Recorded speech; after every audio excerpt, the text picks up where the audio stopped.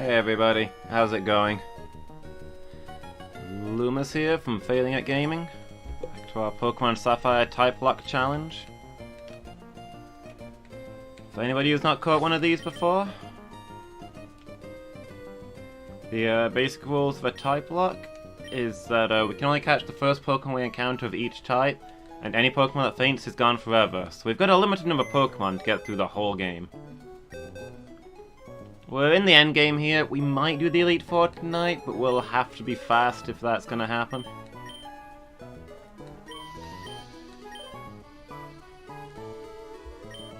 Oh, I need to get the XP share for Holy. At the end of last session, we attempted Victory Road and discovered that we were much lower levels than the trainers in there.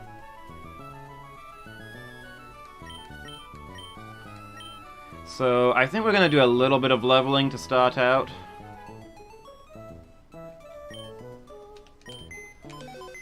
And,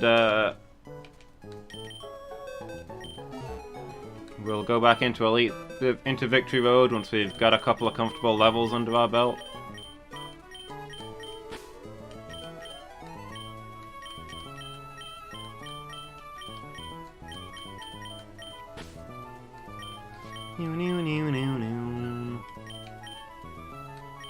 Failed boat away for the moment. After we do Victory Road, there's a few spots we can visit that we've unlocked now, not many. But after that, it's just getting ready for the Elite Four itself, so, you know, interesting times ahead. But we gotta make sure we're prepared for them. Like, in Victory Road, we came close to party wiping on the, I don't think we actually lost anybody to the trainers, but it felt like we were close. There were a couple of matches where it felt like we could have easily wiped.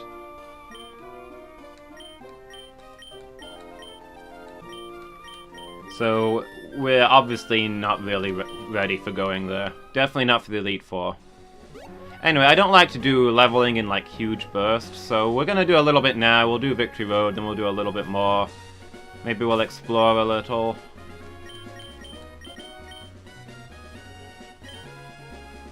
Do a little bit more leveling, and then Elite Four if we've got time tonight. I mean, I'm here until 11. We'd want to start the Elite Four no later than 10 if we were gonna do it. Is that possible? I mean, that feels like it should be enough time, but I'm not convinced.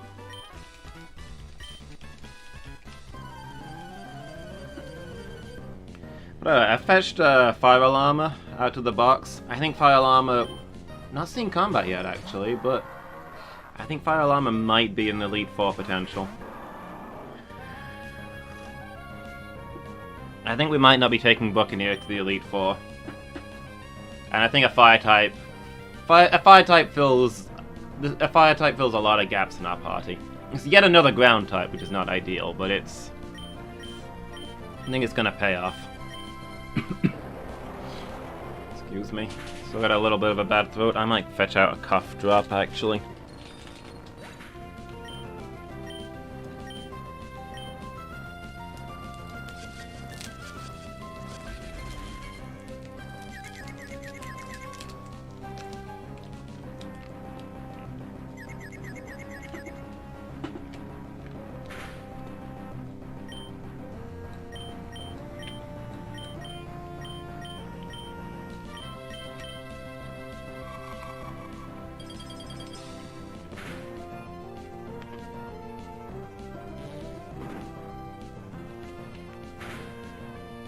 Do we need dive anymore, or have we been everywhere?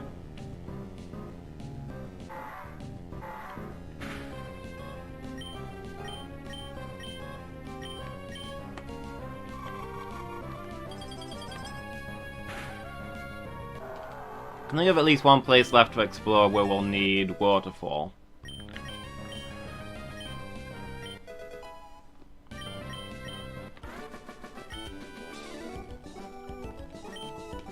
I think maybe we won't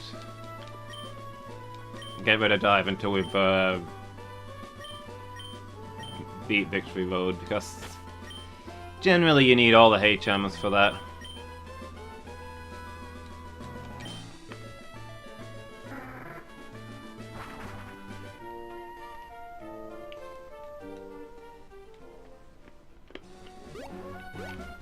You know, we'll be exploiting the heck out of the interviewer loop for our levels here. I think it's the fastest way. It'll be faster when they stop moving around and just hang out here.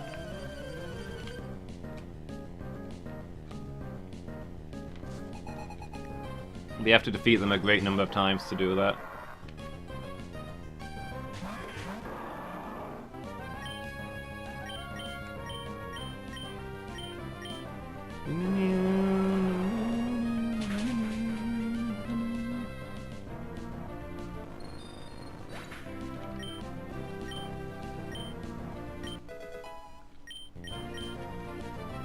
Well, at least Fire Llama's off to a good start.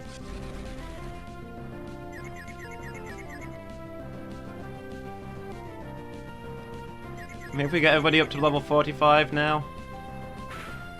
Do Victory Road, get everybody up to level 50.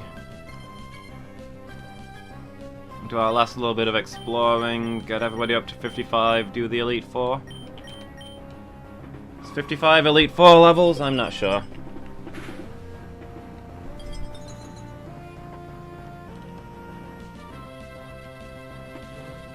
I think we did the first couple of Elite Fours at level 55. But this is the only game in which I have wiped in a Nuzlocke. And I did so on the champion of the Elite Four, so it, you know, it's a little spooky, a little intimidating.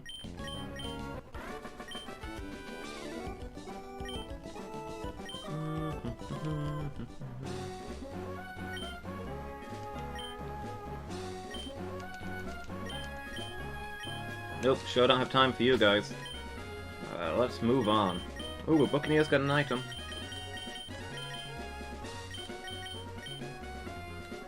This is why Buccaneer stays in the party, even though we're not currently going to level him. So he gets those good stuff. Not that the Super Potion is good stuff, that's kind of worthless at this point, but... Get away, sir. Polar Stores, PP ups, he gets us some crazy good stuff. Nuggets, worth a lot of money. To be honest, with us training against these guys, money is not going to be an issue. But PP ups, you can't buy those anywhere. Unique, incredibly valuable items.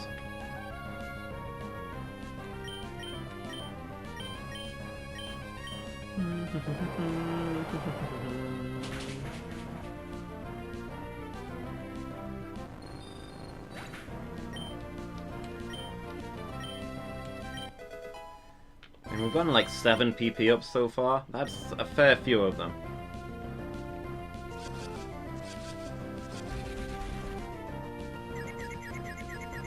We've maxed out Sunny Day and Solar Beam on Failboat.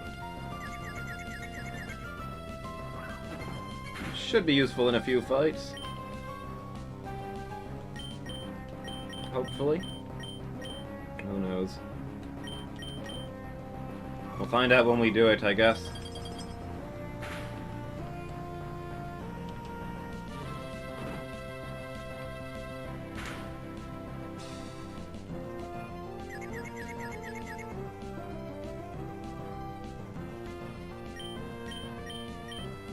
If confusing this guy saves more time than it costs. It maybe does because it stops him from doing supersonic from time to time, which really slows us up.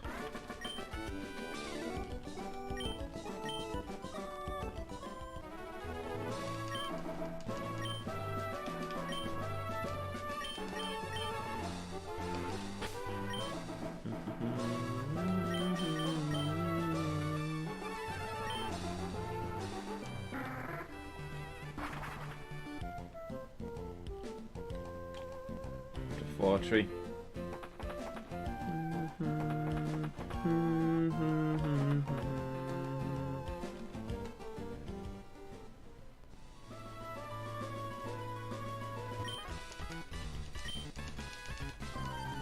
How much stronger we've become? Exactly as strong as we were at the end of the last battle. But not at the start of it.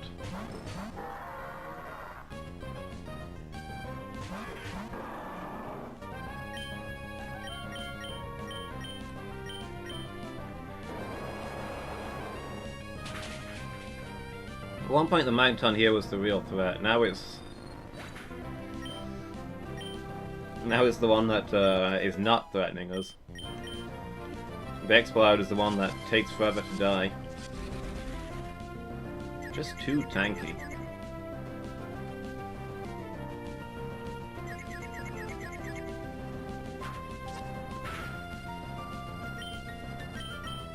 Exploud is this generation's Nidoking. Normal looking Pokemon with no seemingly special features that becomes incredible in its final form.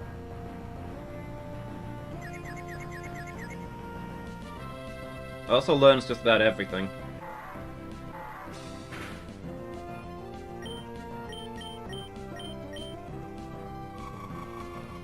And has the stats to back it for the most part.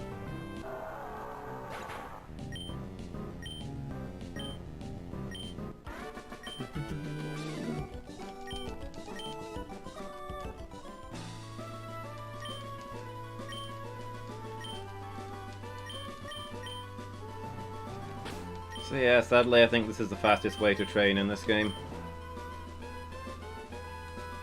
As with many of the early Pokemon games, endgame training spots hard to find. I think this is actually better than Victory Road.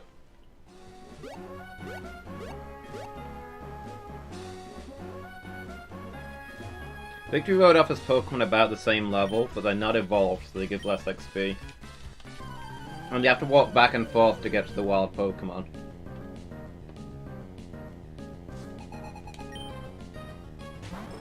So getting here where there's two of them takes about as long as getting 2 battles in there. And we're guaranteed to get decent high level Pokemon here, whereas in there we might be fighting Golbats. Or Hariyama's that use Whirlwind in the first round of combat.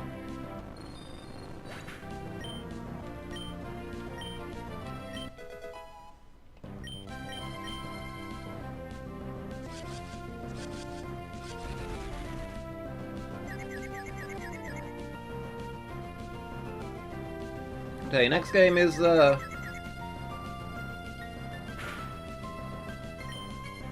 next game they made was Leaf Green and Fire Red.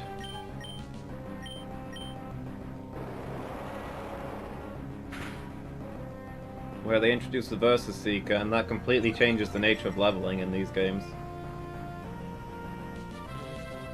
They didn't perfect the Versus Seeker in that game, but it's a huge improvement.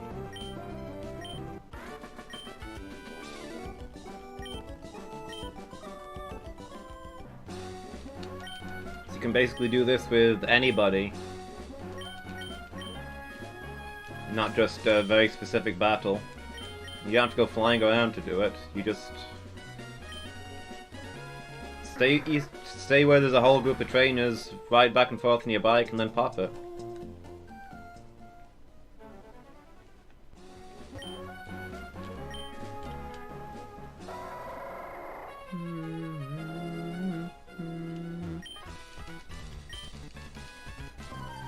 Probably about time for a Pokécenter to stop, actually.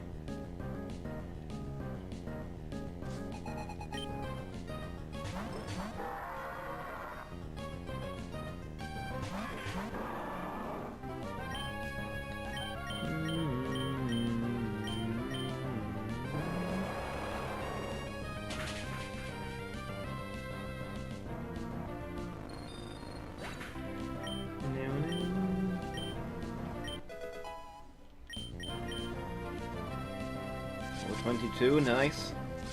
Half of Jolly Salt's level. You caught up with the rest of the party in no time.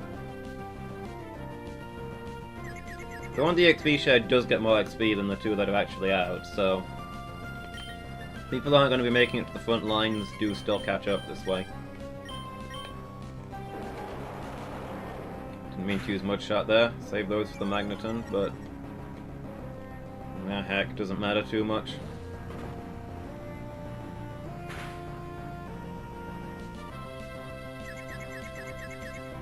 I think we're going to be using the Pokemon Center the next time we fly, because Jolly Salt's health is getting her there.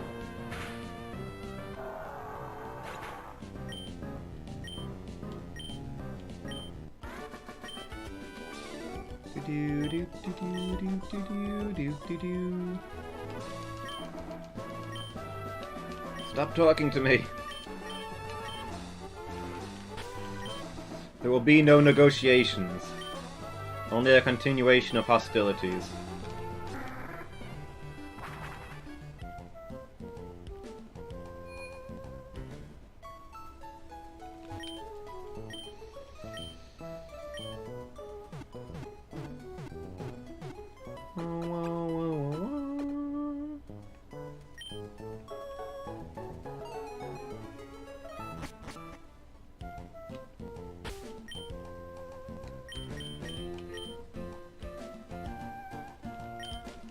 No, we've not been to this match yet. Don't want to fly anywhere. Sounds real pretty, but you can't run while you're up there, so it's worthless to me. I can't live in those conditions.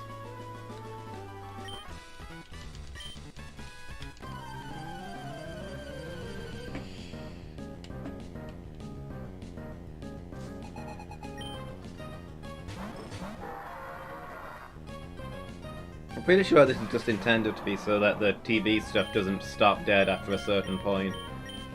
You can still get yourself on the TV.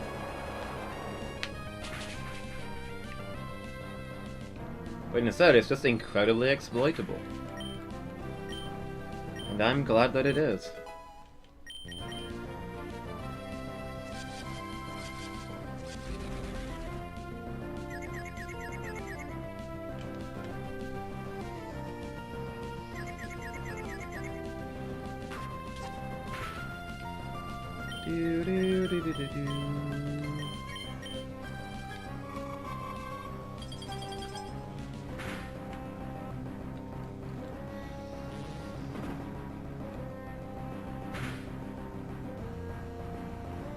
Oh, nice. Get those crits.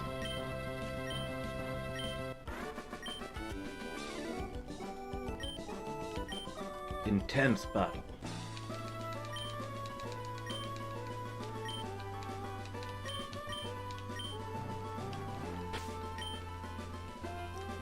Do do do do.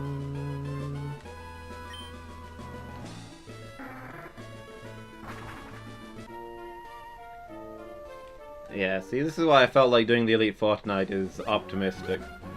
Just these guys take forever.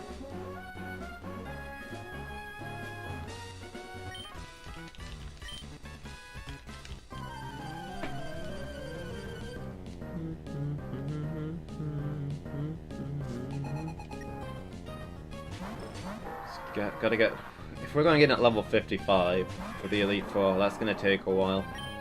I mean, hopefully we'll get a lot of levels in Victory Road, fighting the trainers and the like. But that's not really repeatable as such.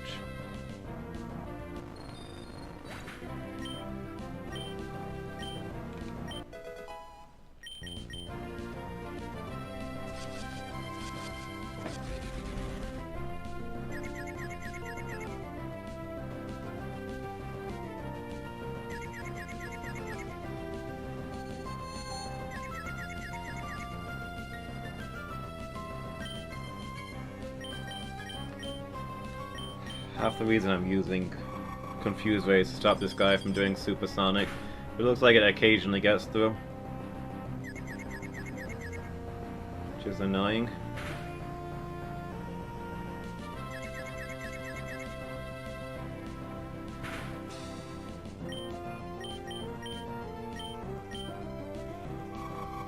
I think we can probably get rid of Dive and replace it with Surf.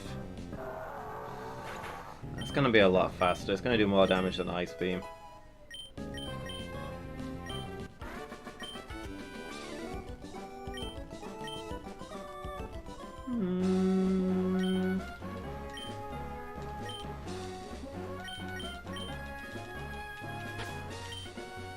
Surely Salt hit 45, which is the goal, but is there anybody else who can take out the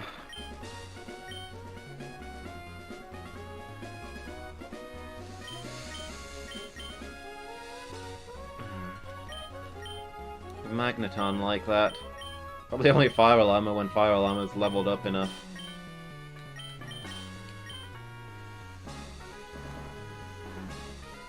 Maybe Tinder or somebody? Okay, let's go get rid of Dive and replace it with Surf.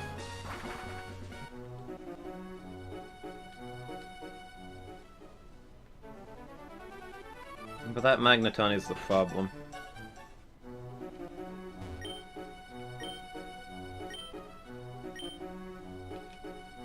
In time, you will know the tragic extent of my failings. Hey, Alex W, how are you doing? Thank you so much for the follow, really appreciate that. Hope you're having a good day.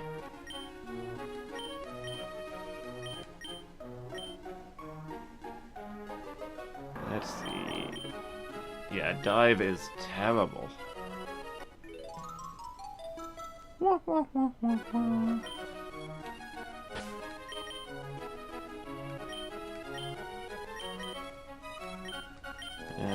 Surf, please. Yeah, really appreciate that follow, that helps me a lot. Pelipper can learn Surf? That's weird. I could have sworn Pelipper didn't learn Surf in this gen.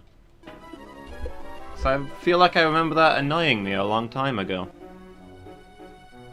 Interesting. Interesting if true.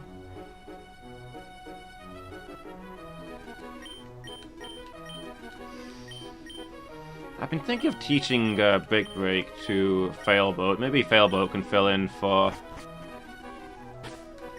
Jolly Salt at this point.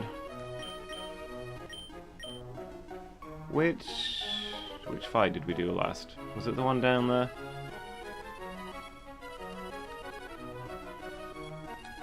I'm not sure.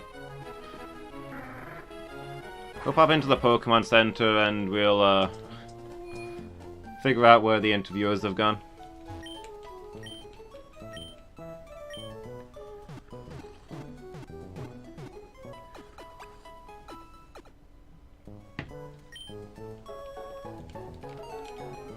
Do do do do do do.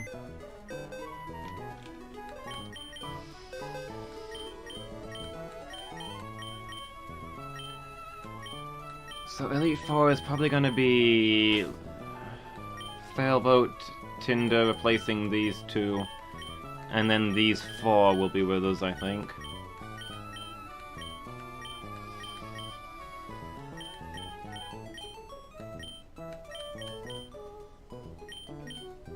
So, alright, let's bring Failboat up for now.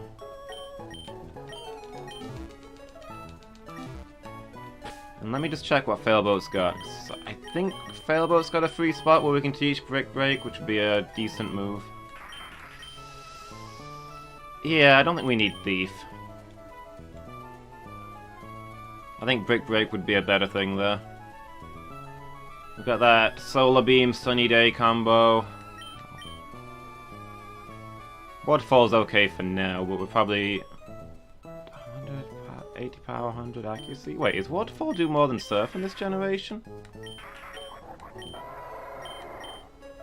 No, Surf is 95. So Waterfall is just straight up worse Surf. I think it's physical in the next generation, which is the main thing that makes it more useful. Makes it different to Surf, I guess.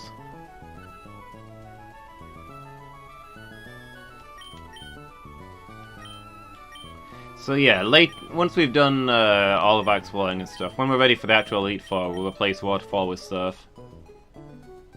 But for now, we need to hold on to it. So let's see, Brick Break.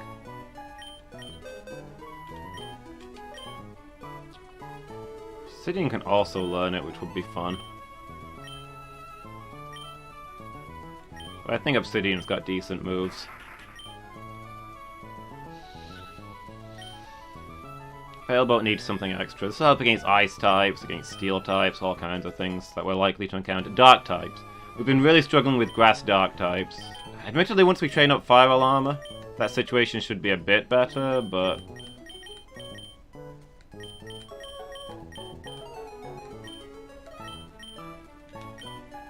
But right now it's an issue.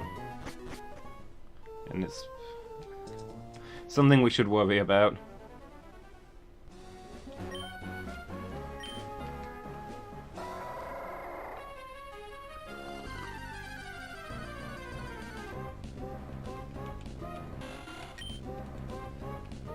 I think this might be the first time we've encountered one of these along here. We've been really lucky with not getting encounters in this little patch of river.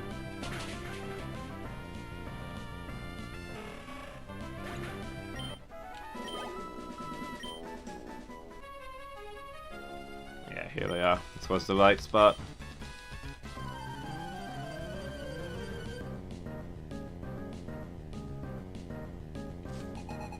So, I mean, Brick Break should murder both of these things, so it's just kind of a shame that we lost our fighting type and main way of dealing with these. Let's put Brick Break up front. Whoop, it's faster than us now. I guess that makes sense. Failboat is not speedy. Oh, wow. Well, Obsidian didn't enjoy that one bit. That's spooky.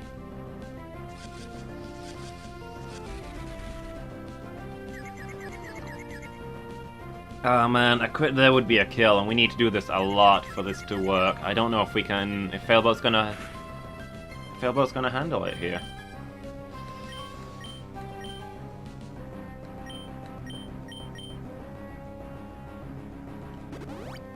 I mean, I guess it's really Obsidian that's not handling it. Obsidian has like no real weaknesses as such, but basic stats, not amazing. Mostly just a blind pick. Oh, are you serious? 1 hit point? Would've been real nice if you could have dropped dead there, Magneton.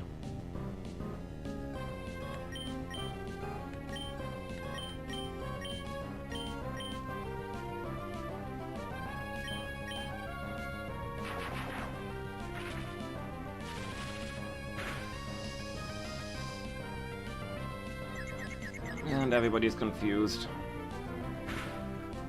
Just somebody kill that Magneton, please. That's all I care about. But Magneton is a genuine threat.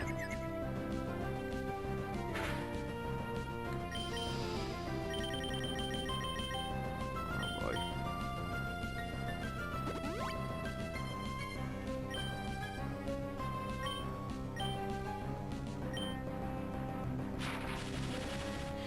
Why is this happening? Confused and paralyzed, we've got no chance.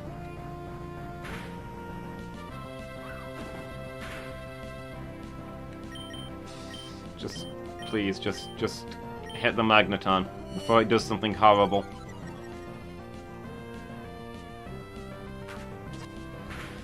And our special defense is down. That's real bad. Because that Thunderbolt is now going to do a whole lot more. Oh, are you serious?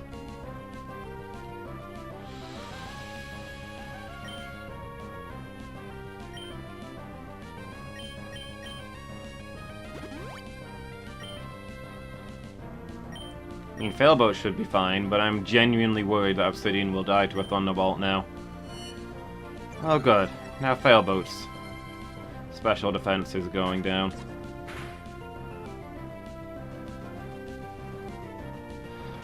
I knew that was going to happen.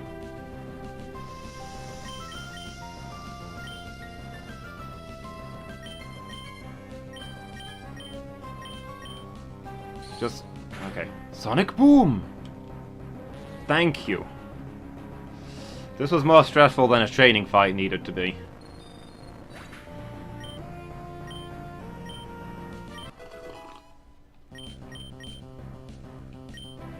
Focus energy, what else do you got? I mean, it's better than Growl. We really need to look at your moves before we start using you in live fire combat.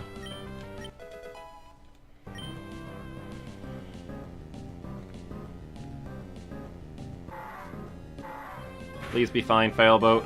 Oh boy. It's a good thing that Failboat is so tanky.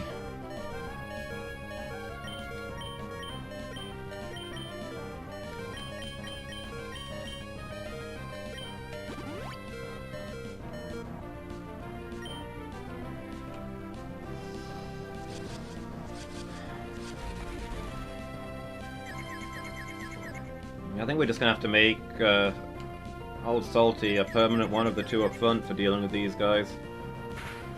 I mean, Salty's not level 55 yet, which is the point at which we're ready for the Elite Four, so I suppose it's not technically wasted time.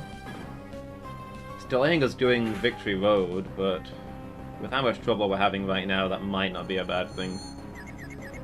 Oh my gosh, Failboat is so slow. Only only the Fail Corporation could design a boat this slow. Well, Obsidian leveled up at least. Should be slightly safer now. That was an upsetting battle.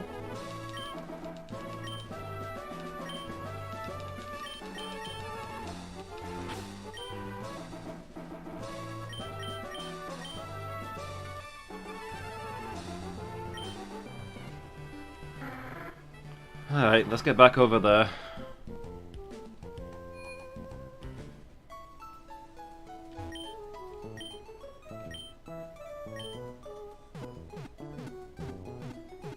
Do do do do do.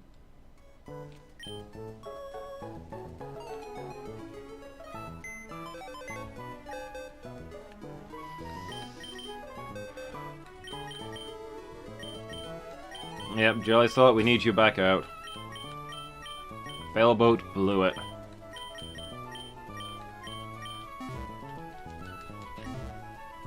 It's a little frustrating, but it can't be helped. On to the next fight. Do do do do.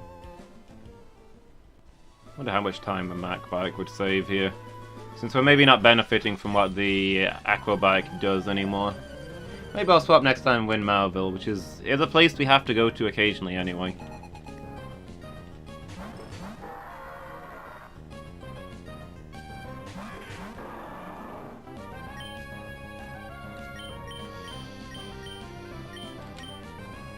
Alright.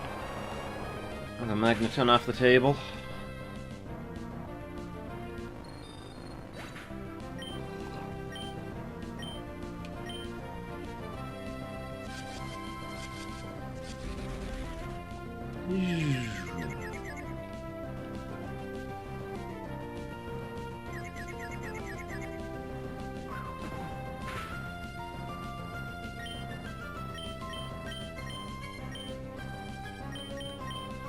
Yeah, put Surf up there, that should work a lot faster.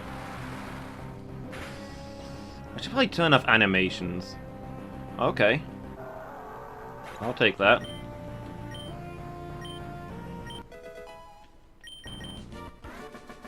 It is a lot faster than the Ice Beam, even if that was a crit.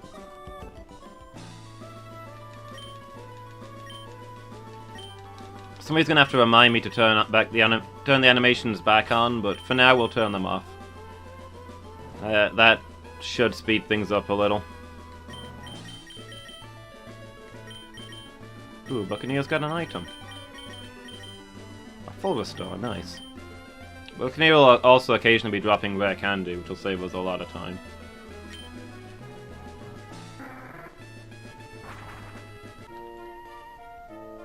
That's another reason that Buccaneer is well worth keeping around. Rare candy and PP ups.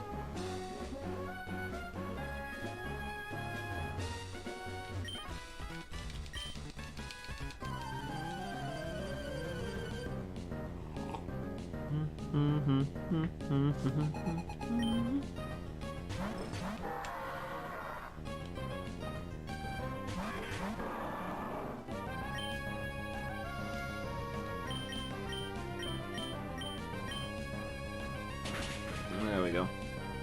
Yeah, that's faster. Looks a little weird, but it's faster.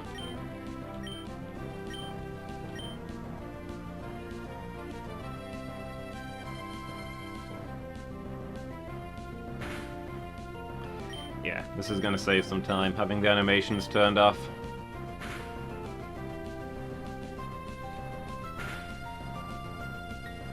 Oh, so close to finishing it.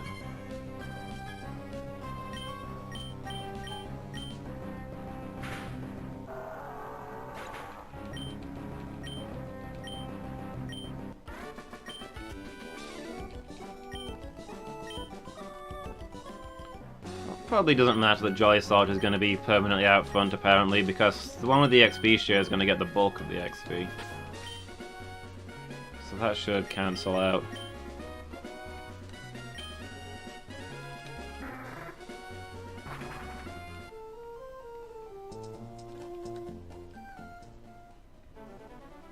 And I don't know that fire alarm is going to be 45 before the rest of the party is, although Tinder is quite behind. Do, do, do.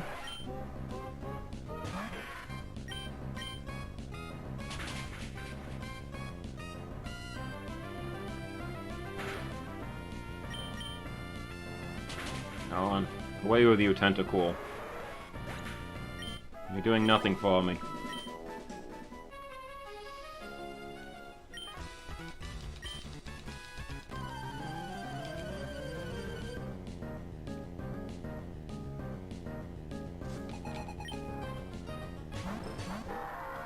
Okay, I think now that we've got Surf, we can 2-round these guys if we use Feint Attack instead of Confuse Ray on the first turn.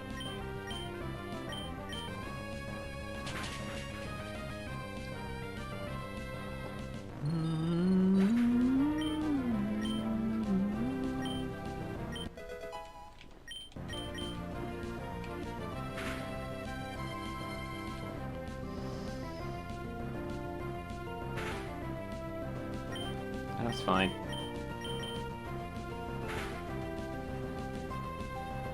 Oh, nice.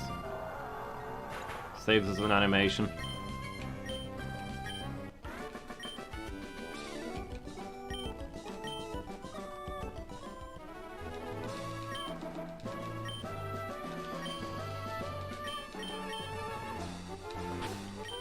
We must be costing the TV studio a fortune.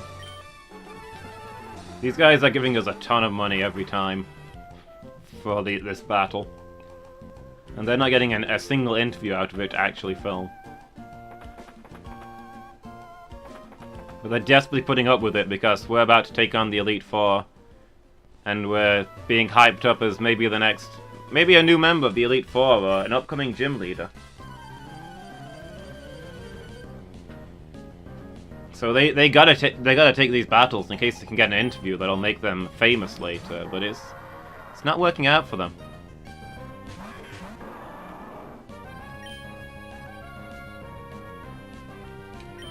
Mind you, they're giving us how much? Like 4,000 Poké-Dollars? Per battle between them. So that's 2,000 each. So that's like £20 once it's converted. I guess that's not awful. For a TV studio, they can probably afford that. I mean, it's not just once they're paying out the £20, of course.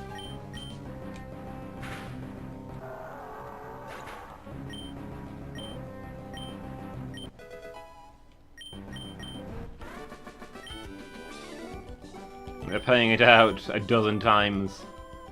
They're paying it out once every couple of minutes, which is maybe enough to hurt a TV studio's numbers when they're... It's not a big TV studio, is it? This is a little island. It's probably like local TV. So yeah, maybe it's not doing good for them. Maybe we're gonna put the local TV out of business. Depends whether it's coming out of their pocket or the TV studio's pocket, I guess. Maybe the TV studio isn't going to go out of business. Maybe these hard workers are footing the bill. And they're going to lose their homes because they're so devoted to their job. And we're robbing them. Exploiting all of that to make money.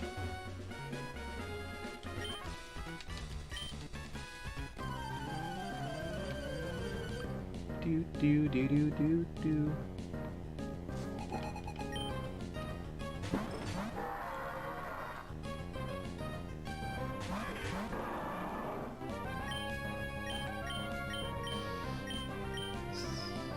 Oh yeah, I need to remember that when we go to Malville, I need to change bike to the faster one. The sacrifices I'm making to speed up the leveling process. Turning off animations. Harsh but acceptable. Changing which bike I'm using. Don't feel good about that.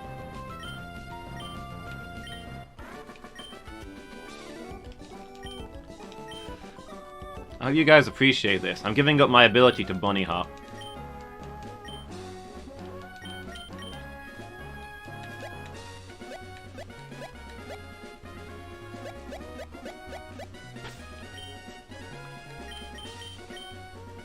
Rip best bike.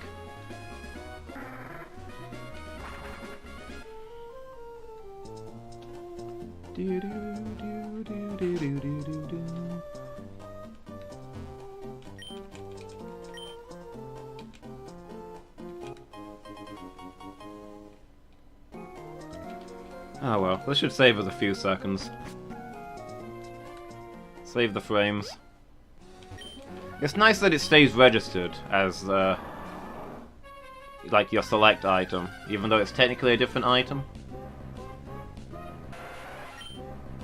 Being the Mac bike instead of the Acro bike. Like, if it had forgotten that I had my bike selected, I would have accepted that. Wouldn't have been surprised, but no, they bothered to put that in there.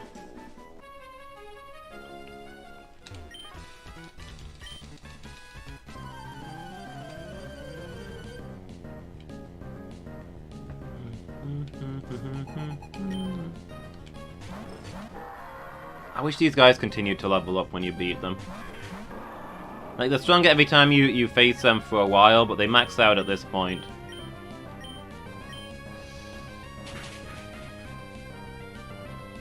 I mean, I guess they're trouble enough at this level, compared to our current level. It's only because Jolly Salt is one-shotting that horrific Magneton that we're doing okay. No, thank you.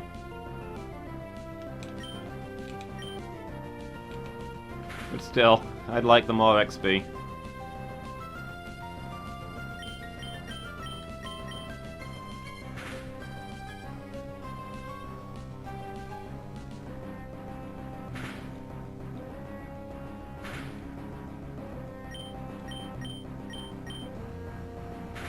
There we go.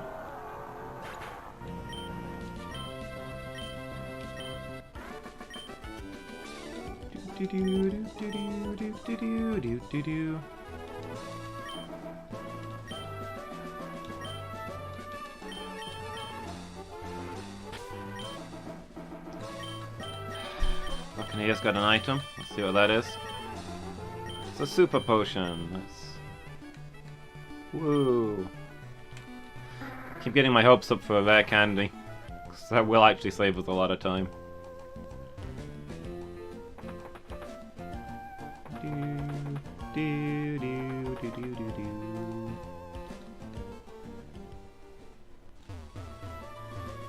Oh, this bike's so hard to steer. It is worth monies. It's not worth a lot of monies. Some contingency healing. A little bit of sustain if we need it. Hey Lady Meow, how are you doing? Are you having a good day?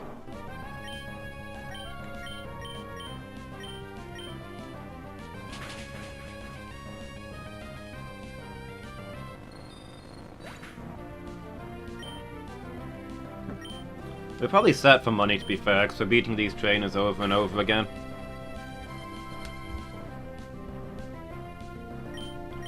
It's mostly PP ups and rare candy that we're hoping for up from Buccaneer, but both of those are rare. Kind of rightfully rare because they're powerful. And you can't buy them anywhere. When running it sucked.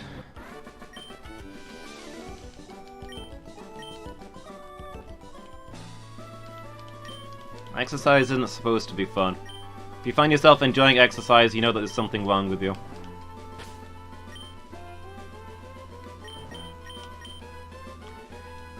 Please, if you find yourself enjoying sports, consult your doctor immediately. After some of the interest in dinner.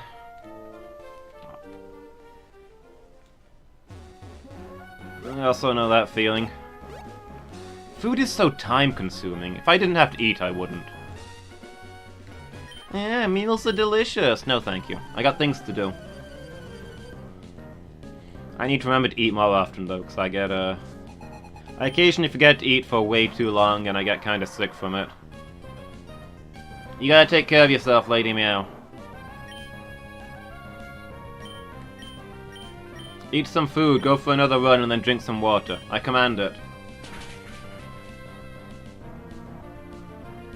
You like it when other people cook for you? I mean, that does save some time, but for me, you know, eating the food is too much time, never mind cooking it. I mean, look, no thank you. That would only really be useful for catching things, and it's a little late for that.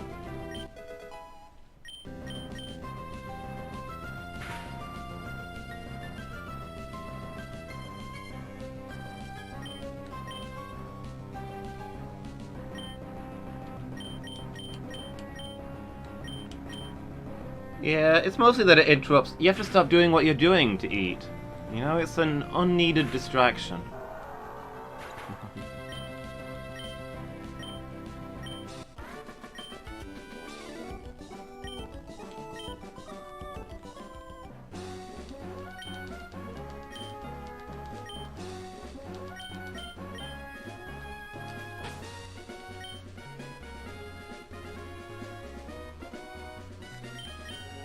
Yeah, I do that too. I always watch something while I eat my food, and I've usually... I pick out something like 20 minutes long to watch while I have my dinner, and it's never more than 5 minutes in that I've completely finished my food. It's normally well before that. The opening credits are finished and I've got a clean plate, and I'm like, well, what do I do now while I watch this show? Enjoy what I'm watching? No, thank you. I mean, I'll watch it, but I won't enjoy it. Main good thing about eating is that it makes me sit still long enough to watch... to put on a show, at least. I don't tend to watch a lot of TV. But eating bullies me into watching the occasional thing, and catching up with stuff that other people have going on when they watch their shows, I guess. Okay, let's put Failboat up front.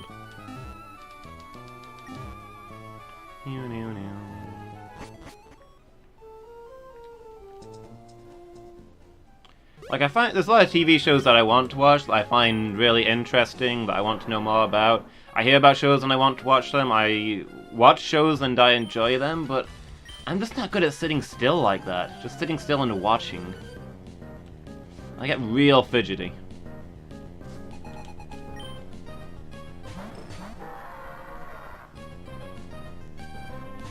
Like, gaming gives me choices to make that helps me focus. Reading, I have to simulate the world and that occupies my mind a little more. Watching stuff, even when it's really good, it just doesn't occupy me in the same way.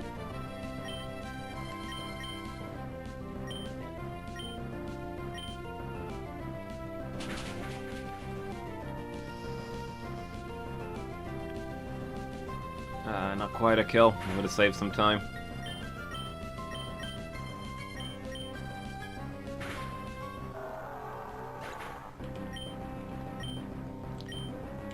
So yeah, the 2 times I watch things are when I'm doing my back stretches for my bad back. Which take 10-15 minutes. I put something on, or when I'm eating my dinner I put something on. And that's how I stay in touch with all the things that you people are watching. By watching like an episode of something a day, I'm absolutely keeping up with the full broad spectrum of TV culture. I'm almost caught up on this hot new anime called Naruto.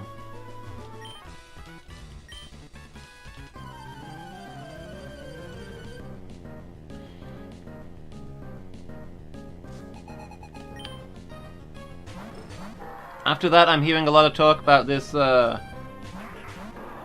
strange and intriguing program called Lost that I think just came out. Can't wait to see how that starts.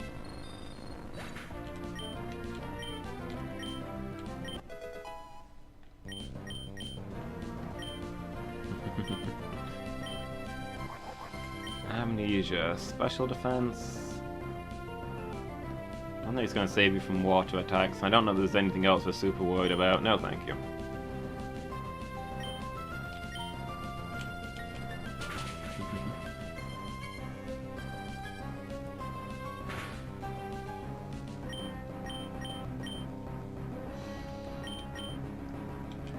Actually, Lust came out long enough ago that a lot of people have told me to watch Stranger Things. Yeah, that's probably on my list, but it's a long way down.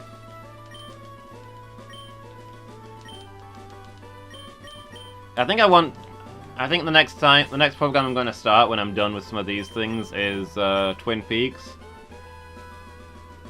because you and Narellon talk about that a lot. And it sounds interesting.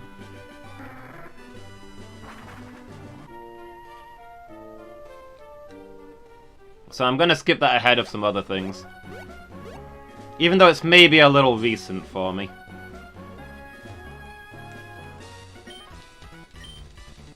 $20.35 before I get to Stranger Things. You're optimistic.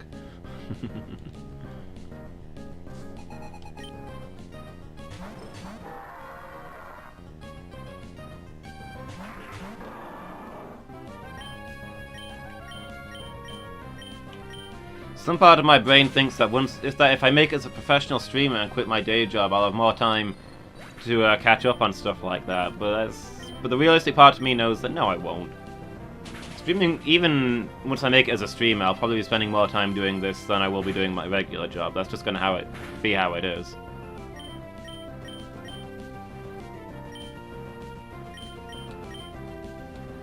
And that's still not going to motivate me to sit down and watch things. I'll be spending my other time doing other stuff.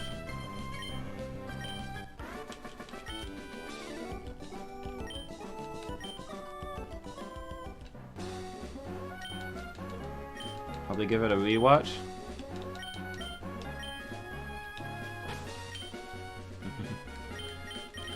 Maybe we need to come up with a film night.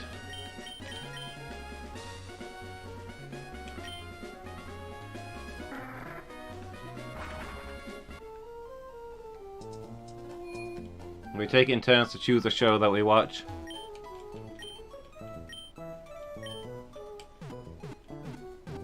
I could do reaction videos. I don't know that that's my thing. I don't really react, you know. When I watch stuff, I prefer to sit there in a contemplative, stony silence. A grim look upon my face. Failing at television reacts to Buffy the Vampire Slayer.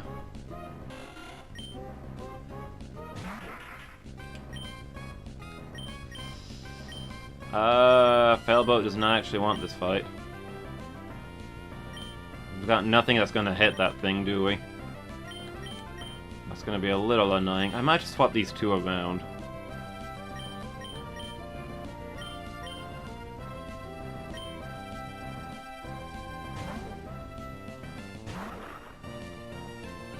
Apollo does a thing where she, not through Twitch, but there's like a program where you can all watch a TV show like simultaneously and have a chat going. And she does that with her chat.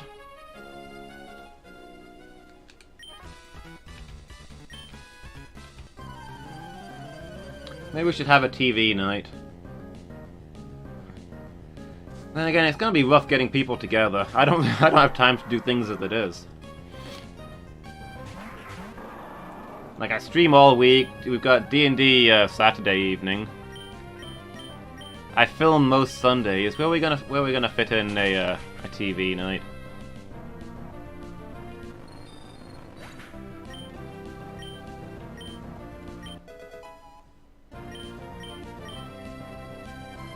Maybe Thursday evenings?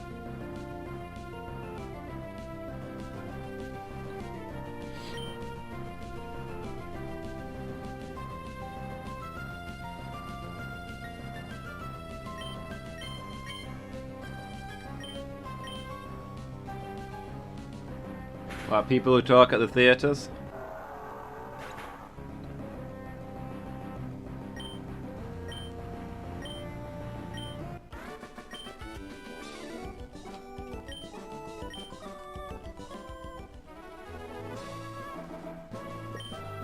I mean, if it's in text chat.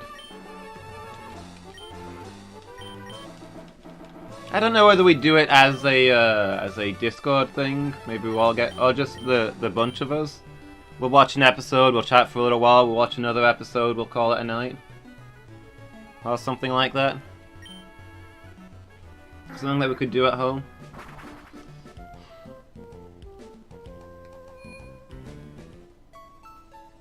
Like, we can put the TV show on and put Skype on and just chill.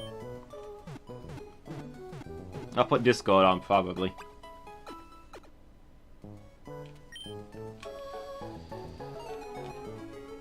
Maybe we could do Thursday. So at the moment, Thursday is the only weekday that I don't stream. In the evening. Yeah, like a social, basically. It's just us hanging out. But on the internet, because we live too far apart.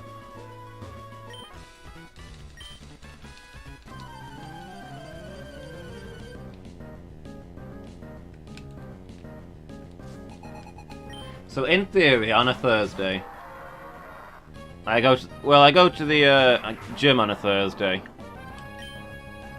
Less for the exercise and more because it's something that I do with my mom. She's always gone to this class on a Thursday, and recently I've gotten in on it too.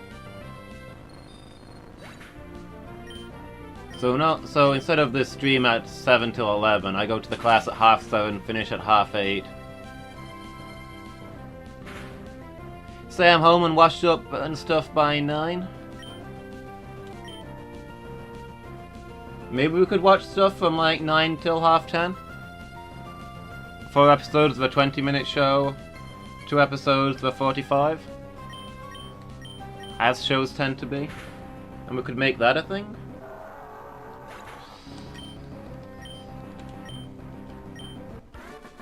As far as regular schedules go, that'd be real comfortable.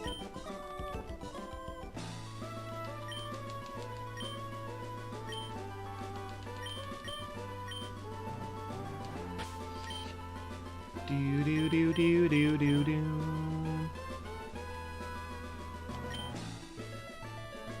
Only issue is Thursday's the only night that I can take off, really, if I need to. So sometimes I do other things on a Thursday. Burzum and Asmoth are both hard to get hold of, so sometimes I film with them on a Thursday evening when they can't make it for a Sunday.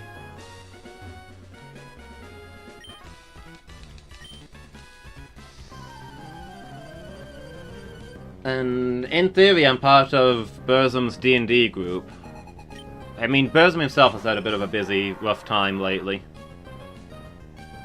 Internet troubles, flat troubles, followed by computer troubles, so it's been a while and I've not had to worry about it, but I'm sure he's hoping to start running that again. And with his weird shifts and the fact that all of his players are in different countries, it's quite hard to get people together. And I'm one of the worst for schedules right now, so I feel bad locking off yet another evening. At this point I'm going to be telling him it's Saturday afternoons or occasional Sundays I can play.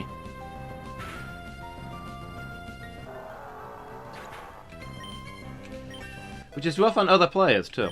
I know at least one of them's busy on a Saturday, so it pretty much narrows it all down to Sundays. Occasional Sundays. Which makes me feel bad. Ooh, Fire Alarm is evolving. How does one even meet people from that far away? I don't know, to be honest. He knows people all over the place.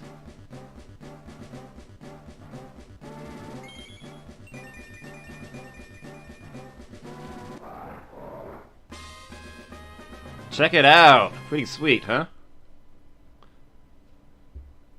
That double volcano action. Rock slide, huh? I'll probably take that over tackle.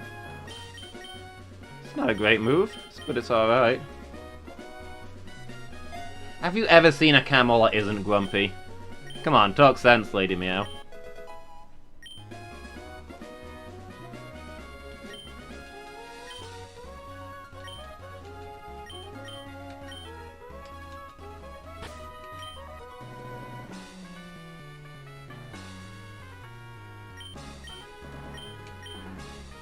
So our players come from... This one's taking it to the Olympics, fair. Yeah, we don't have two players in the same country, assuming you count me and Burzum as separate countries. So England, Scotland, United States, Germany, and then there's two of them from the countries that I always muddle up, and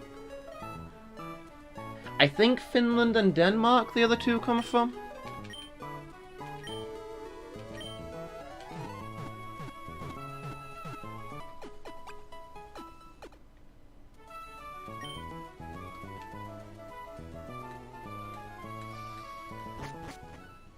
Yeah, I don't know how he knows all these people.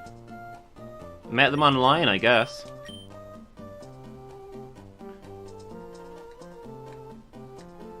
Chatting in gaming forums.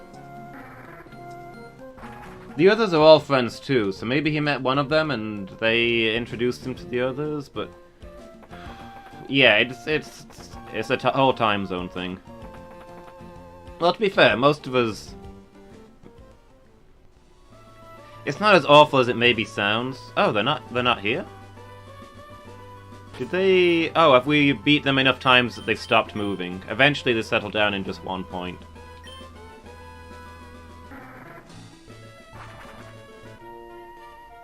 So to be fair, most of them are in the same time zone. I think... Is Germany +1 or +2?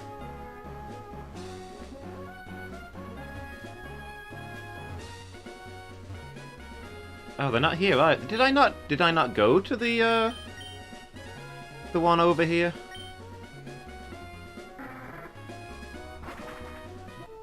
Did I come here and not fight them? Can't stand the humiliation anymore. They've run out of money.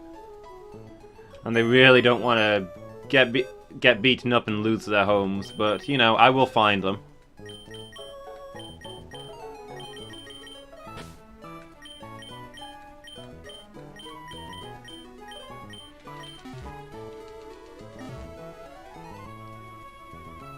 So yeah, we've got a couple of +0s, some +1s, and maybe a +2. I'm honestly not sure which time zone Germany is.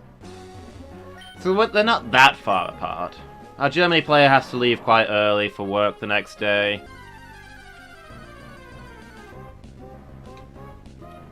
It's not awful. The American is the one who's way out, but...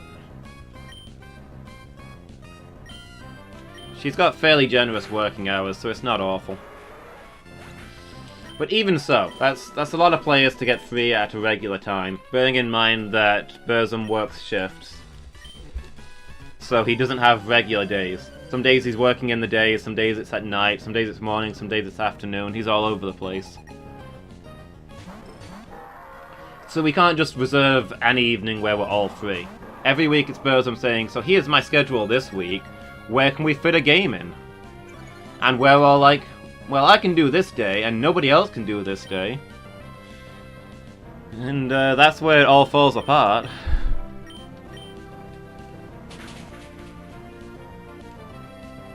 Where can we fit a game in? We can't.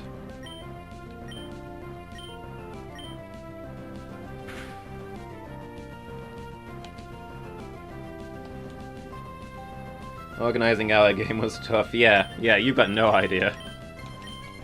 I mean, on the other hand, well, before I started streaming and I started being the problem person, sometimes we'd have 3 games in a week, just because the schedules were good. But other times we'd go 3 weeks without games, so... These days it's more 3 weeks without games.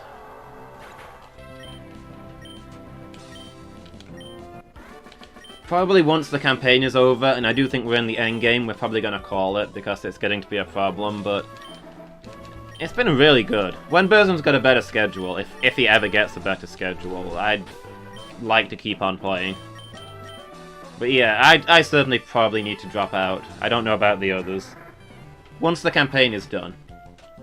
My character's one of the most involved in the plot, so I can't with good conscience drop out mid-campaign. It just wouldn't make sense.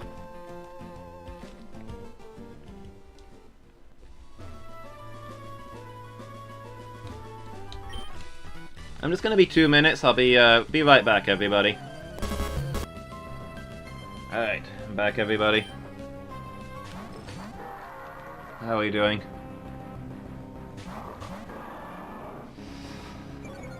Level 40. Tinder's the lowest of them, other than, our new boy, 5 Alarmer, so... This will take a little while, but it shouldn't take too long. Once we've got everybody up to 45, we're gonna go to Victory Road.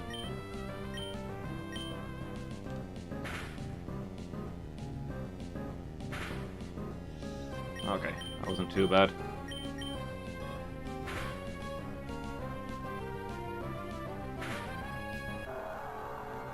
But yeah, I don't want to quit mid-game because I'm really enjoying it, and I'm really invested in it, and it means a lot to me, and I love my character. But B, it'd be really, even disregarding my personal feelings, it'd be really unfair to the others, because there's just no realistic way for my character to leave the campaign. Like, we've all got a stake in it, it's world-affecting events, and most of us have a personal reason for being there. But for my character, it's a personal reason for being there. Not something that motivates me as an individual, something that... This campaign is directly my character's life.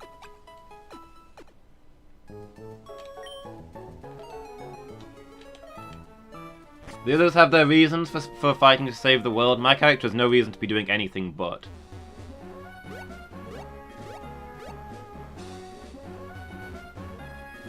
He is defined by this quest right now. So there's no way he'd retire or go off to do something else, and honestly he can't even really die at this point. We're quite high level adventurers. If any of us die, we're just gonna get resurrected. Only a complete party wipe would stop us now. And maybe not that, we've got some powerful allies who might bring us back from the dead.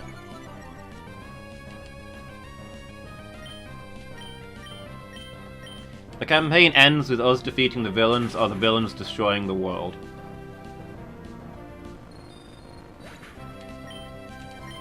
And there being nobody to bring us back. The stakes have reached that point.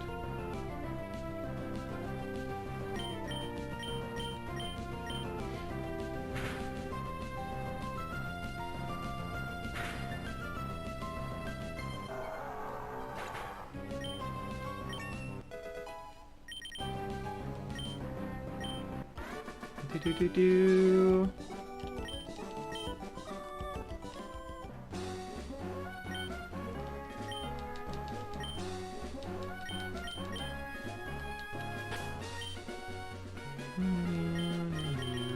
Buccaneer has an item. A full heal is pretty decent. I mean, we could buy one, but it's a lot of money. We probably have better things to spend it on. Oh yeah. Because we're probably going to buy 100 full heals for the stores. For the elite four, and a lot of X items. Also maybe some TMs like flamethrower or fire alarm. Okay, I think I'm done. You can all come back now. All of you unmute the stream. I'm done singing. Done with my little bit of improv.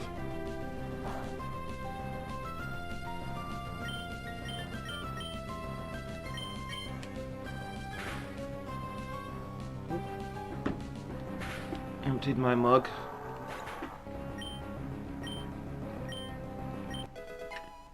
.55, catching up. The whole battle's on camera.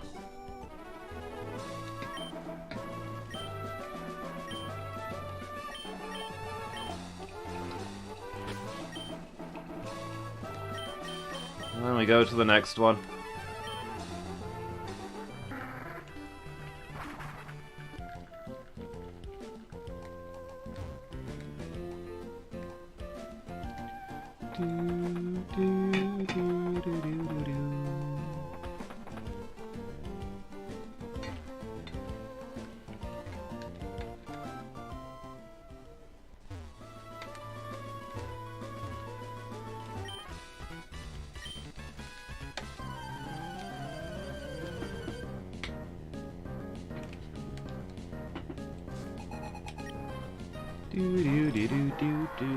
Alright, let's go again.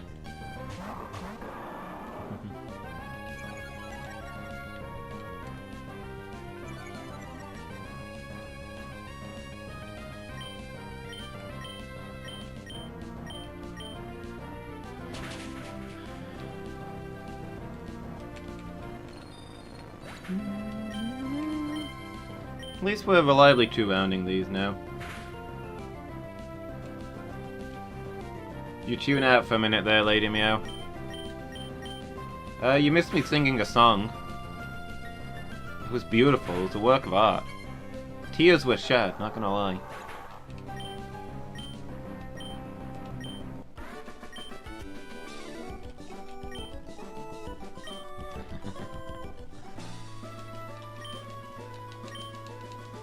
Mostly I just continued rambling about Burzum's game. I don't know, it was really an in-the-moment thing. I mean, now that it'll be the same, I suppose you could always check out the song on youtube.com.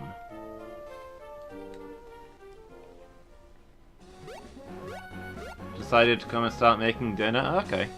What are you making tonight?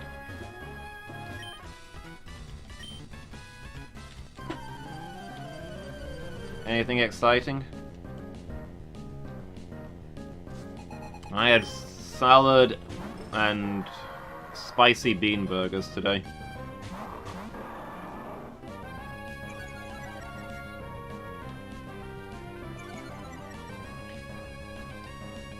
Like, it's as a rule, I'm not good with spicy food, but I'm trying to eat more of it to get used to it. And I felt like salad is a good countermeasure to spice.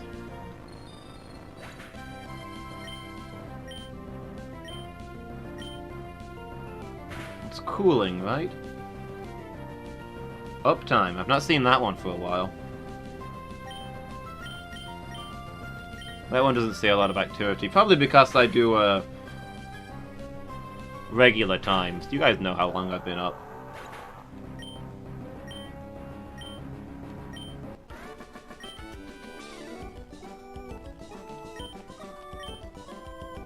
Hate. Let me tell you how much I've come to hate you since I began to live. There are 387.44 million miles of printed circuits in wafer-thin layers that fill my complex. If the word hate was engraved on each nano-angstrom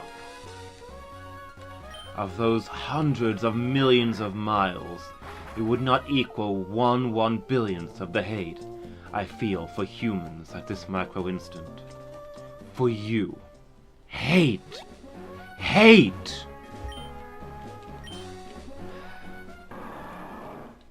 Good old Am. There's the character you can identify with. For hydration purposes, kanpai! Ow! I just poured myself fresh hot tea. Why would you do this now? It's burning me. Ow. Ow. Ow.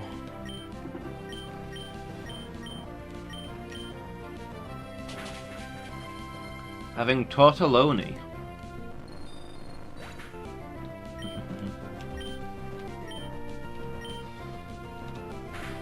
Stop kanpai. Yamate.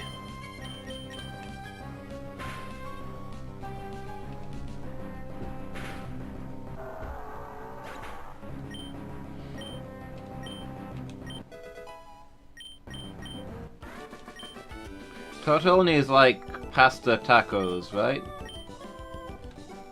I understand Italian food.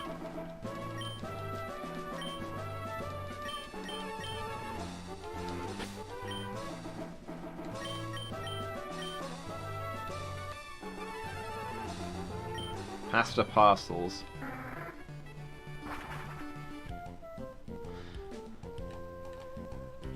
Good old party games. Pasta parcel. Different to ravioli.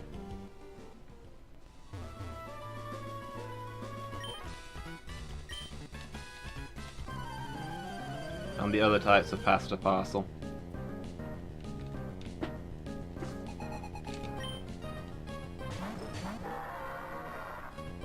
I think my dislike... looking back, I think my dislike for pasta started in junior school, doing school dinners.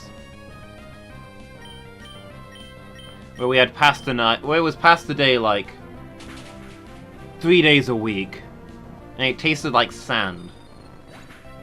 As a child, I was convinced that there was sand in pasta. It was full of this horrible gritty stuff, the stuff that they served. And as I say, they served it what seemed like 3 days a week. Easily my least favourite meal that they served there. Also the only one that I can currently remember, as that goes.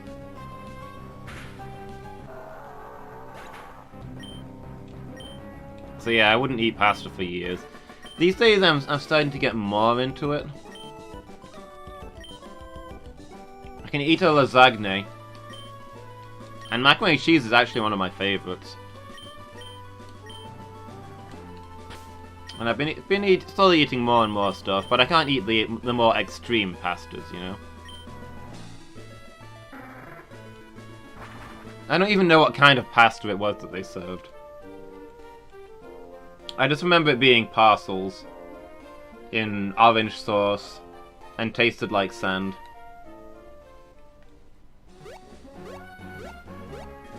Macaroni and cheese is so good.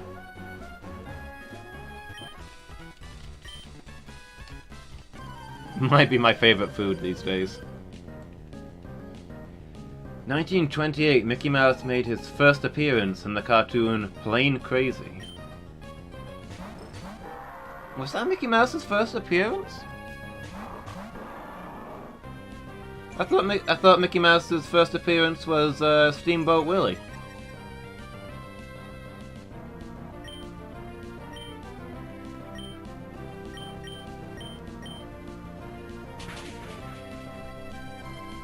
Steamboat Willie's the one you always see in like every Mickey Mouse thing that they're always referencing.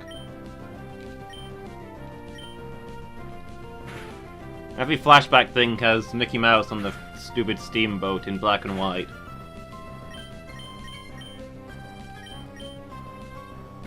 Going to ignore me for a bit? I mean, that's normally fair. I'm no idea what you're supposed to be doing. You're supposed to be listening to me. Look, normally I completely understand you turning down the stream or whatever, leaving me in the background while you go and do stuff. But you can't just drop me a Mickey Mouse fact and then not clarify these things.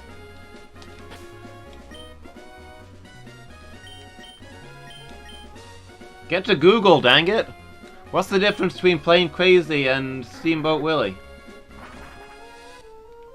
Is it because he wasn't called Mickey Mouse in Steamboat Willie? Because his name was Steamboat Willie? And they only later decided he was actually Mickey Mouse? But it was these days they pretend it's like Mickey Mouse starring as Steamboat Willie. I need to know more!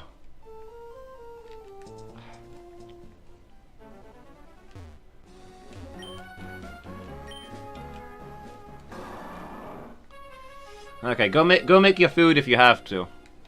But when you get back, I demand answers.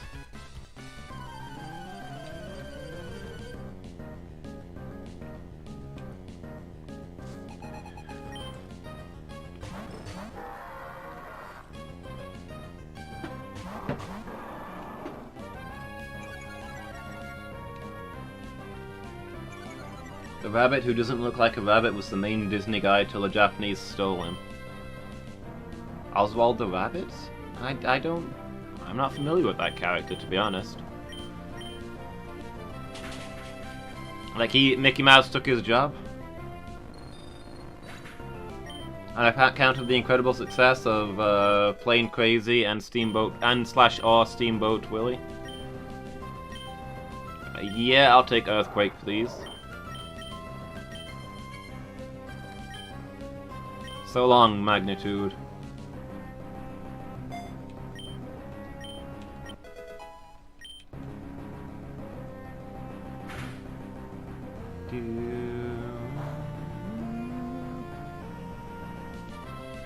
Shows up in Plane Crazy taking...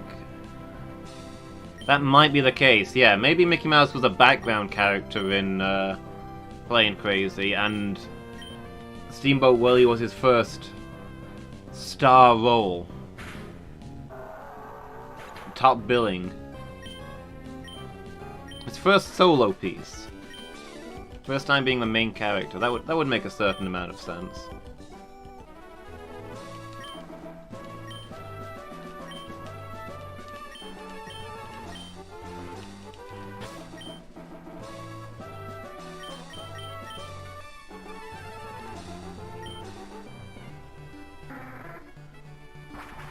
Man, if Oswald knew how much credit Mickey Mouse is getting for all the Disney stuff, he'd be rolling in his grave. If he ever got one. Yeah, poor old Oswald.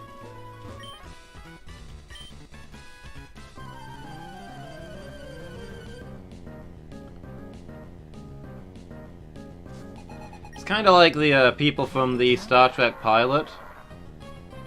They did a couple of episodes of different people as the crew of the Enterprise, and then they completely changed the cast. And I mean, all of the stars of the original series became millionaire TV and movie stars. So like William Shatner and Leonard Nimoy and all that. Real big shot names. Can you imagine having been on the pilot as the captain of the Enterprise, and then basically just being forgotten? You didn't make it into anything really canon.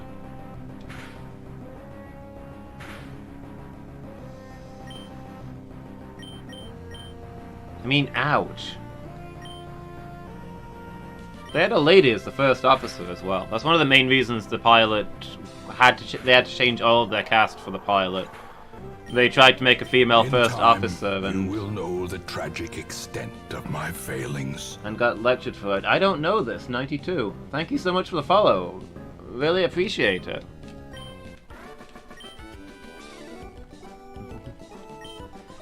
Thank you so much for your support. I hope you're having a good day.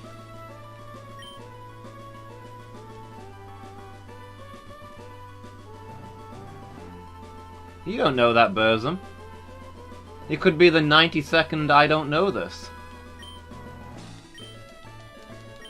It doesn't imply that he's 92 years old. Most people don't make a new account every year, Burzum.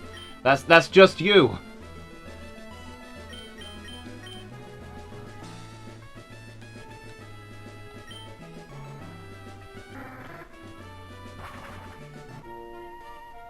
Be older than 92, I guess.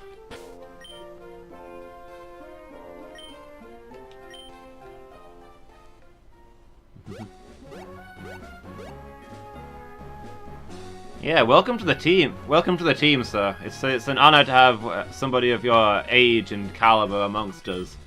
I don't know this 92.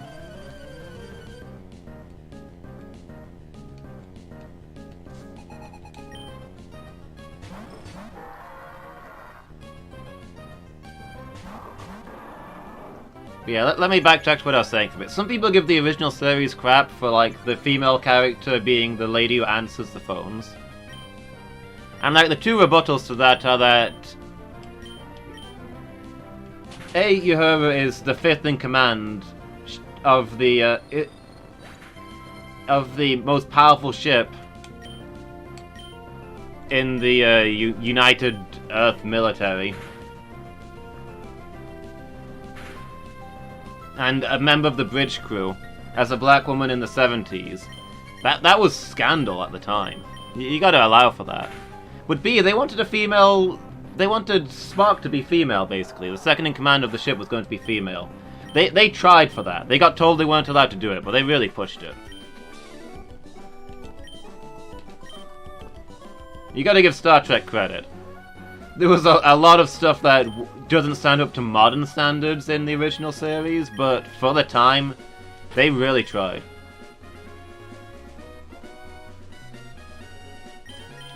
It's true, I do normally say people's names if they donate bits.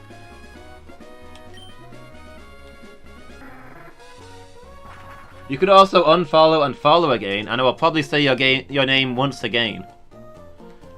That's an option.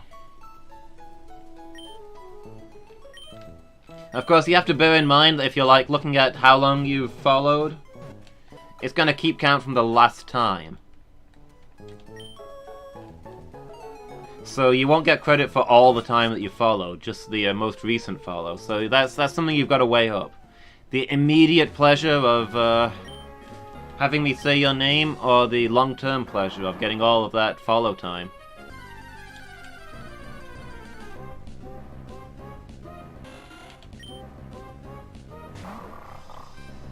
You know, difficult choices, difficult choices. That's the real Darkest Dungeon. Anyway, moving on to the third thing that I was getting distracted from. Make you work in your boss fight instead of playing Dark Souls. We were actually talking about your game earlier. I was chatting with Lady Meow about it, mostly about the scheduling stuff. She was amazed that you get to run games with people from all over the world like that, Burzum. And she said the scheduling must be horrible, and I said yes. Yes it is. And then I cried for a little bit.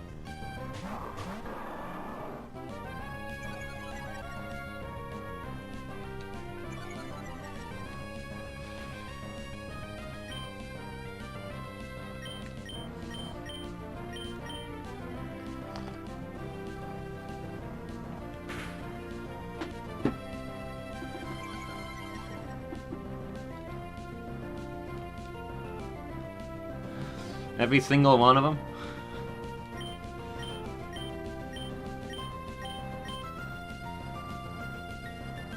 Wow, we went a really long time with not a single mud slap missing.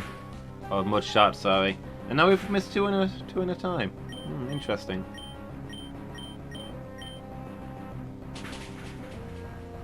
Yeah, you're not disappointing any of us. I was talking about how bad I feel. Like, I'm not gonna stop doing it. Streaming is super important to me, and with how much my life has gone to crap lately, this is the main thing that's keeping me going. I love doing this, and it's getting me through some hard times. But I spend a lot of time doing these streams, and when I'm not doing the streams, I've got to film the YouTube stuff. And then I've got my own game in which I GM, and I don't have a lot of free time, and you know, when you're doing weird shifts and we've got people all over the world, it's not good for me to be so busy. I feel like I'm the one stopping us from playing a lot of the time. Because there's only a couple of times I can say, yeah, I can do a game then.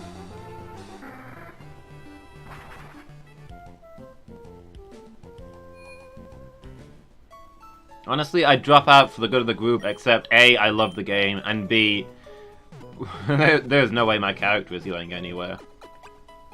He might be more invested in the plot than anyone else.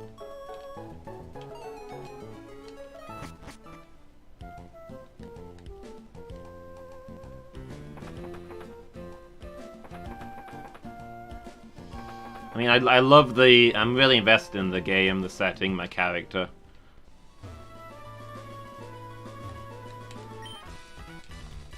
It would be heroic of me to drop out, but I'm not going to do it. Sucks to be you, Burzum. I'm going to continue playing your game and loving every minute of it.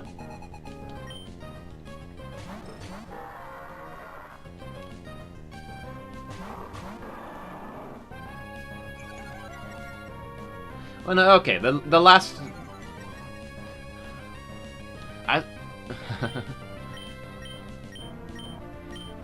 I feel like I'm the one slowing down episodes the most, but the last chunk, like, it's not been you. It's like, it's been you that's not been able to do it, but it's not been your fault. Things have happened. I'm not pinning it on you. We're all waiting patiently for when you're ready to take us back into that world.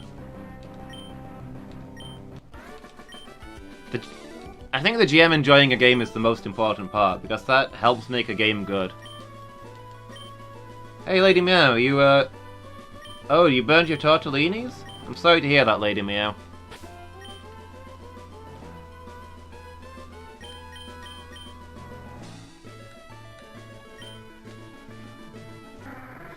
A driving force that focuses and rationalizes the team? Yeah, my character's super boring.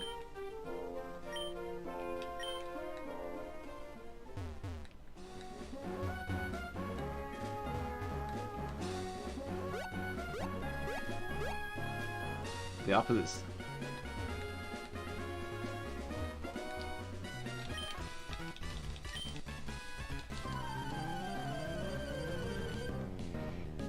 Yeah, kind of, I guess. I don't feel like...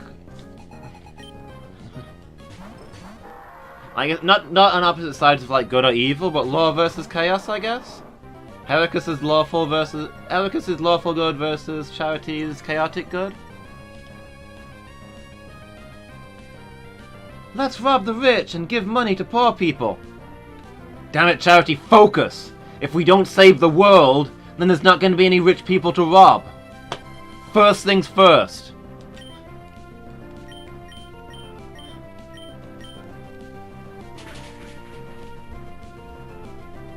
You're right, Heracus. Also, while you were talking and I wasn't listening, I robbed some rich people and bought you a cookie. Good work, Charity. You're my favorite.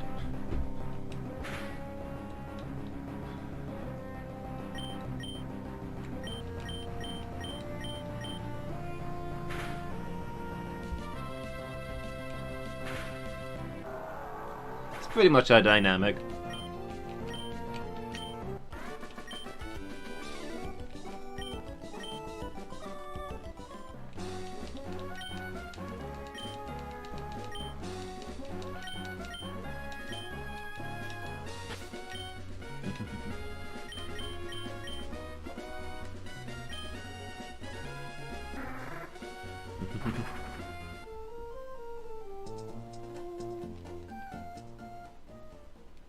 Heracus actually thinks Charity is really... Oh, okay. I accidentally crashed into this guy and it turns out he wants a battle. I was trying to surf, but instead of surfing the river, we're gonna surf his musical notes. I was gonna say surf the waves? The waves of rock? I don't know.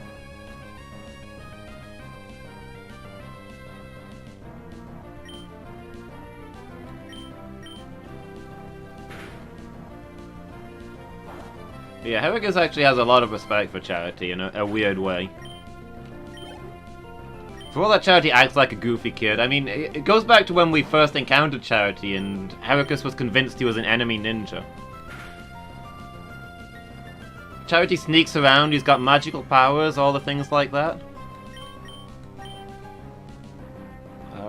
Somebody handle this? Brilliant at just talking his way into things. Charity does all the things that Heracus can't. In Heracus' eyes, Charity is the person the team needs.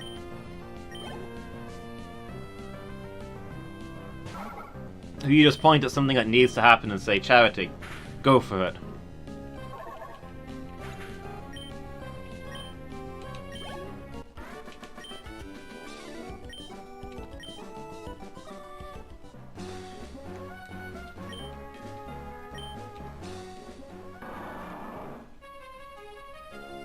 Do do do do.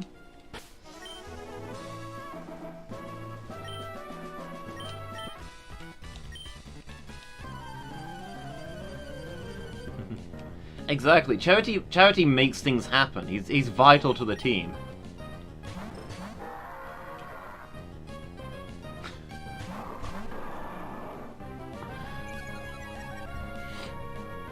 Okay, yeah, Charity does a lot of really goofy stuff that makes a huge mess, but most of the time Heracus doesn't understand what's happened when that's going on.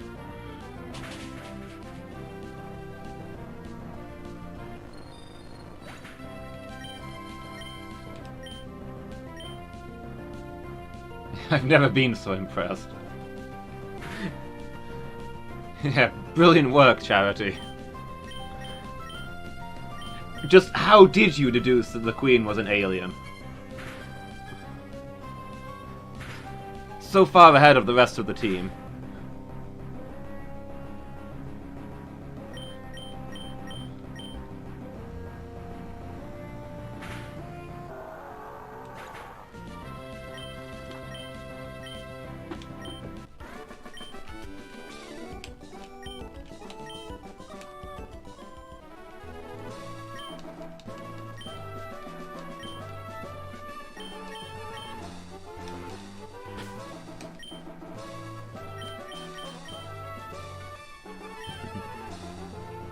It also amuses me that Aibeline thinks of Heracus as, like, her arch rival and can't stand him. Because Heracus just really admires Aibeline. Aibeline's done... they've got so much in common, but Aibeline's done so much... But... Aibeline's done so much stuff so young.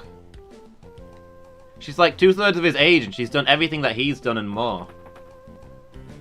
Aibeline's the person Heracus wishes he could be.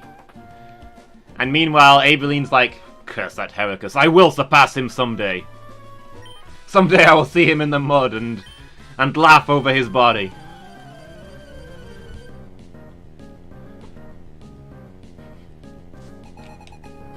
And Heracus has no idea. He's utterly oblivious to the supposed rivalry they have.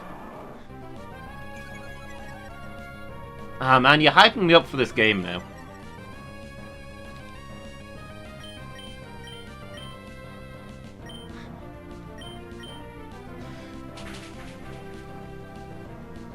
%90% of that is yeah, just Phoenix's personality, I guess.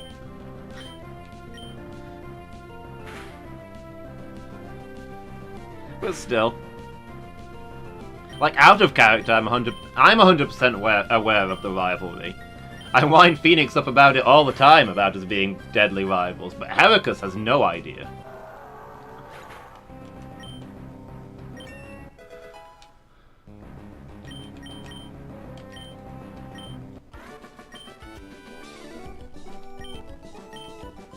But dang, you've got me hyped up for the game now. When is the next session? Can we do this Sunday? I'm not busy this Sunday. Do a game this Sunday.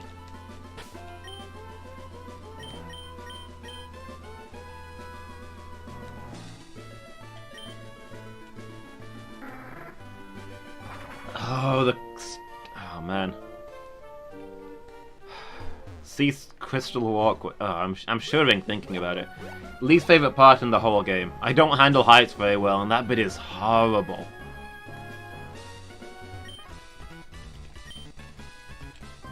That bit is worse than the rafters in Anor Londo.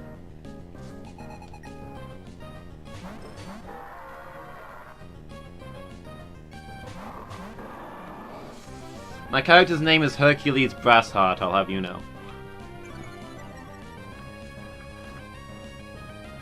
What was that description I wrote of him that one time? My character's name is Hercules Brassheart. He once protected travelers, but then his ancestor was killed by the devil, so my guy got a sword made out of ice and killed the devil. A katana made out of ice. And the sword is evil, but only he can use it, and now he travels the land. And it's the best tank because he's determined and isn't afraid of anything. Doesn't afraid of anybody. That was the description.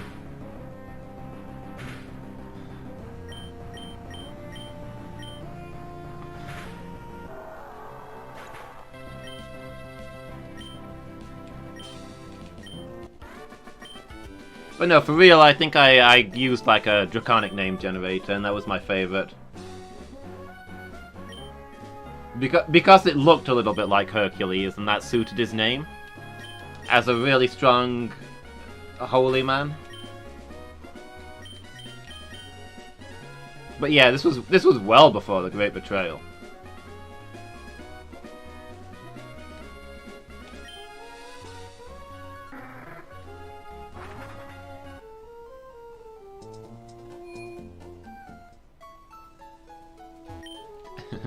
I mean, I was deliberately talking up my character as the most... In that case, I was deliberately talking up as the most, I don't even know what word to use. 12-year-old boy Marty Sue character.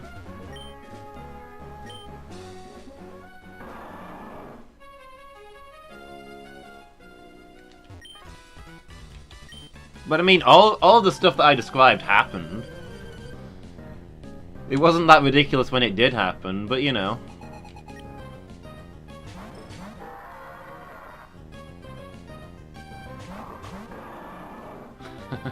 That's true, Lady Meow.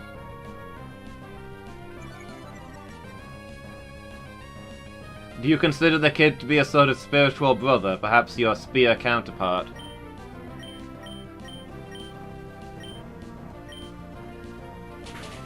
Who you might cross over with someday.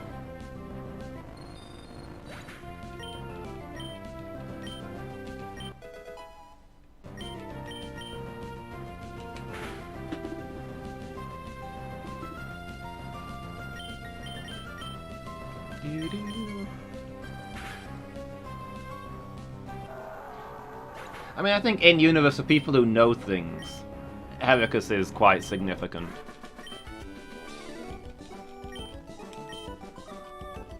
Like, I think if this was the Malazan, Heracus would be mildly ascended by now.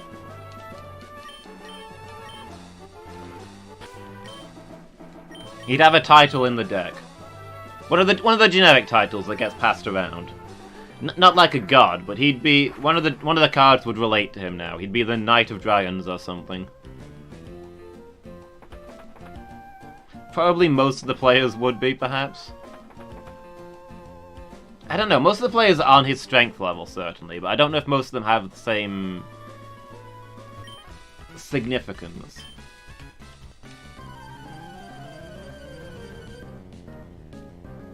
From, like, on a divine level.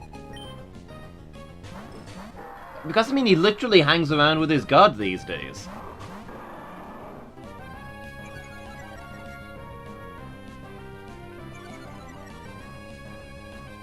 That sort of stuff rubs off, right? If you hang around with a god, then you get a card on the deck of dragons. 100% how it works.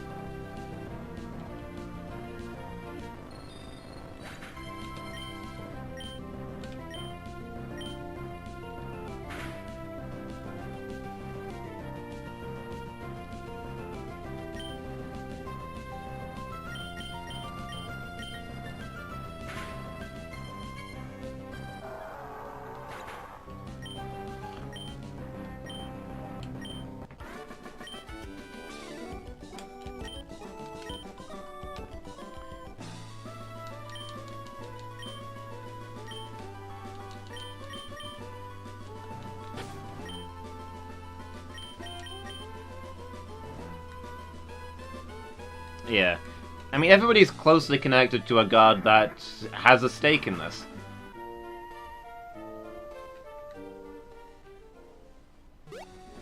I think maybe it's just because Heracus comes from such a small religion, it's easy to get that spot.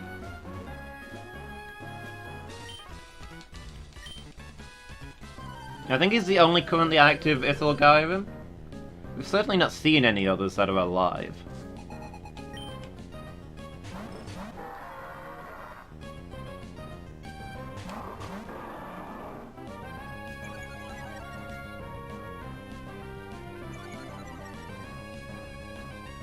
Aibeline is a heretic? I don't know that Aibeline's a heretic. Heracus would say that Aibeline is currently the only loyal follower to her god. The others have been led astray, but Abeline is following the proper path.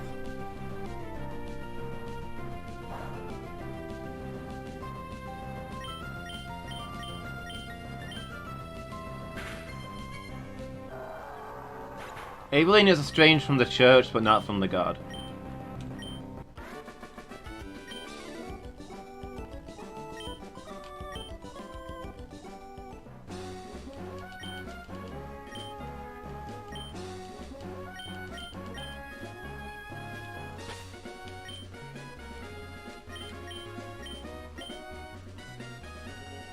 Gibbs? You mean waxes?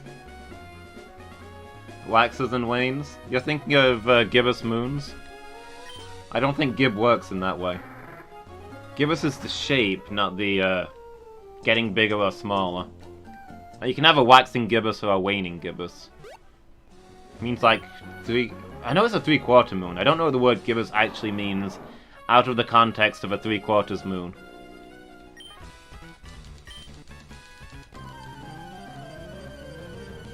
I mean, that does make sense. The dragon faith is very cyclic in that way. It's always one of the 4 dragons, but they're not always the same 4 dragon.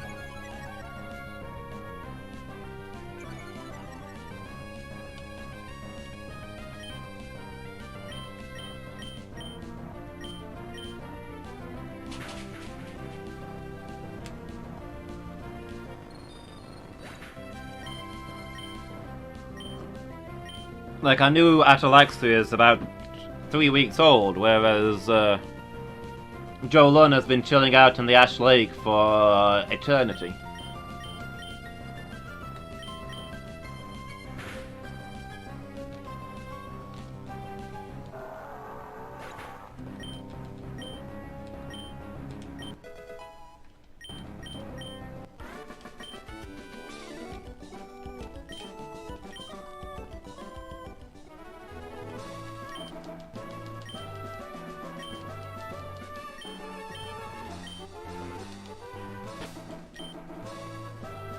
You can't get frost weapons in the first Dark Souls, can you? In later Dark Souls, can you make frost weapons, or is it just that there's specific weapons that are frost weapons? Is it like only named weapons have frost?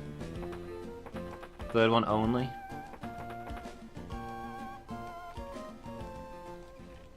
But like, is there a frost ember in the third one? Can you make a frost weapon? A weapon that is not frost, make it into a frost weapon.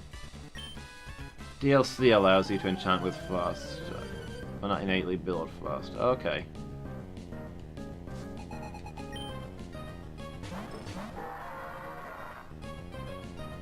I was thinking if we're doing these races, there is a fancy frost saber, that might qualify. You're on the same track as me, I guess that's probably fairly obvious. Can I make Heracus in Dark Souls? It would have been nice in Dark Souls 1 because there's the Dragon Covenant. Could have gone to the Dragon Covenant, worshipped Jolon.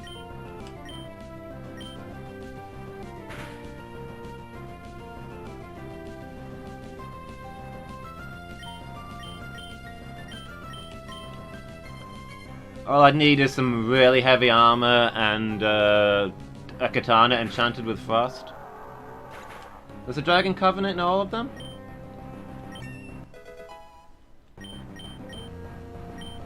3 just has the stones, yeah. You can't wear the armor with the stones though, can you? I can't be an armored Dragonborn.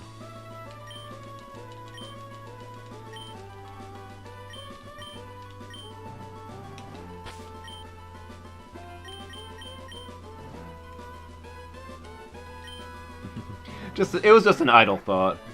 I was thinking, instead of my planned build for the race, what if I just made Heracus? Heavy armor, frost katana, worship the dragon thing. It wouldn't be a good idea, because there's no reason to go to the Ash Lake in the race.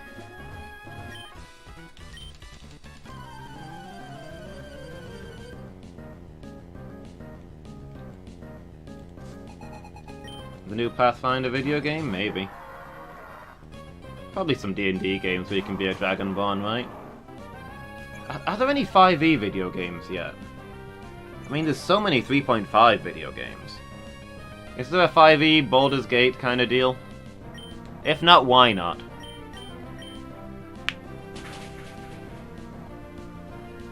When is Baldur's Gate 3 coming out? Heck, I say 3.5. Baldur's Gate was 2nd edition, wasn't it? It wasn't even 3.5. That was a long time ago.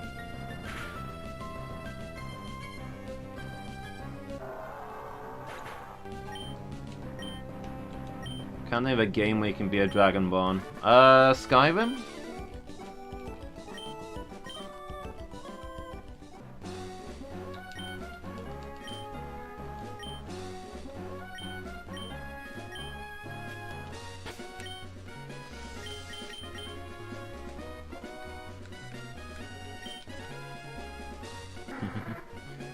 I'd say in Final Fantasy Tactics you can be a Bangar, but you can't actually play as one, you can just recruit Bangar.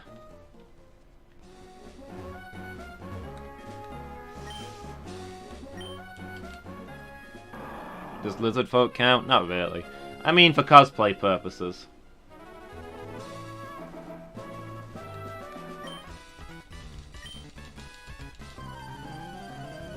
Oh,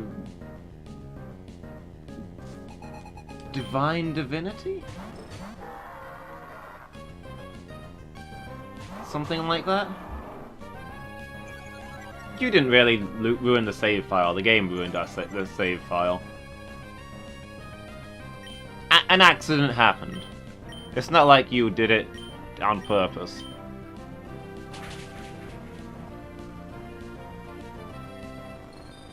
Yeah, the game calls them lizard folk, but they breathe fire. They're functionally Dragonborn.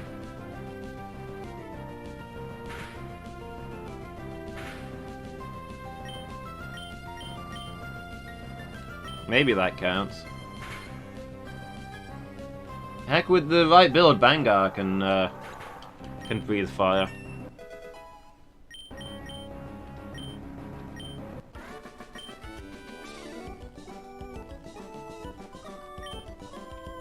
Not chunky enough? They're definitely not built like D&D Dragonborn, yeah. Very tall and skinny.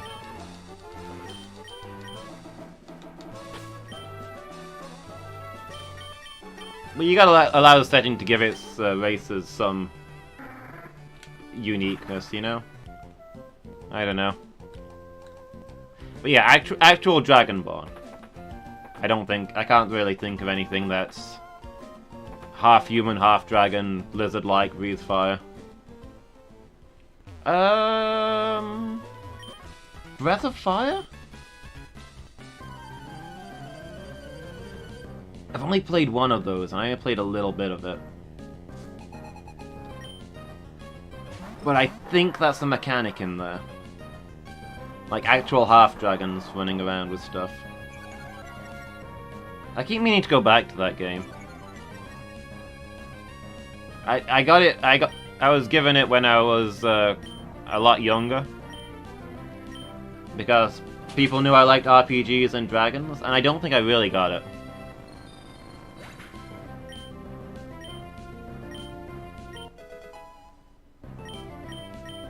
To my eyes, it was Final Fantasy, but really hard, really complicated, and really weird to play.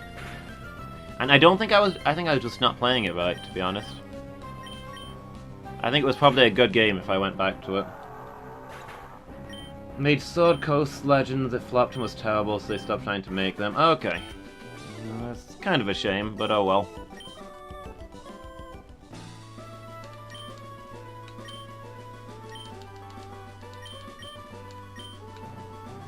Maybe we need to play the Breath of Fire series on stream. Maybe that's a thing we need to do.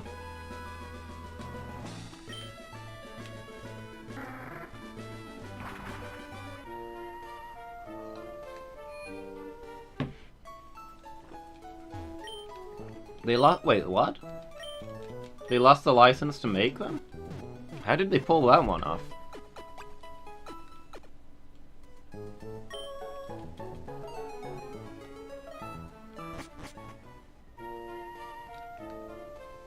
Yes? Yes what? Yes, they lost the license to make them? Lady Meow, surprisingly, knowledgeable on this stuff. Oh, for Breath of Fire? I'll add it to the list.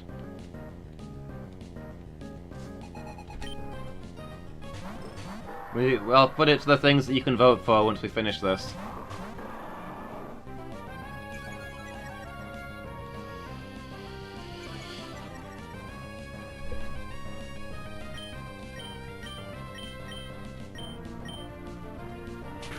Actually, I might have to think about what game I'm doing after this, because, okay, looking ahead, Azimuth is gonna have a lot of free time for like 3 months, from, like, end of June onwards, I think.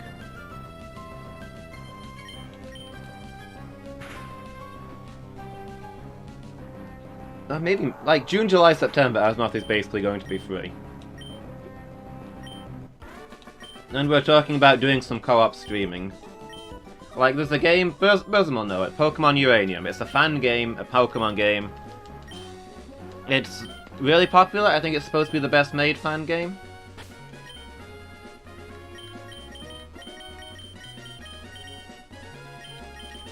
Ages ago.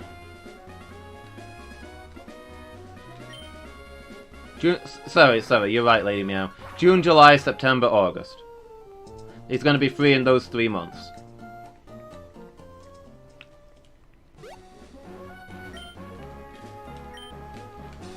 In that order.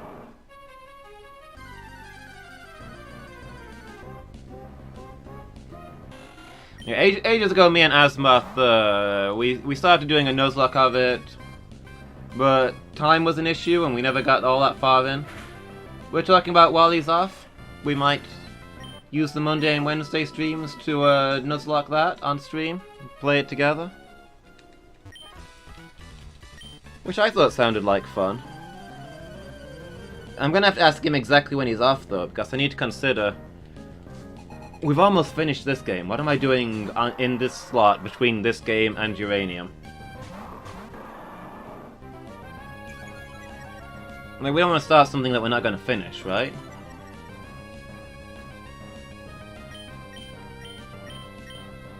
So maybe we need something short, or maybe we just turn this into extra casual night? The ninja and Risk of Rain, that kind of thing? I'm gonna have to ask him for some specific dates, but that's the thing I wanted to mention to you guys.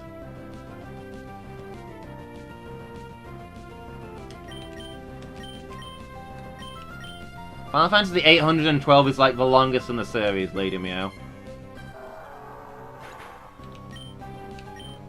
I'm not gonna finish that between the end of this and the start of Uranium. Come on. Come on, think! Think! Do you know nothing about Final Fantasy?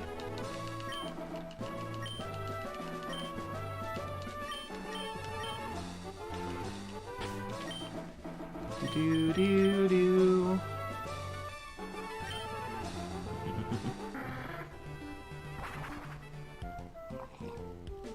That does lead me back into the point that I was going to make before I got distracted, though.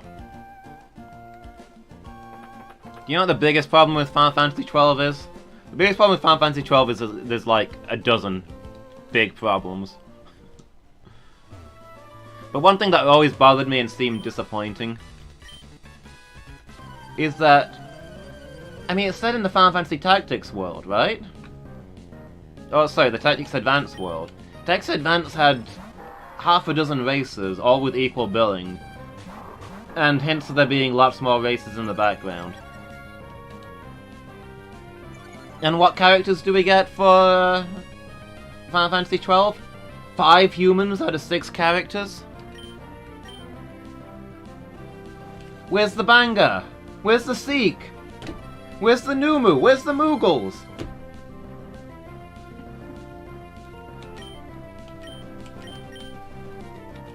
I want to play some of those.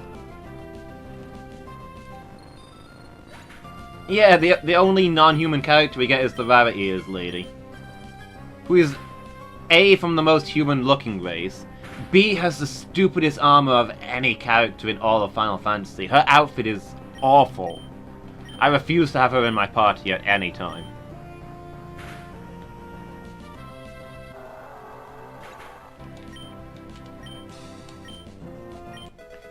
And see, they get the most screen time of all of the alternate races in Final Fantasy. Because they're all beautiful women, I guess. Come on. Diversify a little. Give us something.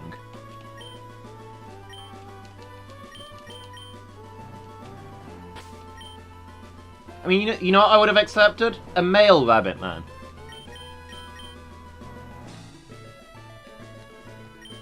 According to the law, the Viera live in gender-specific villages, right? They're very territorial by gender. You get a male region and a female region, and they occasionally travel from region to region and live there for a couple of years to have kids, but then they go back to where they were.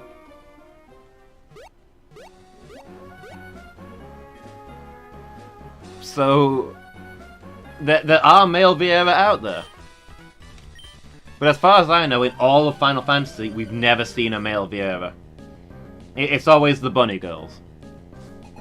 If you're gonna give us a Viera character, at least give us a guy. We've had a bunch of games where there were female Viera. Give us the 5 humans and a male Viera, and I will complain slightly yet less, but I will still be upset that there's not a playable Bangar.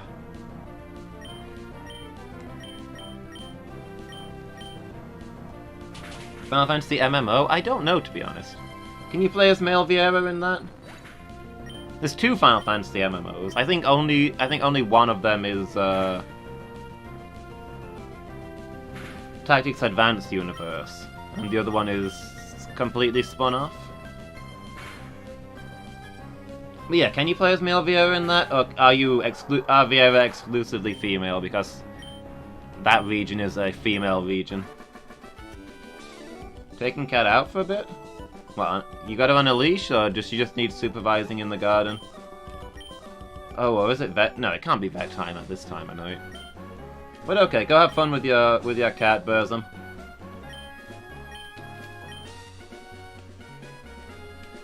Hope she enjoys it.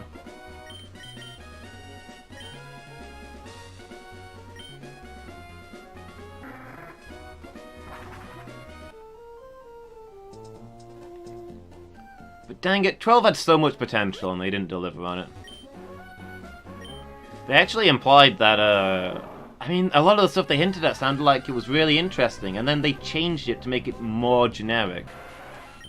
For a really dumb reason. Because it would sell better. That's a stupid reason to change things to be more generic. Make something memorable, it'll work for you better in the long run. Dang it, Lady Meow, don't you go anywhere. You've still not told me the difference between Plain Crazy and Steamboat Willie. Get on Google. You get on Google this instant, young lady.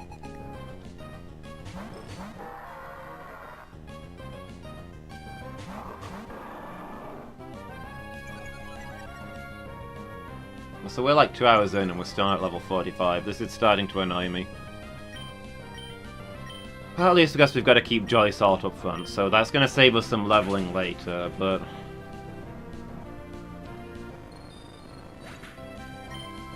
yeah, I hope guitar practice is fun, Lady Meow. You go enjoy that. I'm just winding you up, don't worry.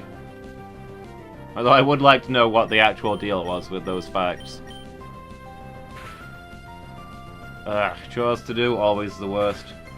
An early night for once, that's even worse than having to do chores. All of my sympathies, Lady Meow.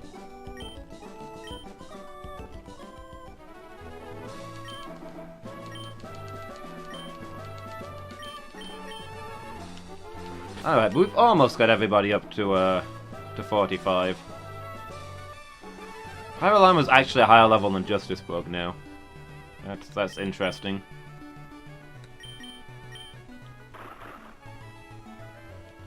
This book has levitate.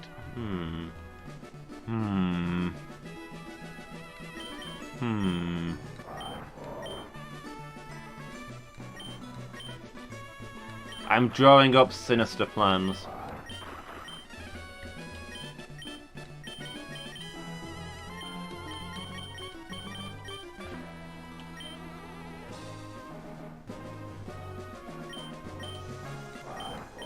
Oh, this is gonna end badly, but I'm gonna try it.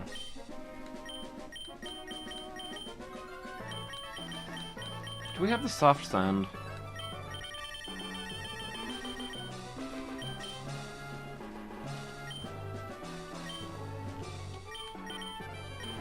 Oh, it's probably away in a box somewhere. Oh no, Justice Bug's got the soft sand. Okay. Let's give that to 5 alarma. Justice Bug can have probably nothing, to be honest. I don't know what we've got that would be any use.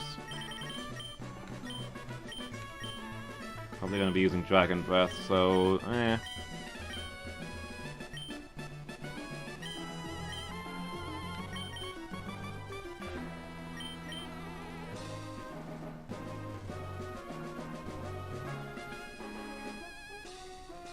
Protein for extra attack. Justice Bug, probably.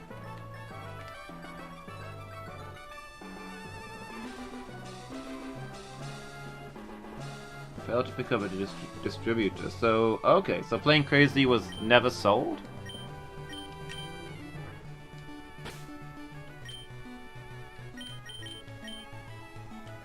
So they made it, but it was never actually released. Interesting.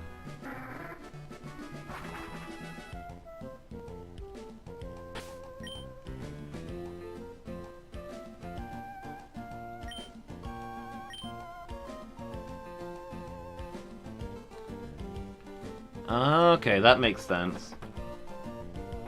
And it was a possibility we didn't consider.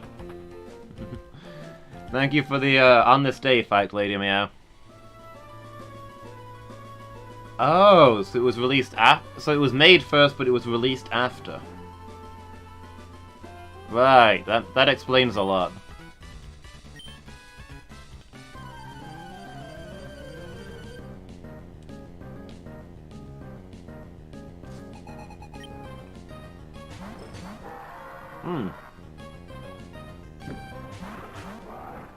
Yeah, that's interesting. Cool. Yeah, that is a good bit of Disney trivia.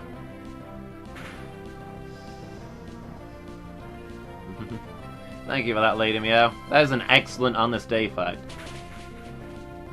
Well, I mean, they're normally good, but this is something I'm gonna remember. Like, you've corrected a fact that I had in my brain. I learned something today.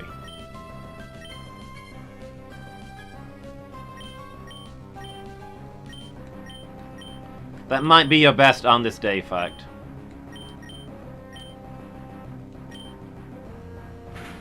Exactly, Lady Meow. That is 100% what I'm going to do. Actually, Steamboat Willie wasn't the first film made starring Mickey Mouse. Plain Crazy was produced first. It just wasn't released until after. I guess you're not that big a Disney fan after all.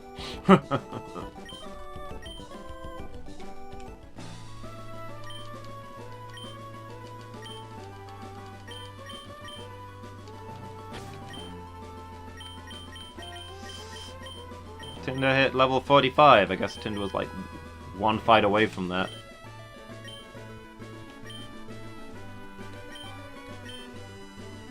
Obviously Oswald the Rabbit, yeah. I mean, if you don't know an obvious fight like that, you've probably never even heard of Oswald the Rabbit. You people have no appreciation for the classics.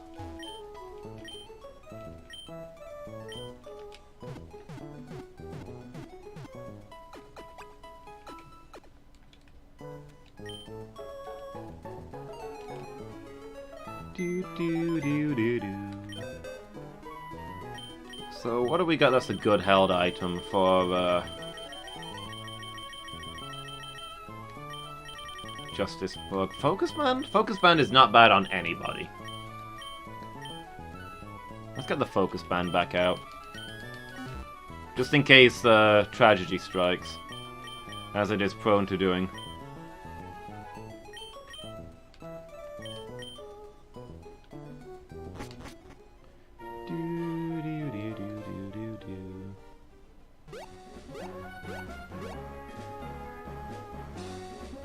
It's okay, the focus band will save us. It gives a Pokemon a chance of surviving a KO, and it's worked 0 times out of 1 so far.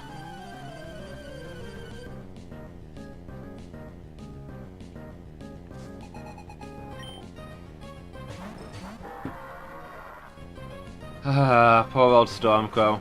I had it equipped and it didn't work. It's like a 1 in 10 chance of surviving a KO with 1 hit point.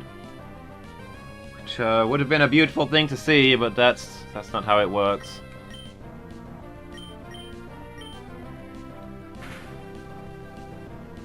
That's not how probability goes. The odds are never in our favor.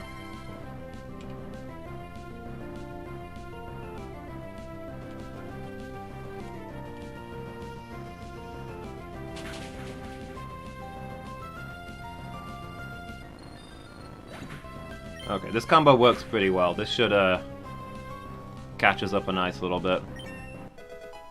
Nice, level 42.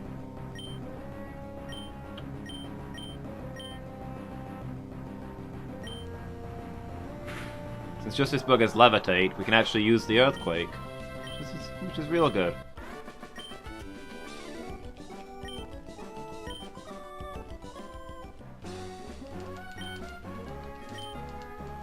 Boy, this Gabby girl talks a lot.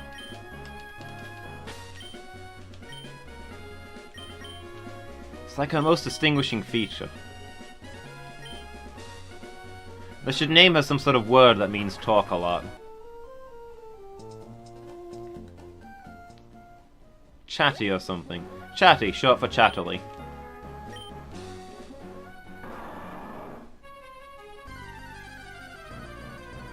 I think Chatterly is a yokai, actually.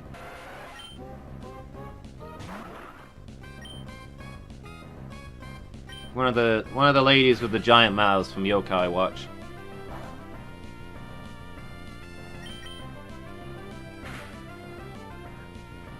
Man, I don't know how you do it, but I want to do a Yokai Watch Nuzlocke someday. I have no idea how that would work. The mechanics are completely different, but it's such a good game, and it's got the same kind of feel to it, and there's got to be a way to make that work. I wonder if anybody's done anything like that. I should look up Yokai Watch challenges. Oh yeah, sorry Lady Meow. I didn't mean to hold you up.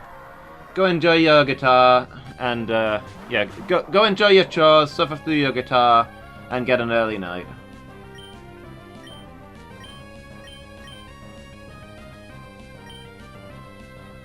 I hope your guitar is fun. Yeah, see you Lady Meow, thanks for being here. Really appreciate the company. Catch you next time.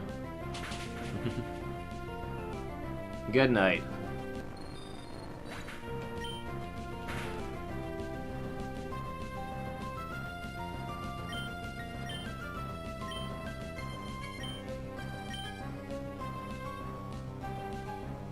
Hold on, I wasn't paying attention. Did Justice Bug... Wait, what?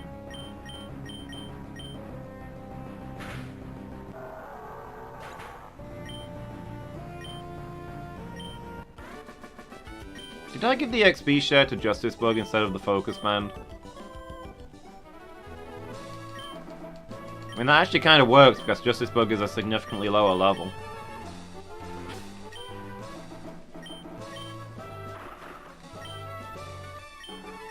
Apparently I did, okay. That's a sensible thing to do, but I didn't realize I'd done it. I'm making brilliant Pokemon plays without even realizing now. This is next level gaming, guys.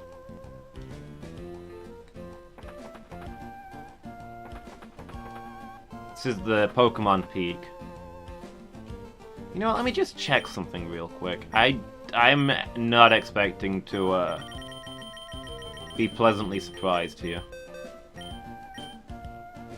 Oh my gosh, Justice Bug can learn Fly. We don't need to be messing around with Pelicant. was like, I mean, sure, Pelican... Sure, Justice Bug's got wings.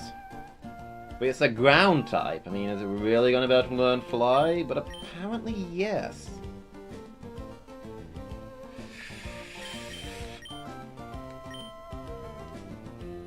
Crunch or Feint Attack? Crunch is more damage and lowers their defenses. Feint Attack never misses.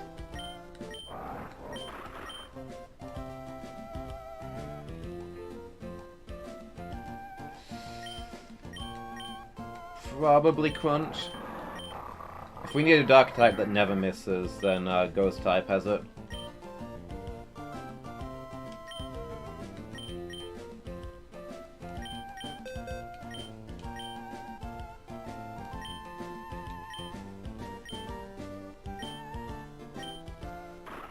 So now it's just Buccaneer that we'd have to swap out with somebody. That's useful. This is good information.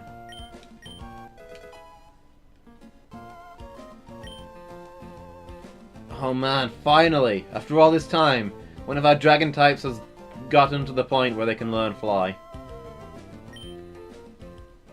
This never happened before. Is Justice Bug the greatest champion of justice that has ever existed? We've never encountered a justice this powerful before.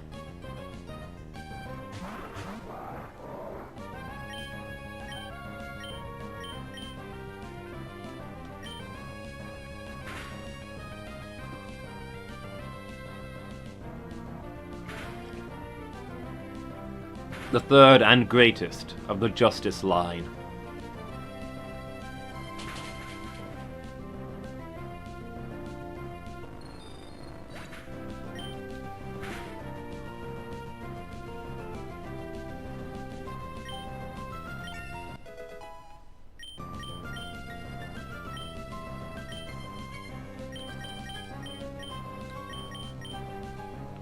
Crunch.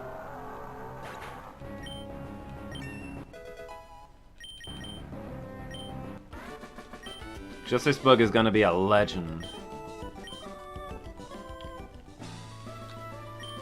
The legend that you most fear.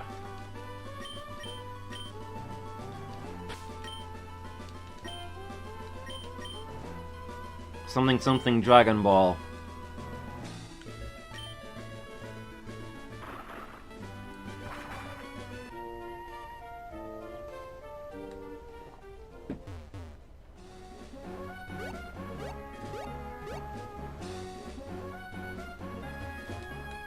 Excuse me.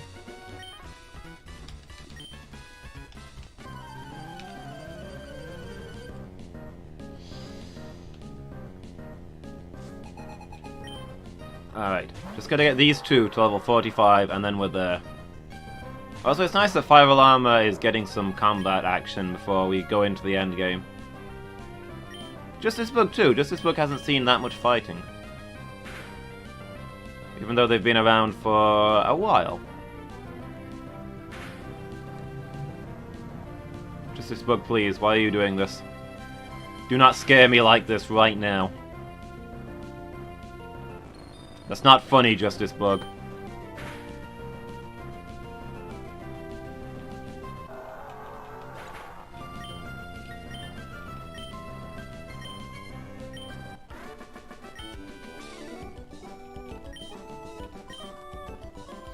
We've got, what, 9 rare candies? Once Justice Bug hits level 46, we're just gonna rare candy all the way to 55.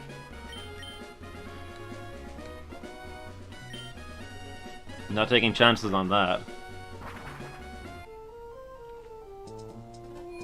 I want my finished dragon. The power! The power.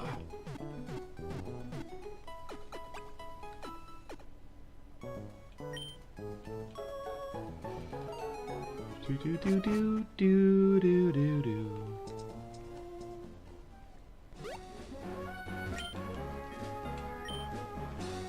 And also that'll be the slowest level up to 55, so we won't have to worry about that.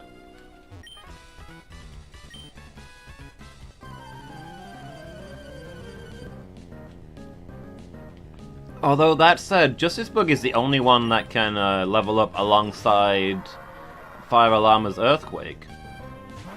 Because of Levitate. So maybe Justice Bug isn't the best one to use those things on.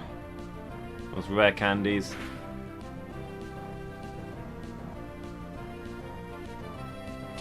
Maybe it's gonna be faster to keep Justice Bug and Fire Alarma paired up and use the rare candies elsewhere.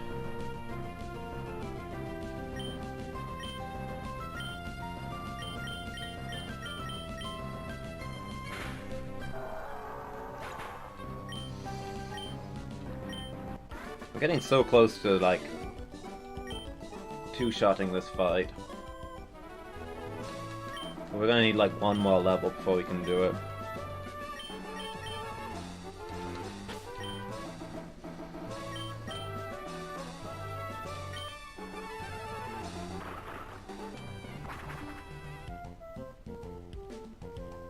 Also, we should probably go buy Flamethrower, the TM, before we go into into Victory Road.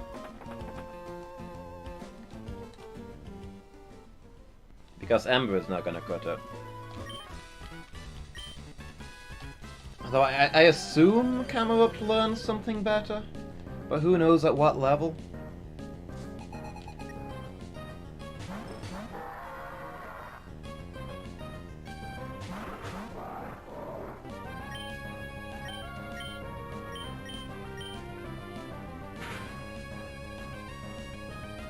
Well, I assume Camerupt learns a better fire attack than Ember. Maybe not better than Flamethrower. Maybe it's just Flamethrower that Camerupt learns. Who knows? But we got a lot of money. And you can go buy, oh, nice. Go buy Flamethrowers at the casino.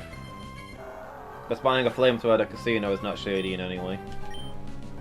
So we might as well go do that for safety's sake. These two must both be so close.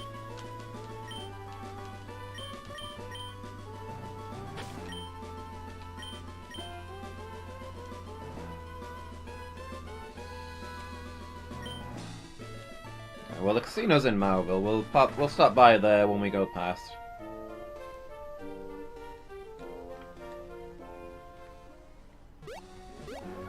Do-do-do.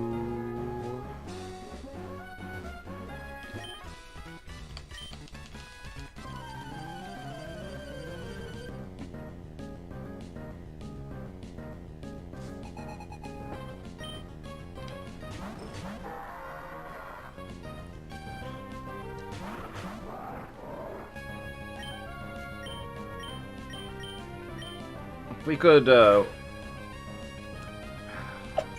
Only Dragon Breath was a better move. I'd like to use Double Earthquake, but that will probably kill Fire Alarma.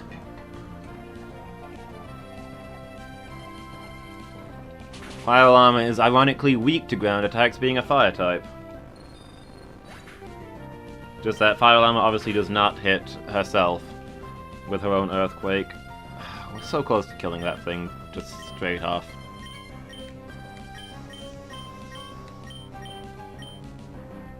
Rock Slide is also a terrible move. There's a lot of room to improve Fire Alarma's moveset.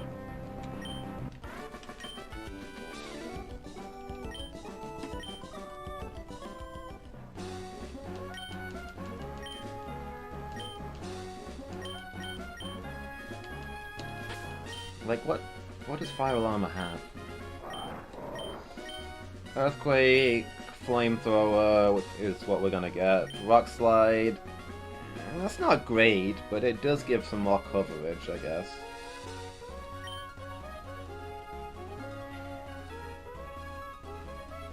Focus Energy? I mean, that's decent on anybody. Although I suppose we could just use a die hit and replace it with something more useful. I don't know what we'd replace it with, but we've probably got something in our TMs. We'll wait and see what Fire Alarma learns. That'll be Elite Four kind of stuff.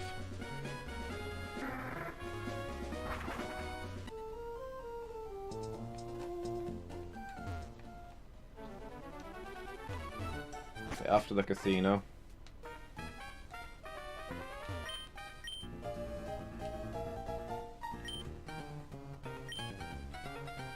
So let's see, HMs. I don't know which one is flamethrower. And you don't appear to tell me. I'm gonna have to look up which TM it is. And we're also gonna have to buy a whole lot of coins, I guess. But we've got a ridiculous amount of money, so that shouldn't be a problem. I mean, heck, we've got an amulet coin if it comes to that. I could be using an amulet coin all this time. I'm not, because I don't think we're gonna need this much money. I'm pretty sure we've already got enough to buy 99 full restores straight off the bat.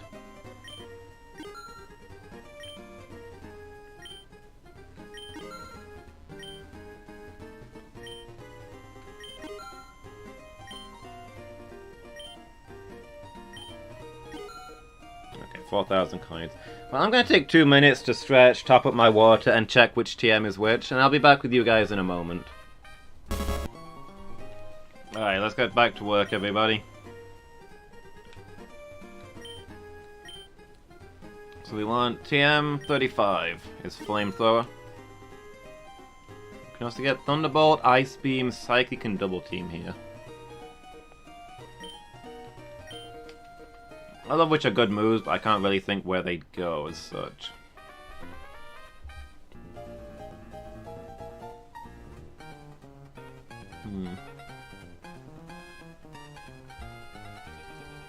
We've probably got Pokemon that can use a few of them. At some point I'll have to assemble... That's probably Elite Four stuff. Well, when we're warming up for the Elite Four, I'll have to have a think about who wants what moves. Whether anybody has a spot that could be replaced with something good. I mean, we've already got a Thunderbolt and a Shadow Ball, which are both good moves. Also Toxic.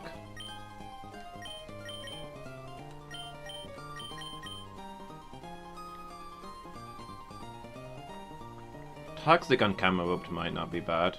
Fill out that fourth spot.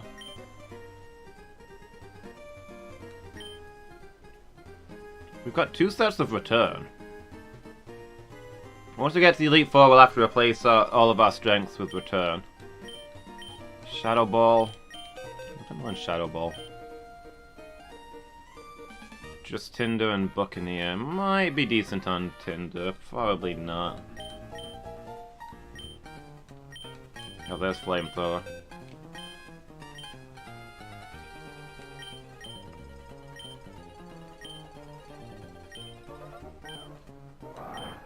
Get rid of that Ember.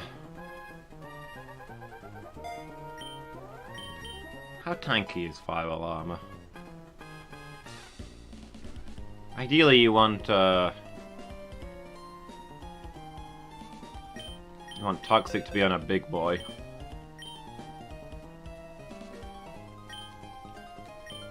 Yeah, no use for Aerial Ace then. Steel Wing. Rip. So Justice Book can learn that. Might not be bad.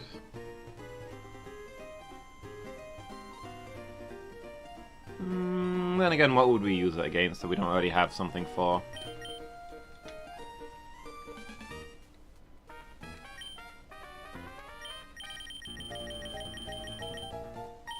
Okay. I guess most of this is stuff to think about later.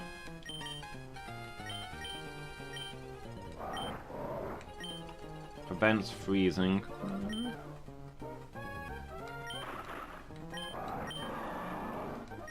Modestly tanky, not amazing, is what I'm seeing, really.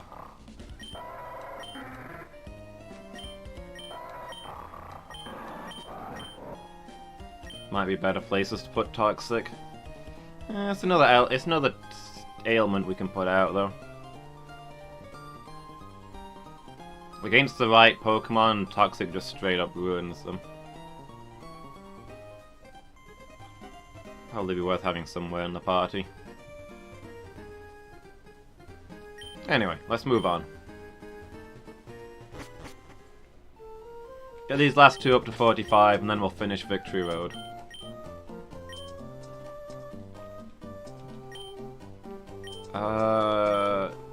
Interviewers are going to be east of here, right? So we've not done this fight yet.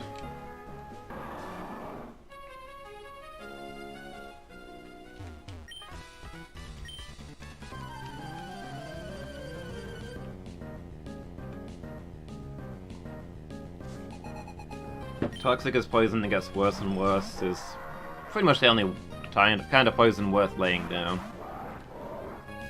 But it's a decent status move against a Pokemon that's bodying us. I don't really know the Elite Four that well in this generation, so that might be a concern.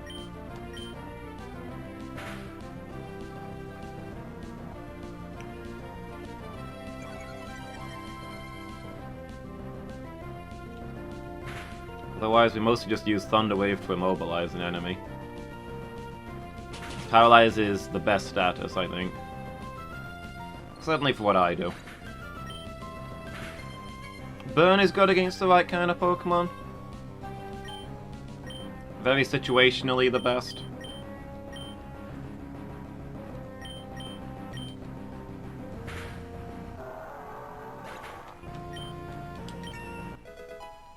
Hey, just this book hit 45. Go ahead and take the EXP share off of them. Wait, what? Just this bug is evolving? I thought you evolved at 55. You evolve at 45? Guys, it happened! For the first time in our Typelocke series, we got a final form dragon. We don't manage to do this every day. Truly, Justice Bug is the greatest of the Justice line. No justice has ever gone so far. Still got Levitate, that's good. Ground Dragon. Most of those stats have just about doubled, I feel. That is some significant boosts. That's pretty hype. I'm feeling good about this. That's gonna help us a lot.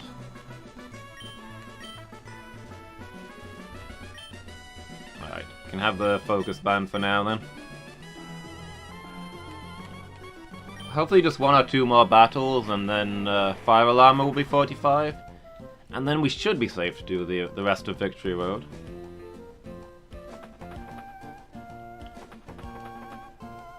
I don't know how much of Victory Road is left. Like, it felt like we'd done a lot of it. I thought we must be getting close to the end, but then that person said the final stretch is quite a long one, so I don't know.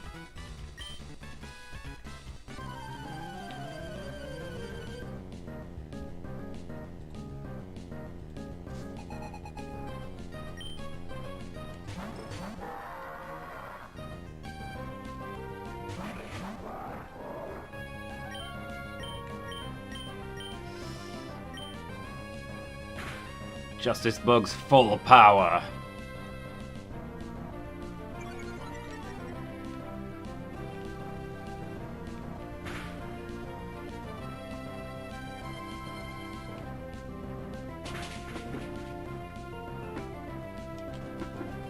Now all we need is for Justice Bug to never encounter an Ice type. And everything will be sweet. Man. We're one-turning these guys now. That feels good.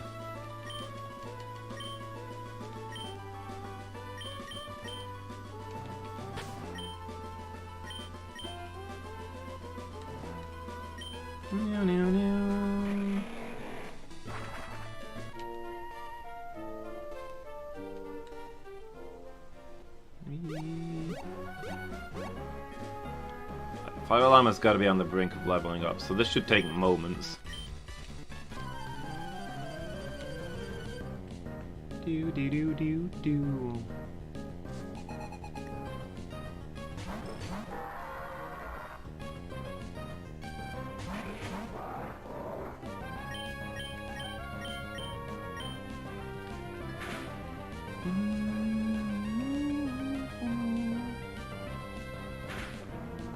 Nice, Justice Bug.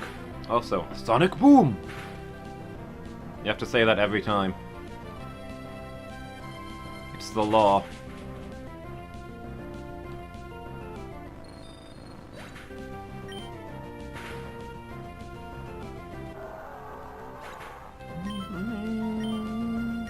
There we go. That's that level 45. Eruption. I knew you'd learn a fire move just after I taught you Flamethrower. I almost don't know why I bothered.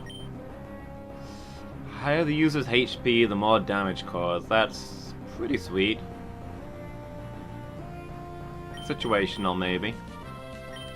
Replace Focus Energy with it? Replace Focus Energy with it. And we'll keep Flamethrower for a more reliable attack.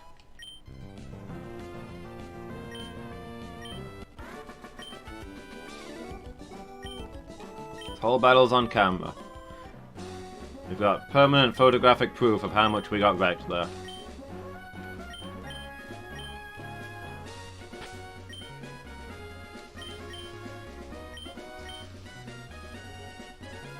Hold on, let's go to Musty real quick before we do Elite Four and see what situation. I think it's going to be the same because we play this the same time every day. But I don't know exactly how the tidal cave works. If the tidal cave has changed, maybe it works on game time rather than real time.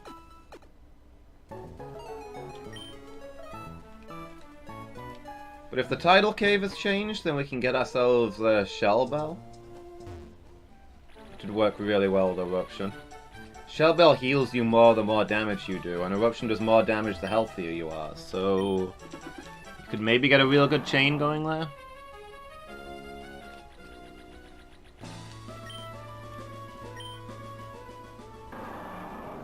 But we need this place to be flooded. Which does not appear to be the case. No, never mind. Scrap that idea.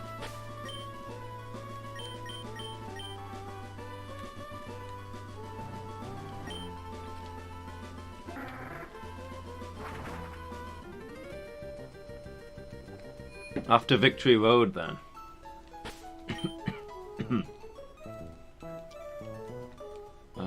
I need to make some swaps here, mind. Maybe I should have leveled up Buccaneer for Victory Road. Excuse me. Slightly bad throat. Yeah, let's swap out Pelicant for Failboat. And probably put Obsidian in place of Tinder.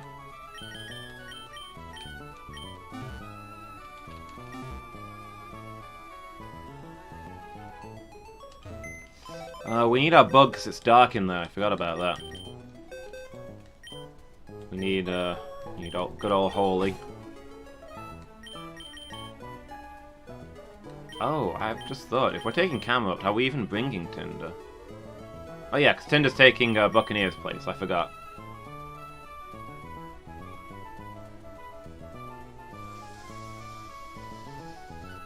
Alright, who's swapping out for Holy then?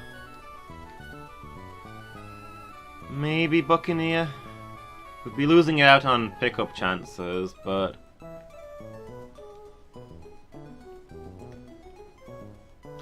Buccaneer is offering the least in actual combat right now. Maybe play it safe here. We'll save Buccaneer for during training to get good items. Oh, but no, Buccaneer's got all our other HMs. We're not going to get through there without Buccaneer. Somebody else has to stay behind.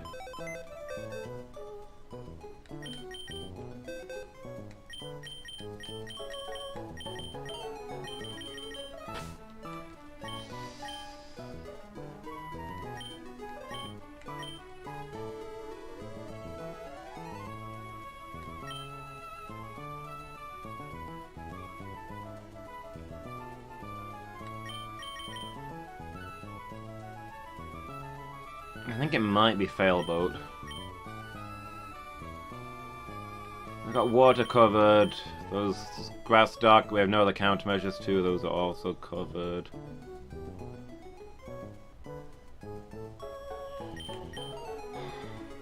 Probably Justice Bug offers the actual least in terms of elemental moves, but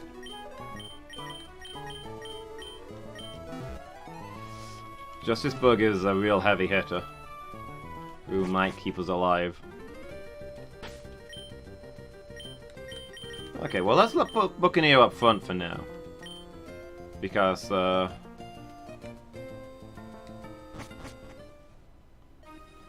dealing with...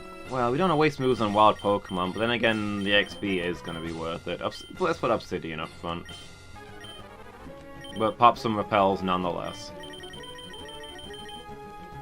Oh, we're almost out of repels. I think we've used all our regular repels. We've got some super repels. Maybe we should get some max repels. We've got one tucked away.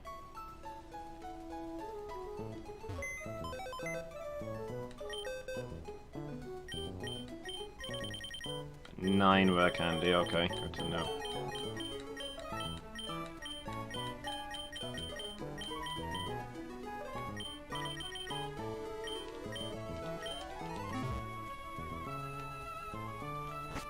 Go buy a few max repels.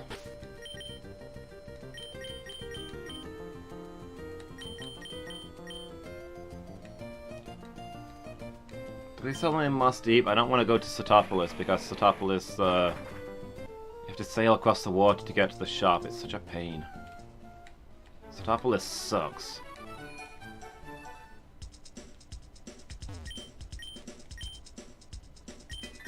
Max repels, nice. I will take 99. No, I won't. Take like... I've got one. 20 should be enough. That should last us till the end of the game, probably.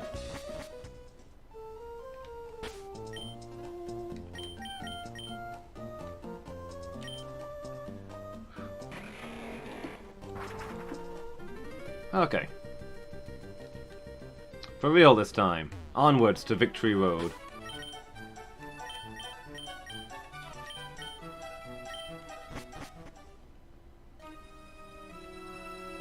See if we can figure out how to get back to where we were when attrition wore us down. Holy, if you wouldn't mind.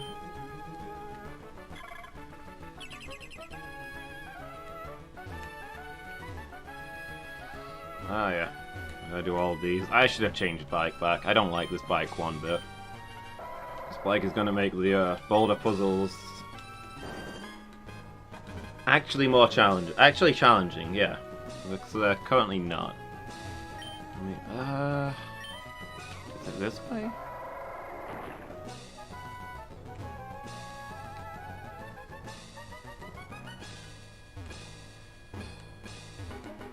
I mean, there's a trainer there, so maybe this is right. You're like down from here? Here we go.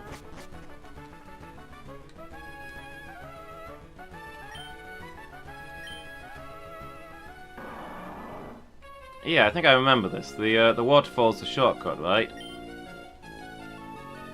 Oh my gosh!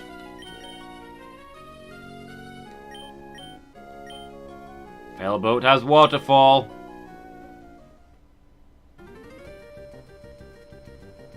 Can't get through there without waterfall. Need all the HMs.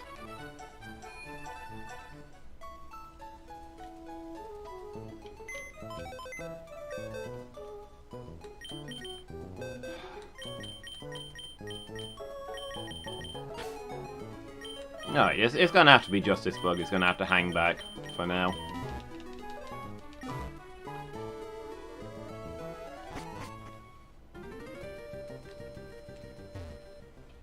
We've got plenty of Earth moves elsewhere, and Dragon is practically non-elemental.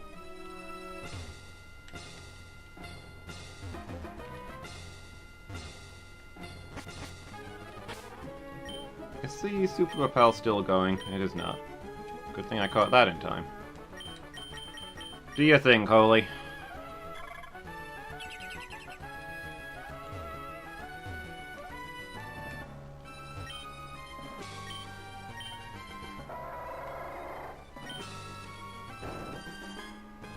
crash. Just crash into them at high speed with your bike. That's how you move boulders around. That won't ruin your front tyre. Not unless you're fool enough to use some sort of racing bike instead of an agile, powerful, mountain-style acro bike. But who'd be silly enough to do that? But okay, I think I remember the way to go from here. We go up this waterfall, and then there's another waterfall to go down to the left. And that's like a huge shortcut, I think.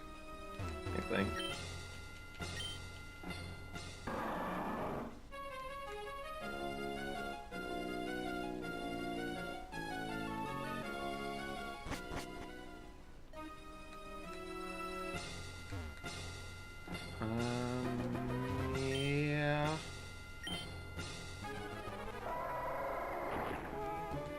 This bit's fiendish. The trick to this boulder puzzle is that you don't move one of the boulders.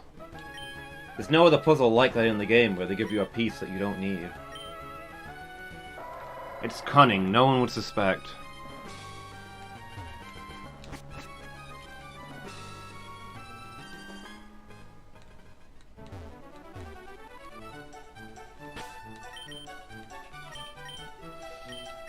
I hope we get to use all of these super repels so they're not clogging up my inventory anymore.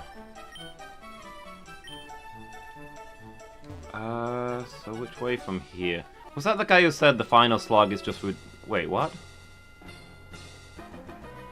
Hold on a second, Wally. Is that the exit? We were right here! The guy told me that the last slog was the longest and hardest part. I used an escape rope because I thought I was tired. I thought we were like halfway through. Gosh darn it. We could have been out of here last episode. Anyway, Wally, what were you saying? Hi, Abifail. I bet you're surprised to see me here. I made it all the way here, and it's all thanks to you. Abifail, losing to you that time made me stronger. But I'm not going to lose anymore. I'm going to win, for the Pokémon who give me courage and strength. Here I come. Wow, okay. Where the heck has Wally been? Oh, an Altaria, okay. Confused Ray?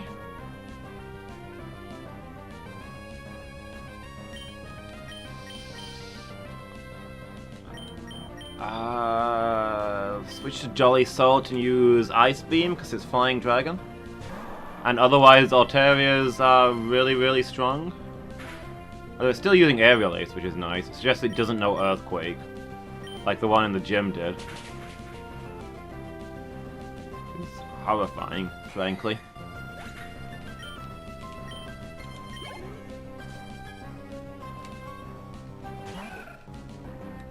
Rosalia.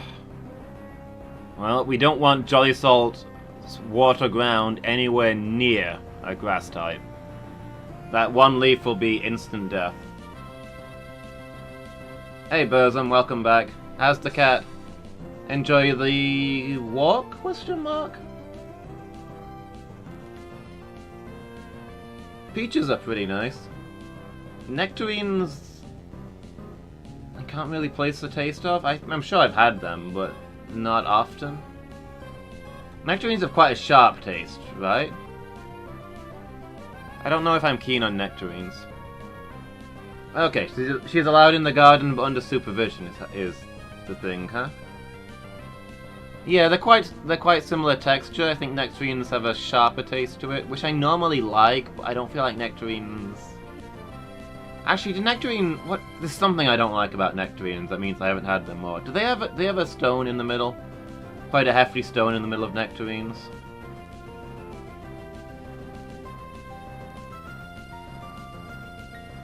Peaches do too, actually, now that I think about it. But peaches, you often get sliced peaches, where you don't have to worry about the stone. Nectarines are like 90% stone.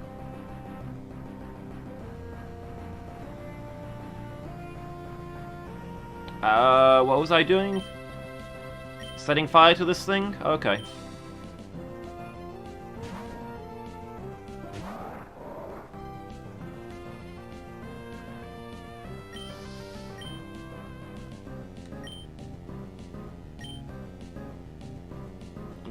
Badly poisoned.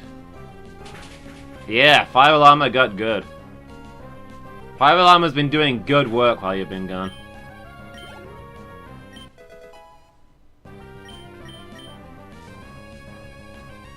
Oh, I turned off the animations while I was training. You guys were supposed to remind me to turn them back on, but I don't think anybody's here when I actually said that. So, you know.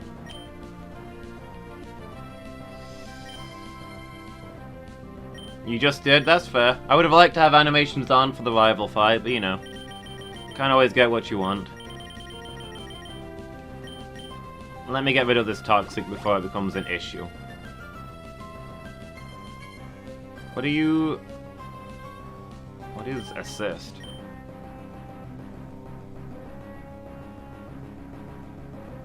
Is assist the really weird move, where you get a random move known by another person in your party?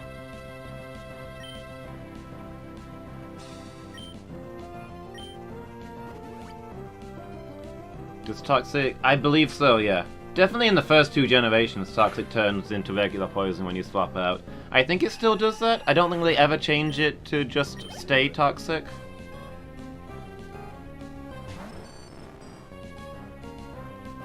Oh, here comes the future sight. That did very little.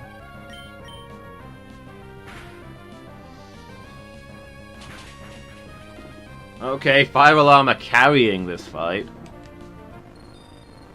Anybody else feel like we overtrained for this?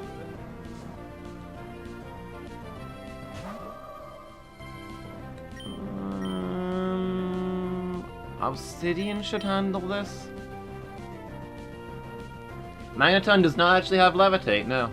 It's got a Magnet Zone that stops you from switching out.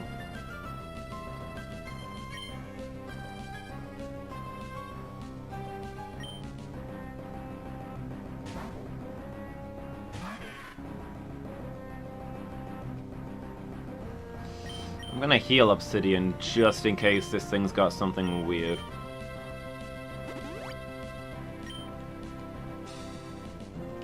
I know Magneton can learn the move Magnet Rise that gives them Levitate, but they don't have it as an ability.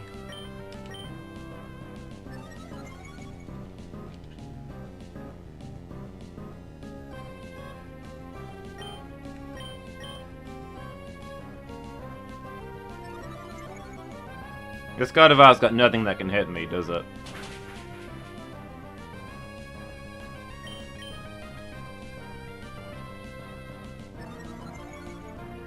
Yeah.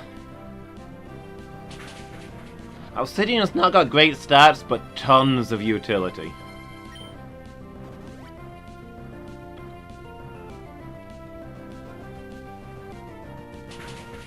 People say, doesn't Magnemite and Magneton float?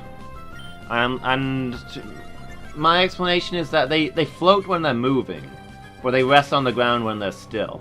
I imagine them sort of bouncing in slow motion, drifting through the air as they move, and then settling again. So they don't stay in the air. They only move up in the air briefly. Yeah, this Gardevoir's got no moves that can hit Obsidian.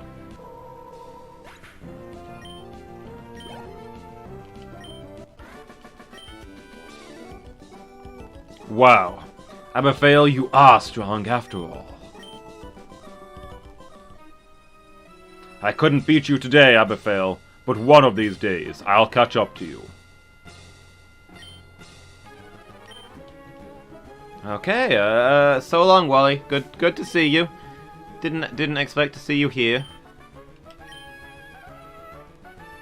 If I'd realized the exit was right here, and hadn't used an escape rope right before the exit to go back and train for the Elite Four, then that probably would have been a really difficult fight. We probably would have lost people there. So it's a shame that we missed out on the opportunity to watch our friends die, but hey. Obsidian is Ghost Dark, and Dark is immune to Psychic. So any Psychic attacks just don't hit here.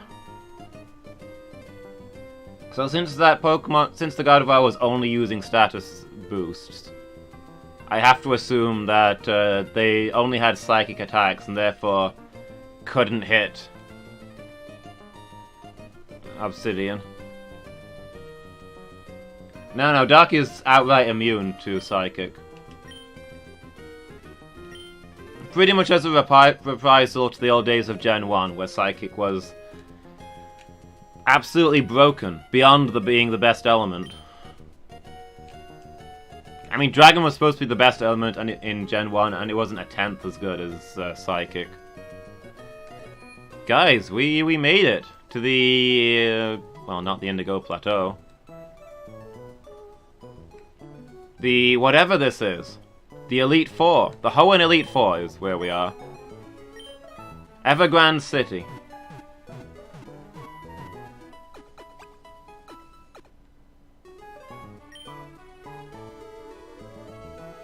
Hold on a moment, hold on. Is this it? I mean, I guess this is a fairly big building. Maybe every Elite Four member has, like, a floor, but... Evergrande City. Keyword City.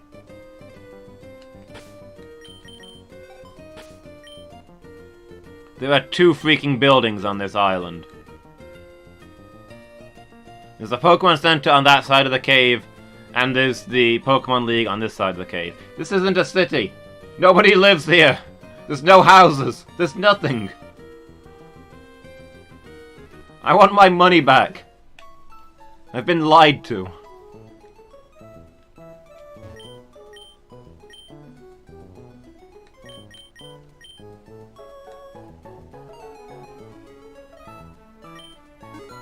Well, that should tide us over in case of an emergency.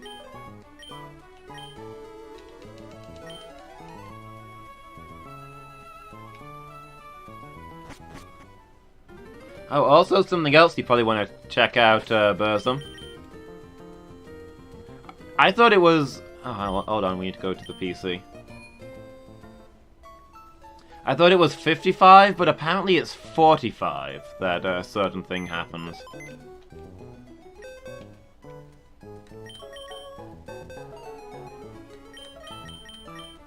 Check out this beauty.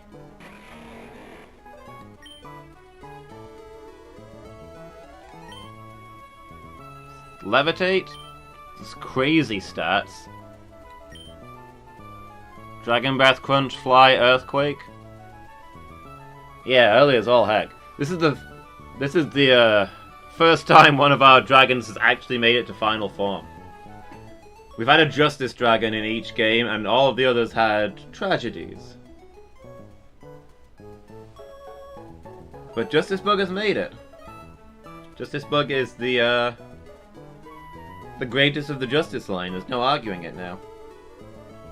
Also, the first one of our Dragon Pokemon that actually managed to reach a point where they could learn Fly. Ground? I don't think Ground resists Ground. It's got wings is why it's got Levitate, basically. It should be Ground, Dragon, Flying if there were 3 types.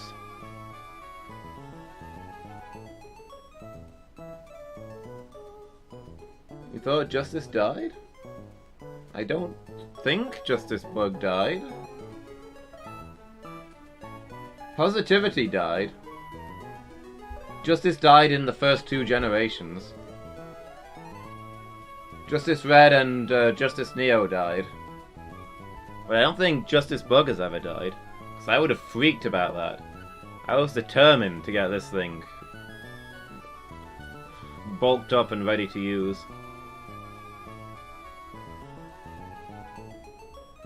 Stormcrow died, yeah.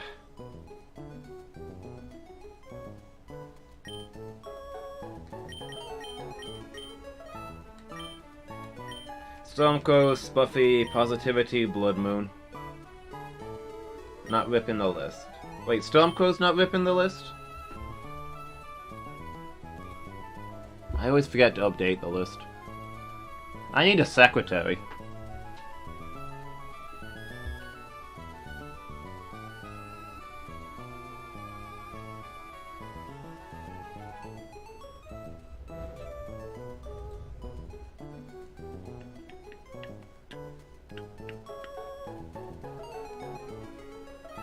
Nincada is actually our ground type.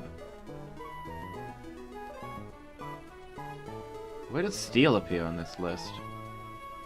Oh, there you are.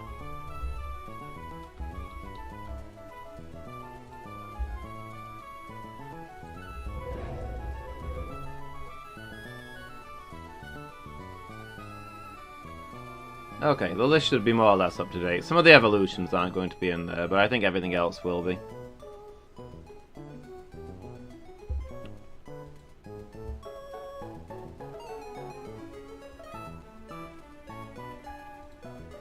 But I mean, we could get a ghost type out to the Nincada, yeah.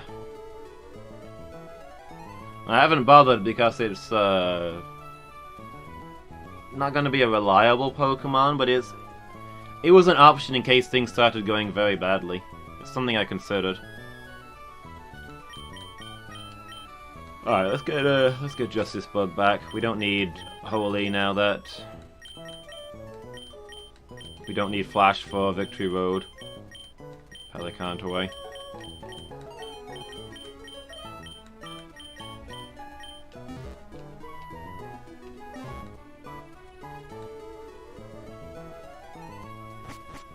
Do do do do do do.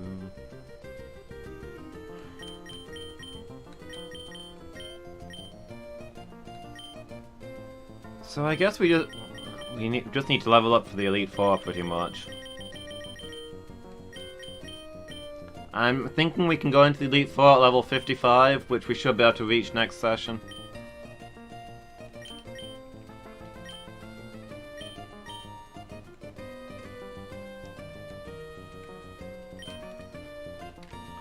There's a place in Meteor Falls, behind a waterfall, that we couldn't get to before. We can get there now. And I seem to recall it has some tough trainers, and it's not a big place, but there's some tough trainers and a couple of TMs and things, I think. So just to break it up, I think what I'm going to do is I'm going to level us up to level 50, and then we'll go there, goof around.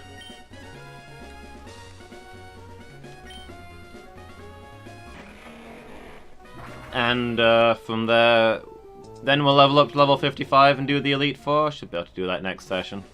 So today's mostly been grinding, I'm afraid, but hopefully you guys have enjoyed the conversation. We've got another half an hour, so let's see where we can get to.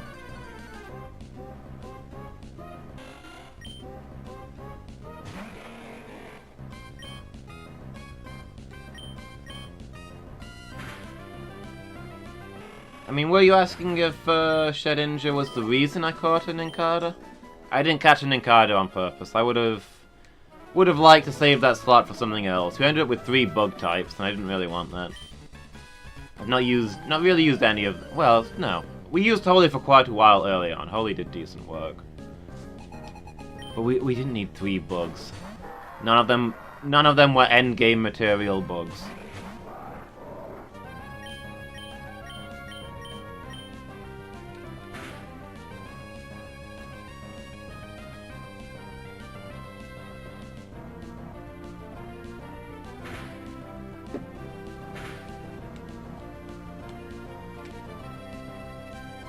Yeah, it was our ground type catch.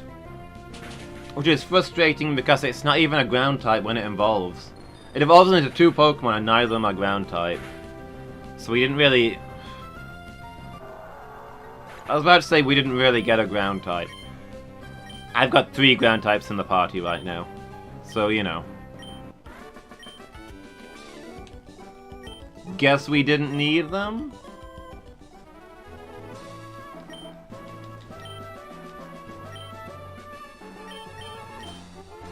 We got 4 ground types in this gen.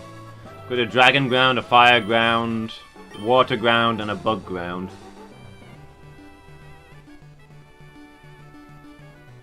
It's ridiculous, ridiculous.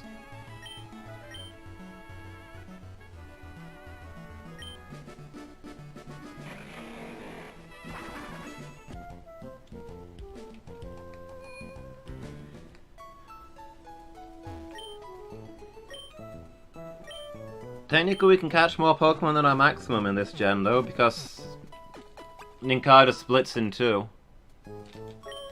I don't think we'll use either of the evolutions, but it's a thing. kind of like getting a shiny. Breaks the Nuzlocke rules in an entertaining way.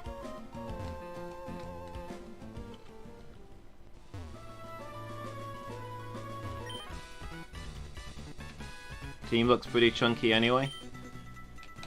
Yeah, I'm pretty confident on the team. Yeah, Obsidian, no type vulnerabilities, which is really nice. Stats not huge.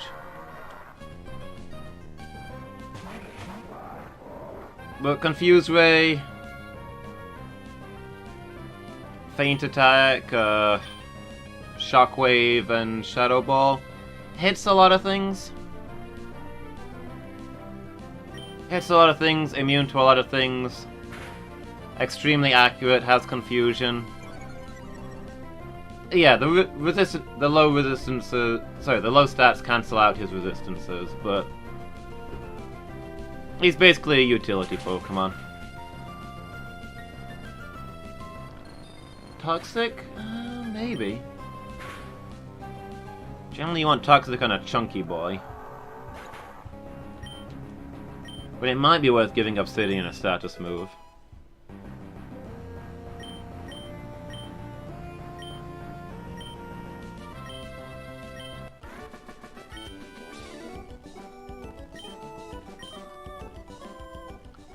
Toxic and Confusion.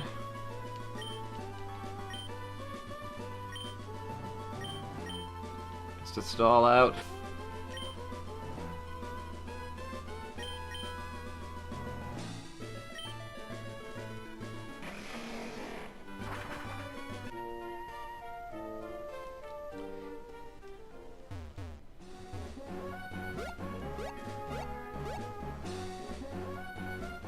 Like, I feel against most Pokemon, Obsidian doesn't want to stick around for a long fight. Which is where you wouldn't normally use Toxic.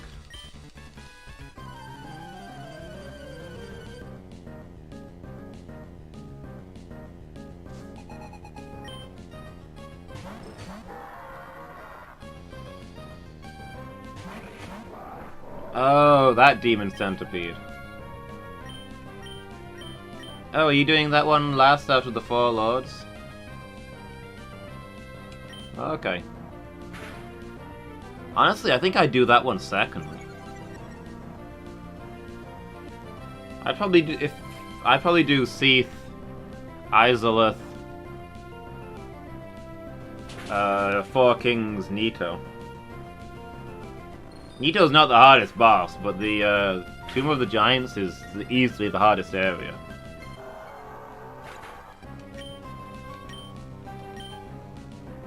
Change stuff up for fun? Fair enough.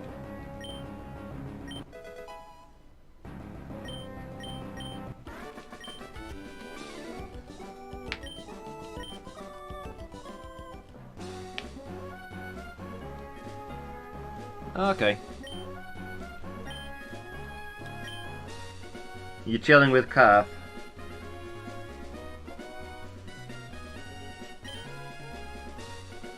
Getting C's tail is a real pain, but I don't think it's too hard to just stand next to his side and stab him a whole bunch.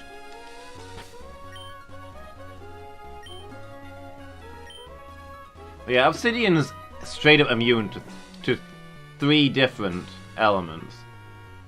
Normal can't hit him, Fighting can't hit him, Psychic can't hit him.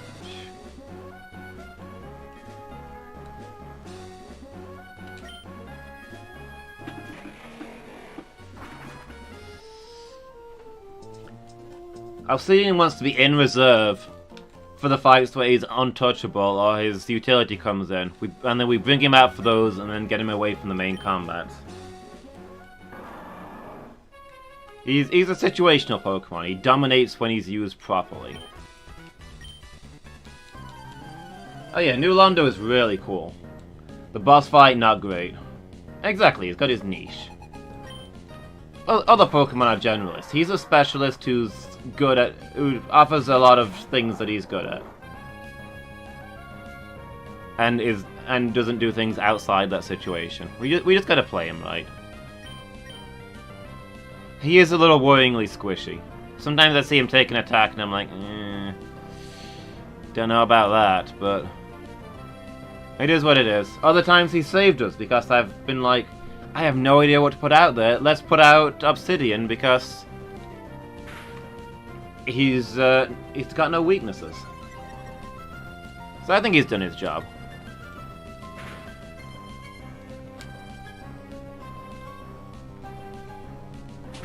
Thief to the 6 out of 10 boss, 2 out of 10 area. It depends whether you're including the library or not. I liked the library. It wasn't very big, to be honest. You get through the library real fast. Definitely compared to the other areas.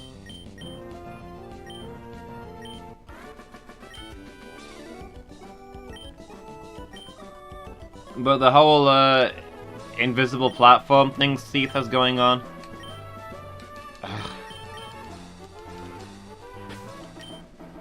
That is just ugh. Why?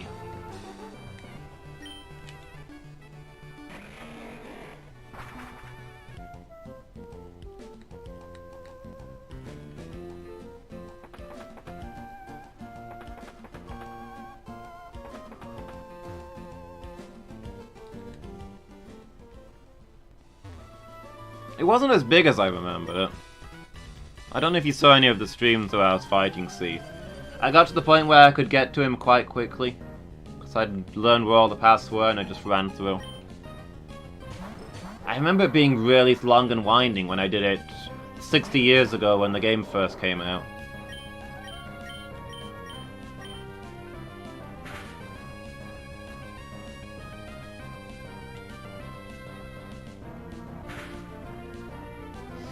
Oh, don't flinch, come on.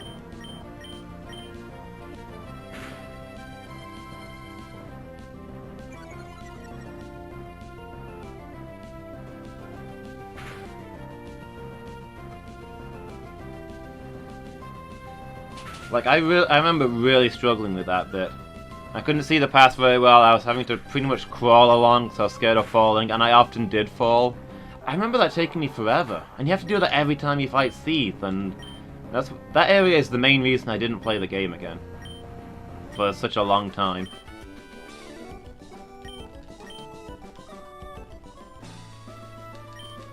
And you know, it's still a horrible area, but it's very, very short. There's only like 2 glass platforms you actually have to walk over. Ooh, Buccaneer's got an item.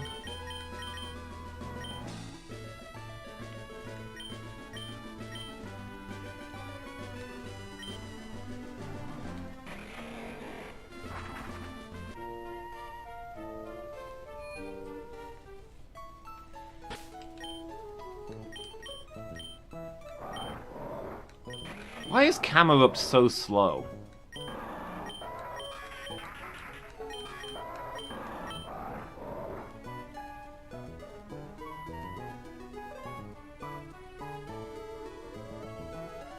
I mean, camels are mounts, right? The things that you ride around because it's faster than walking. They carry you from A to B quite conveniently.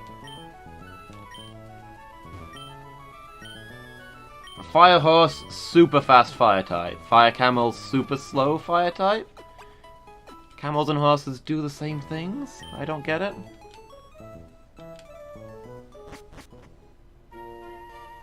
I mean, the only other fire type they introduced in this gen is the Fire Turtle. Did they need 2 slowest fire types ever in the same game? Could we have not mixed it up a little bit?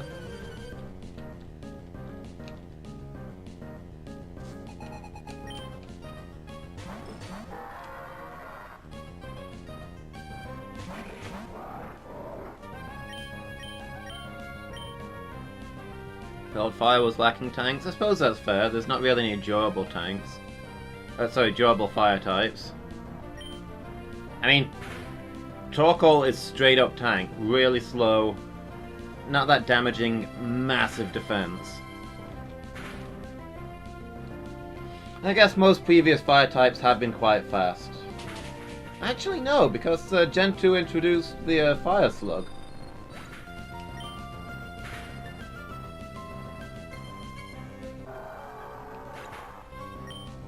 who's already quite a slow tank, right? Well, no, I guess... Fire Slug is really slow, but I don't know that it's that tanky, to be honest.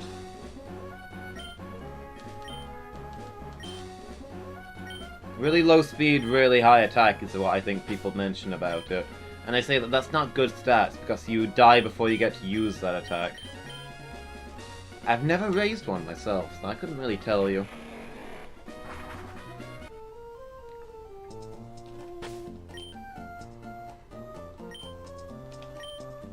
But yeah, I get creating Pokemon to fill niches, but when you've only got 2 fire types in this generation, you make them both fill the same niche? You're just reversing the problem there.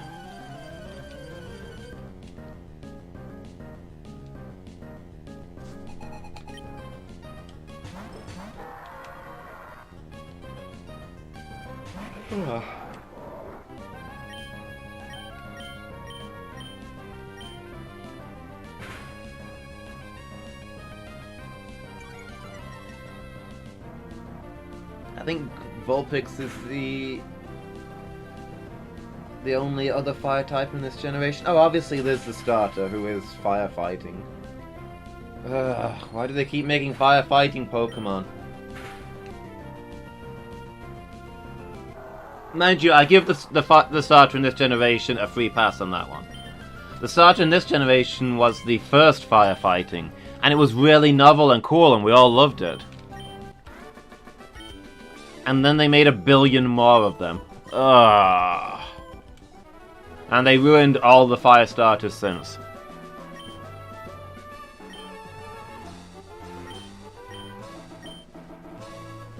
Like, is every starter, fire starter after this point, firefighting? A lot of them are.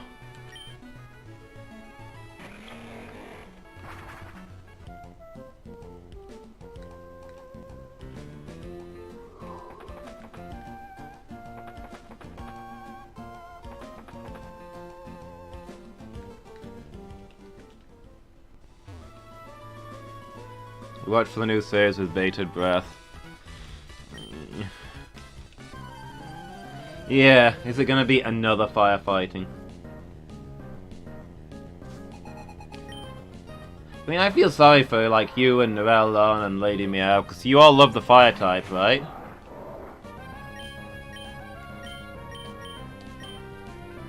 They kinda messed you up on the whole starter deal. There's only 2 good fire starters. There's Cyndaquil and there's Torchic.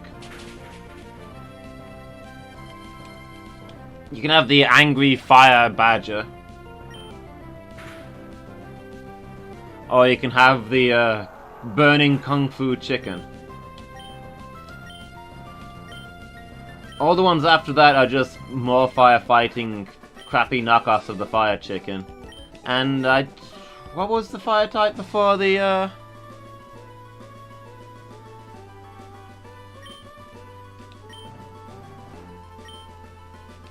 What was the fire type starter before Cyndaquil? I don't remember. It sounds lame. Like some sort of wannabe dragon, I think they had going on. I mean, that's just sad. They need to give you fire types lovers some good starters.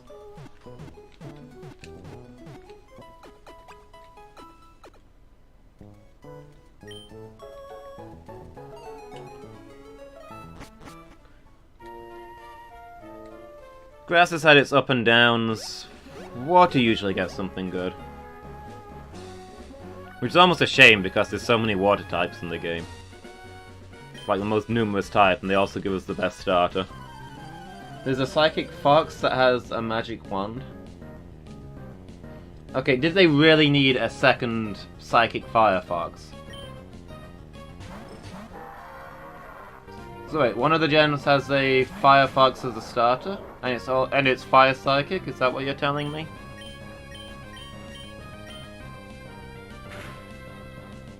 Oh my gosh, that is the third burning fox that they've introduced.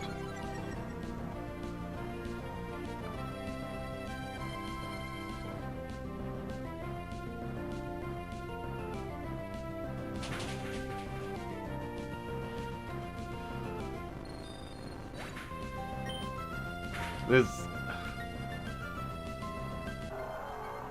Vulpix, Flareon, and this Psychic Fox Fire Starter? How many burning foxes do we need?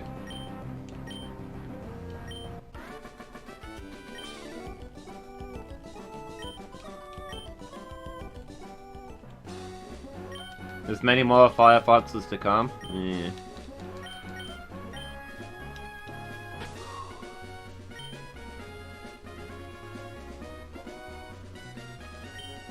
I know foxes are significant over there, but do we...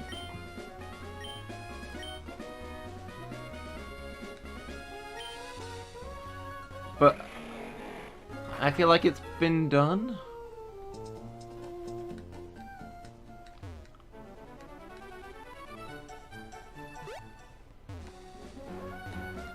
I mean, Ninetales is already kind of a psychic fire fox. Like, the Alolan variant is fairy. All the lore talks about them putting curses on people and casting spells and stuff.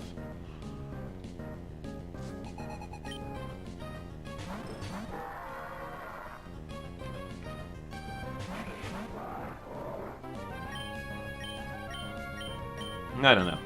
I guess I'll make my judgment when I get to that one.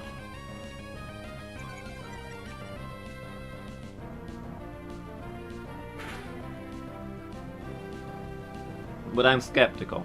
I have my doubts.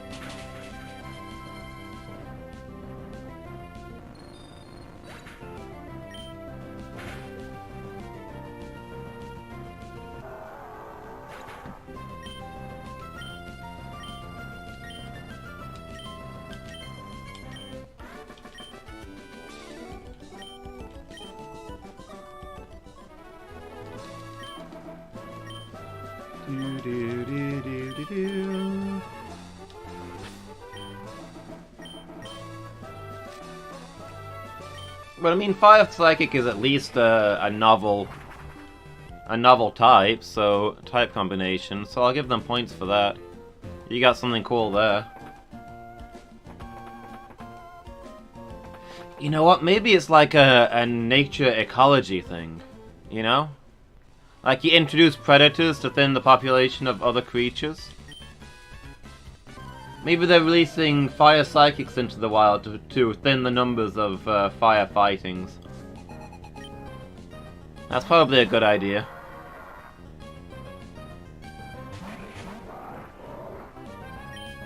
Remove a few of them from existence.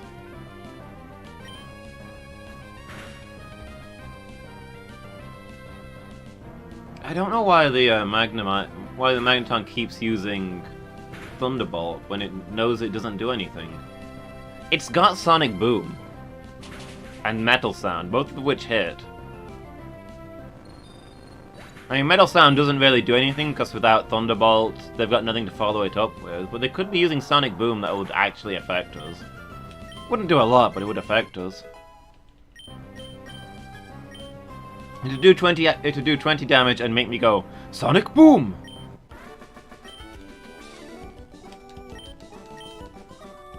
And instead they're using Thunderbolt to do nothing. I don't get it.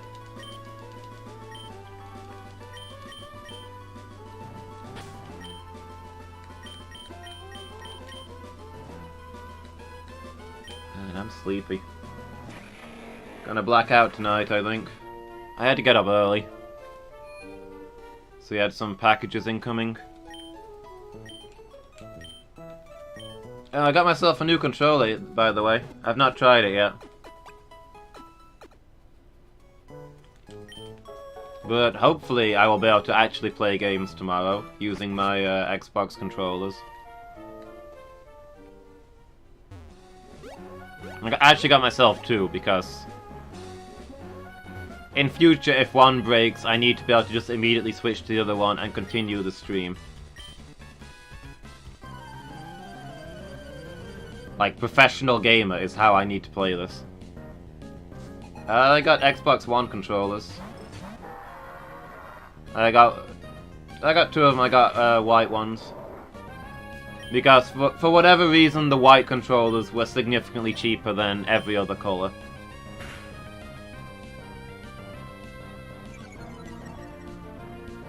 But they feel weird. I mean, I've not tried them yet. The picture on the website looked exactly the same as the 360 controller that I'd been using.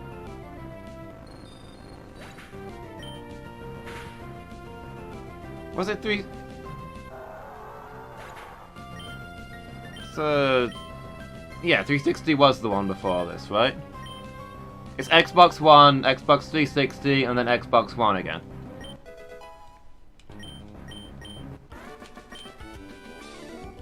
The thumb pads are smaller? Oh, the analog sticks?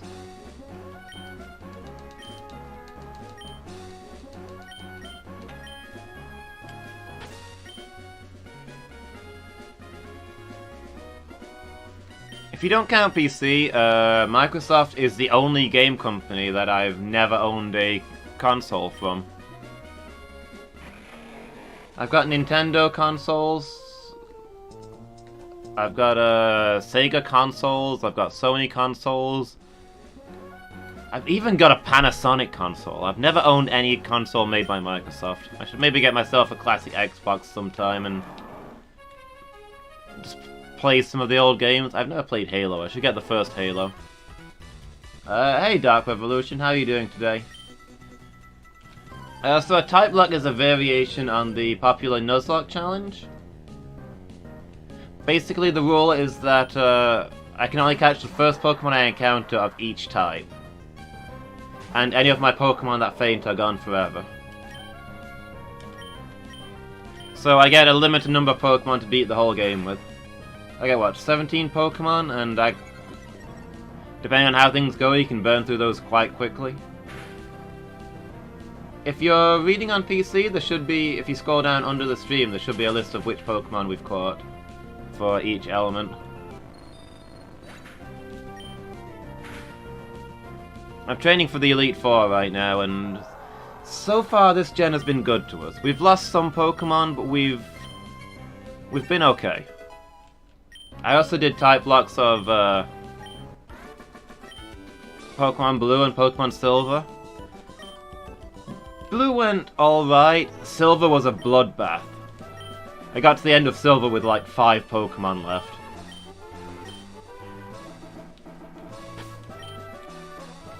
So that one was real close. I think this has been the easiest Typelocke I've done so far.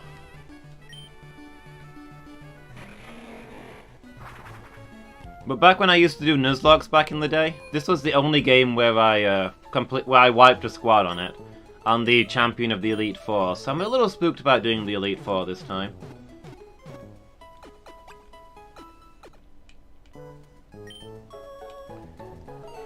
Little worried that I'll get to the champion again and lose my whole squad. Because I've not played... Gen 1 and Gen 2 are 2 of my favourite generations. I know them pretty much off by heart. This generation, I don't know it very well, so the Elite Four could catch me off guard.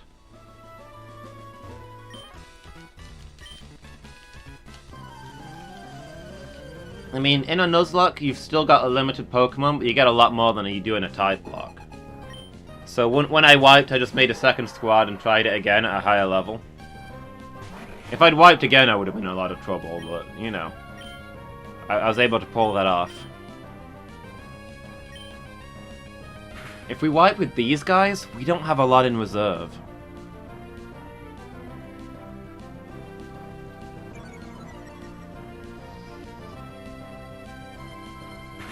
Like, what have we got? 6 Pokemon in the box? 3 of them are bug types? This is the game of... Yeah, kinda.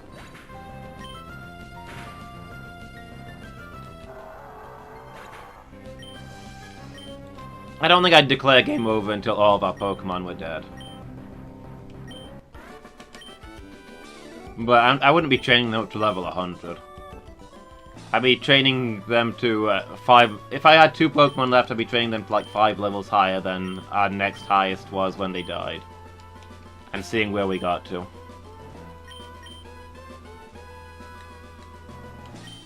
I mean, knowing that you can lose is the challenge, right? Because, I mean, I love the Pokemon world.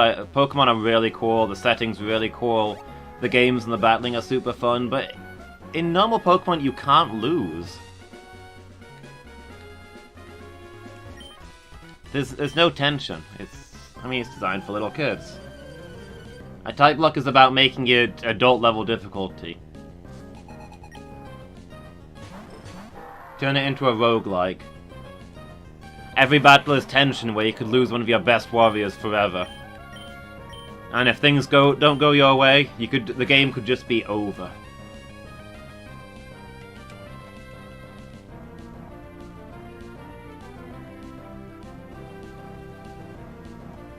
The basic Nuzlocke challenge is more popular than this one. This is... Because I played a lot of Nuzlockes, I wanted to do something different when I started streaming.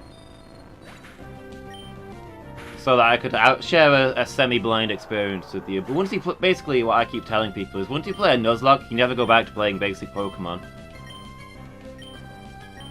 The Nuzlocke rules are what make it fun.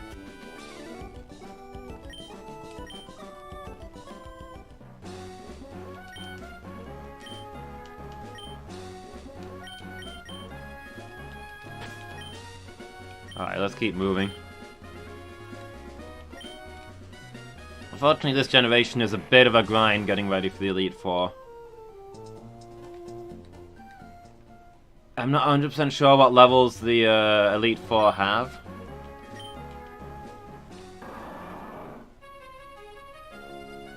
But I figure we want to be level 55 to go after them. So I'm going to use this loop to get everyone up to level 50. I'm going to do the waterfall area, which has some higher level trainers, and then we'll have to... Hopefully I'll get us a few more levels, and then we'll use these guys to get everyone up to level 55. It's going to take a while, but I think we should be able to take the Elite Four on next session. Like, I'm going to have to go soon, so... We'll do a little more grinding now, and then on Monday, that's going to be the next time I do Pokemon. We'll, do what we gotta do and face the Elite Four at the end. Our big showdown to conclude Pokémon Sapphire Typelocke Challenge. Madame Tree. Oh, the Witch of Izalith. That boss just doesn't feel finished.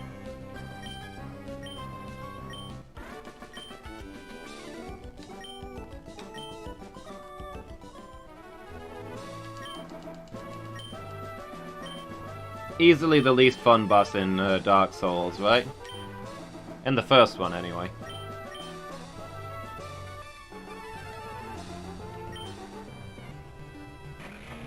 Sure, there's a trick. I mean, There's branches around all the things you have to hit, right? So I suppose you can't just shoot them with arrows.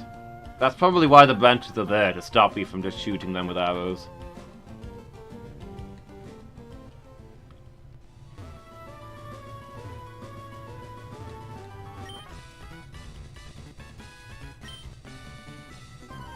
You can firebomb them? That might work. I can see that being plausible. The floor collapsing drops you to a lower level. Yeah. Yeah, stuff like that. Because, I mean, you can't really see where the floor is going to collapse. You'd have to move very slowly so it doesn't collapse until you're... So it collapses before you get to it. Or you have to know where it collapses from having done it a whole bunch of times. Like, that fight feels as though you're just supposed to go in there over and over again and throw yourself at each objective until they collapse. But with the things staying dead.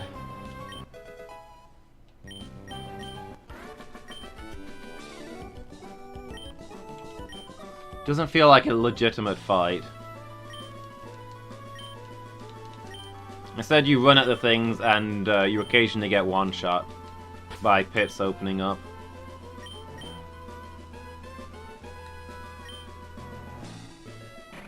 I think the trick for the Chaos Queen is just to memorize where all the pits are. And maybe get lucky with the claw, yeah.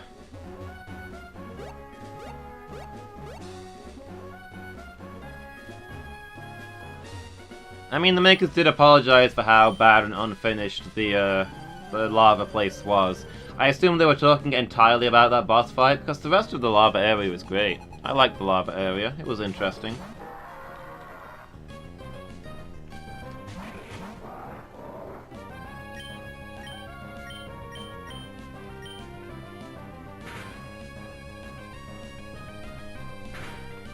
But the tree boss, just no. Real bad boss.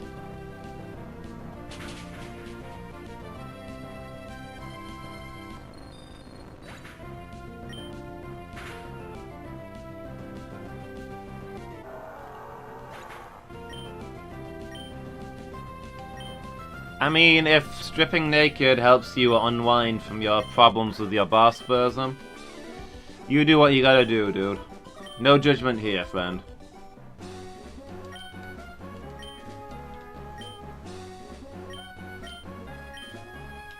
Do you actually run faster when your character's naked in Dark Souls? Or is it just that you get below the 25% weight thing, where you've got the fast roll, and you probably run faster at that point?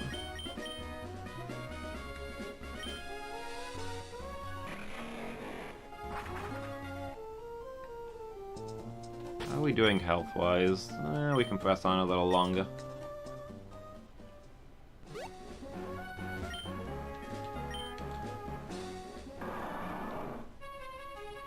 I suppose being naked helps you get to the objectives easy. Do you actually strip naked in the boss fight, or just on the way to on the really long path to run to the boss? Because I guess you can run to the boss's weak spots faster if you're light. But she does do the claw attack, and that does a lot of damage. Plus the fire bombs.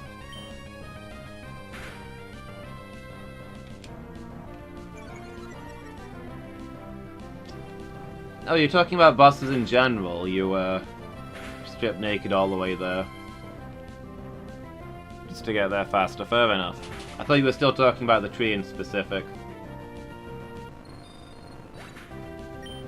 Yeah, the tree's a long run to get there, and there's not really anything dangerous on the way there.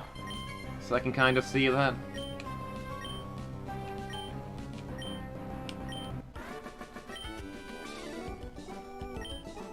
Eating oatmeal has never improved my mood, but okay.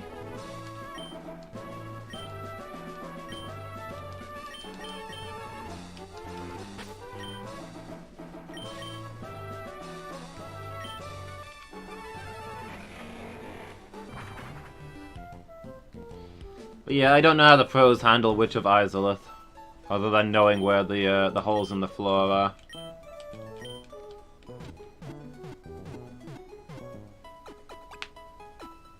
Break one side, save and quit.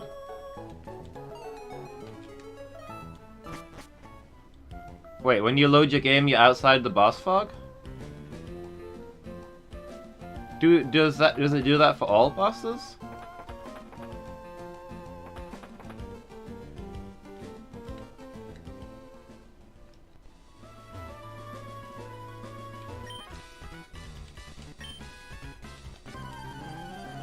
I mean, that's certainly a trick. That's absolutely cheating.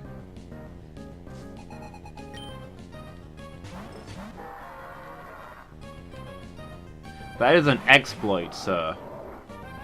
It does, but most get full health. This boss doesn't. I guess that makes sense. It doesn't normally actually help to do it.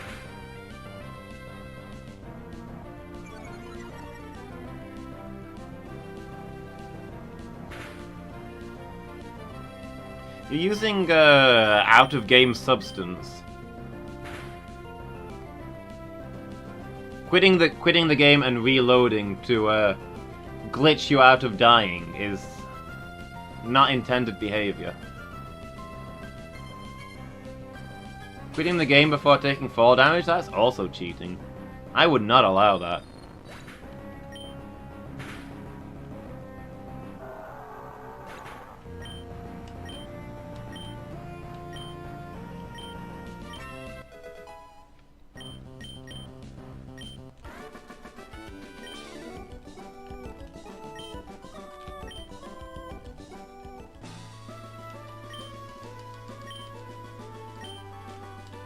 I would not consider that legal in tournament play.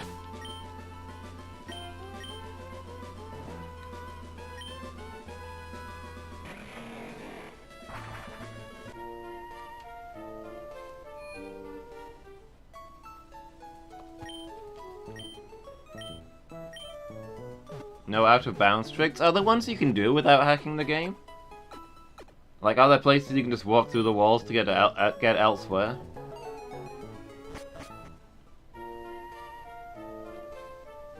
See, to me, quitting the game and reloading to teleport yourself to safety is, on par with glitching through walls and the like.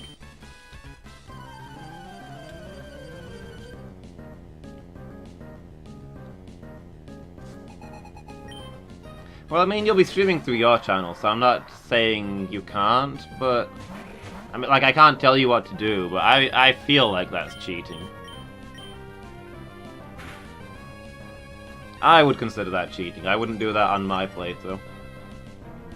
Tons of them, huh? Are there any interesting ones? Tell me about them. I like hearing about glitches.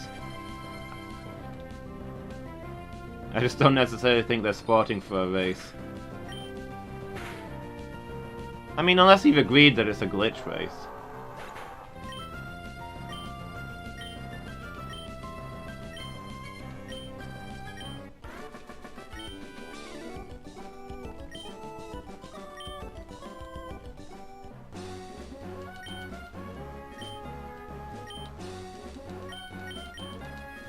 Yeah, so where are some places you can get through a wall?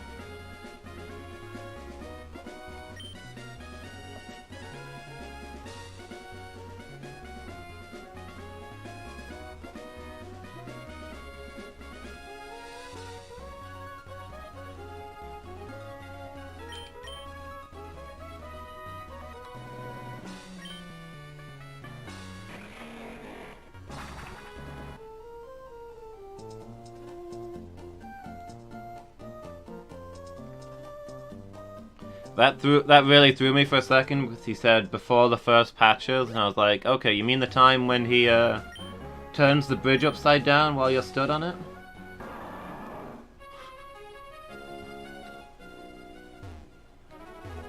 Okay, if you went to the Lord Vessel, quit and reloaded, you'd be in the final boss fight. Wow. That's a speedrun strat. That is a glitch run.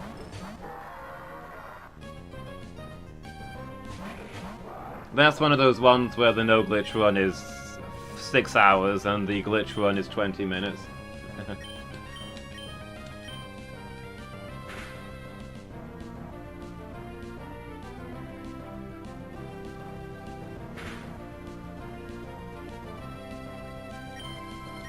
Really wish Fire Alarma was just that little bit faster.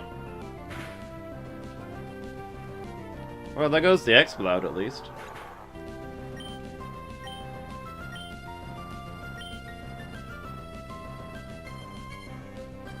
Camera going funny if it thinks you're falling to your death.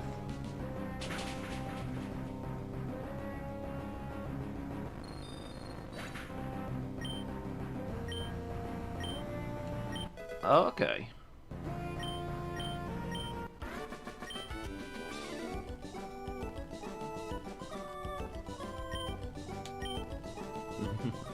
Oh, interesting.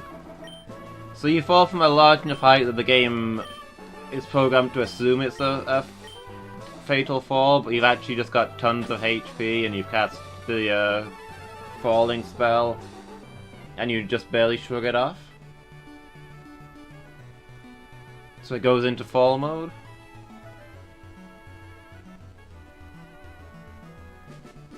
So you get the camera above you and everything just unloads, I guess.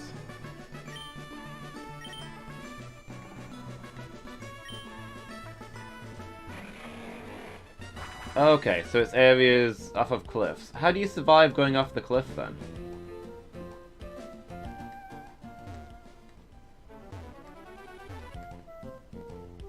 Oops.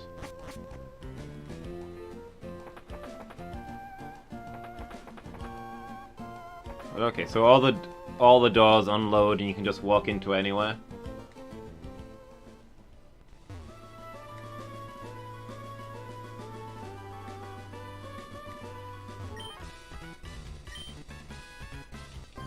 Okay, so there's certain spots where the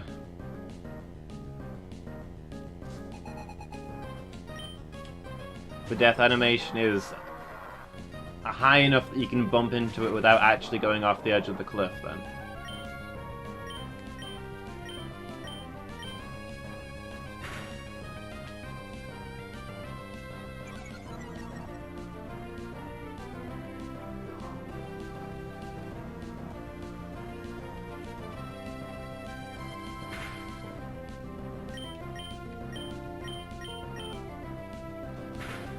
Okay. And is it just like doors that you can open that disappear, or is it like every door, so you can just walk through things that are supposed to be doors and they just take you out of the level?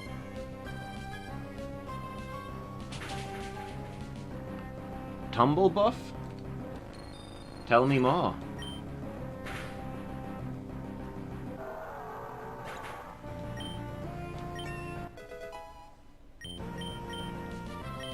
Oh, I forgot to move the XP share. Allows you to use lightning res. Ooh, okay.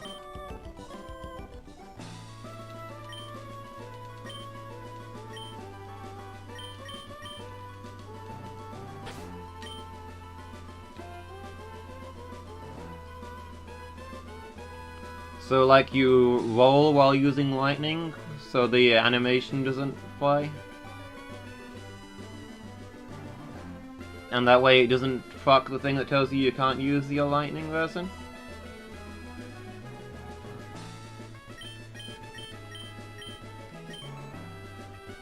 Cool. Does the lightning resin do anything crazy on an unresonable weapon, or is it just that you get the extra lightning damage when you shouldn't?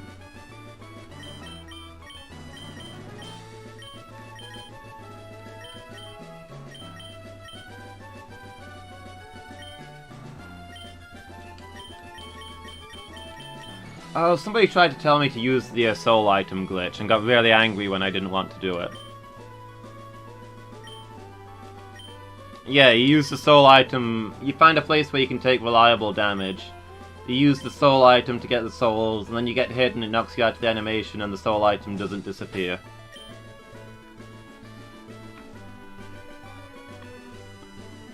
I remember one guy got really angry when I wouldn't do that to get to level 100 right at the start of the game.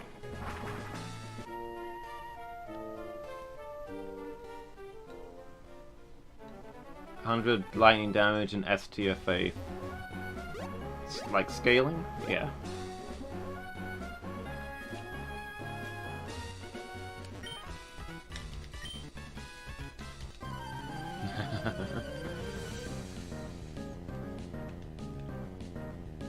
Yeah, I have to say, I've had the odd guy in other games who's tried to tell me I'm playing it wrong, but Dark Souls is the one where everybody tells me exactly what I should be doing at every moment. And gets really angry when I'm not two-handing a Black Knight sword and rolling through it. And exploiting various glitches and things.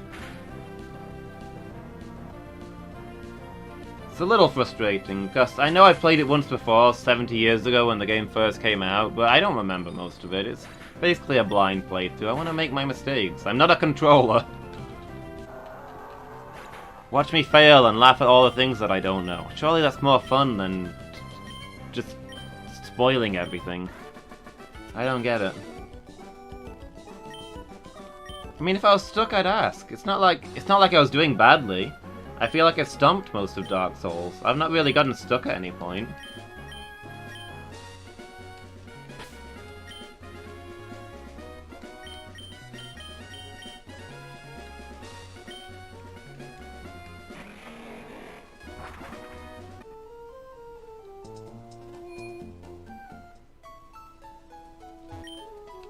It's only a couple of bosses that took me more than 2 tries.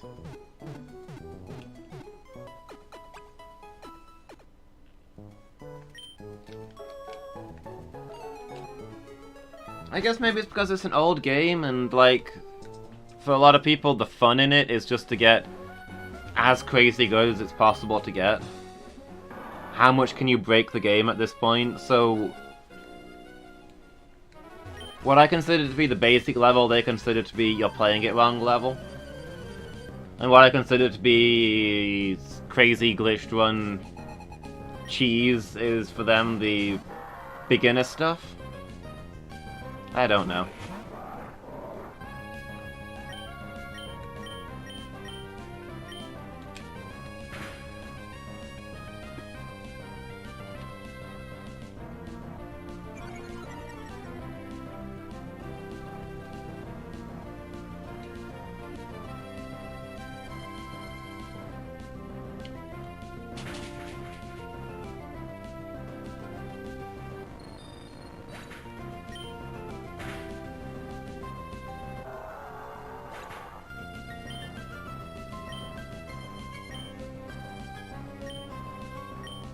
I guess.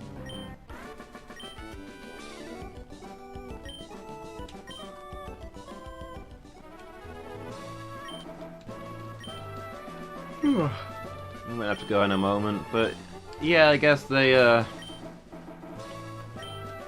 them that's the proper way to play it, and it's really frustrating to see me not getting it.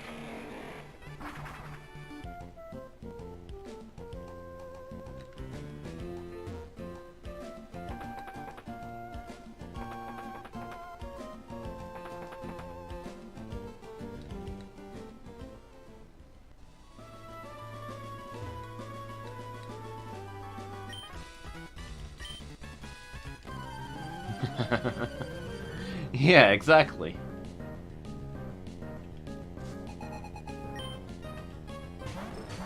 That's not even a fun exploit. That's just...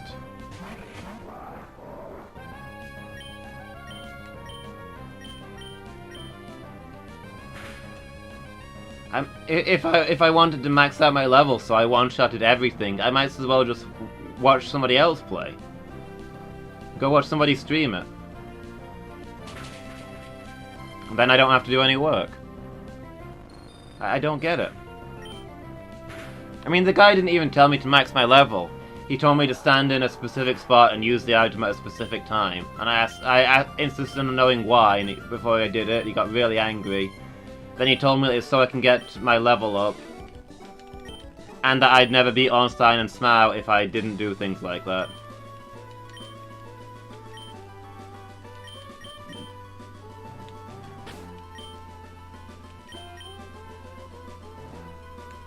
Just crazy. I've not had that in any of the other games I've played. But I've gotten tons of people like that in Dark Souls.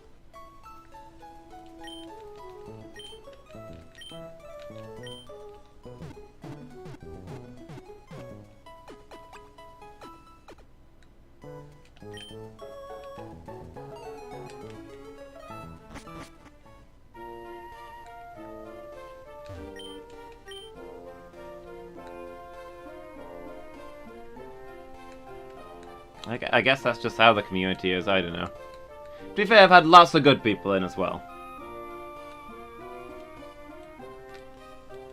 People who waited for me to make a really stupid mistake and then laughed at me, which I appreciate. People who've explained mechanics that the game haven't explained, or have chatted about the lore with, that kind of stuff. Like, I don't want people to feel like they can't contribute. Because a few people are crossing the line doesn't mean that people can't make suggestions or tell me interesting or useful things.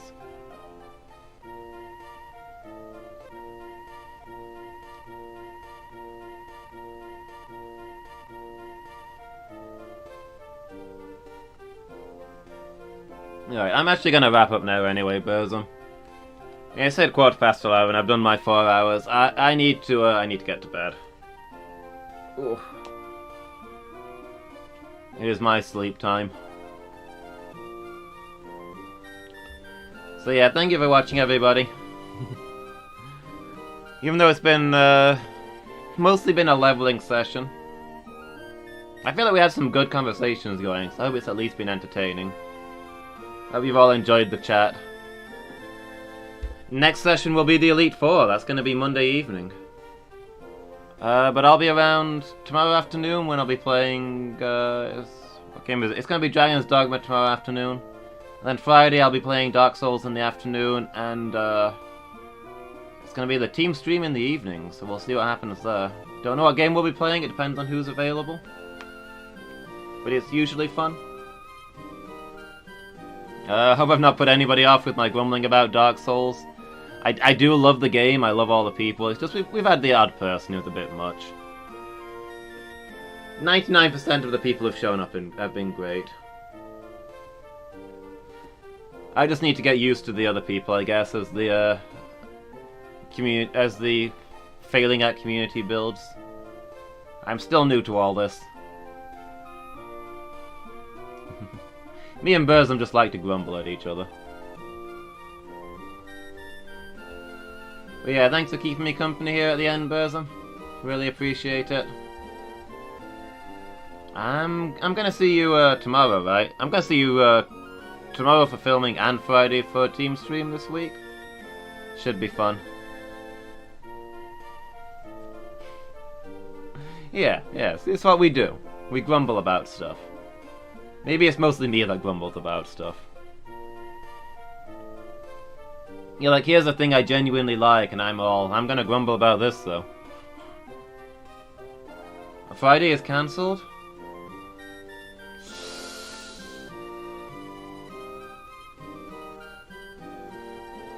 Could you ask Nat to move it?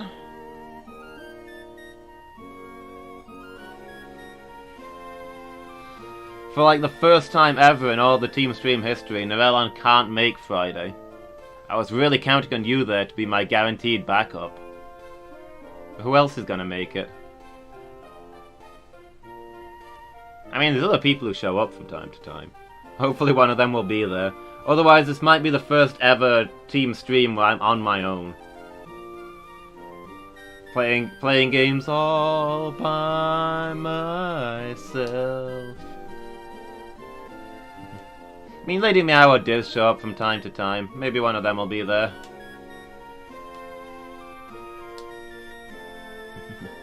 I'll send them a message and ask. Maybe. Issue is, in theory, you guys are getting paid for being on my stream. You guys, the Failing Act crew, are employees. I feel a little bit weird about bringing other people in like that. I'll message Diz, Lady Meow, and everybody and see what they say. We'll figure something out. Also, outside of Bream, I really don't know those guys at all.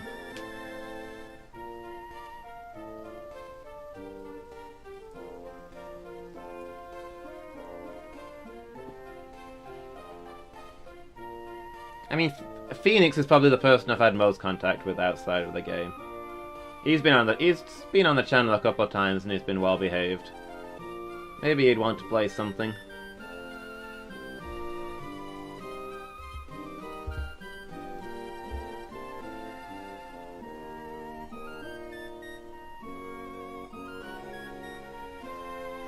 And I suppose to be fair, Mr. Skeletal stops by from time to time. I could also chat to him. But I'll see what my other regulars say. What my irregulars say, I guess.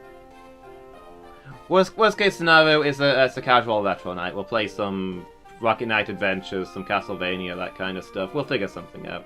No big deal. Anyway, I'm gonna have to get going. Thank you all for watching, everybody. I hope you enjoyed it. I've had fun tonight. I was worried that it was going to be a boring grinding session, but it was an entertaining grinding session because all you guys kept me entertained. It was fun. Good chat makes a good stream. So yeah, thank you again, everybody. Let's see if there's anybody online to go and host. Doo-doo.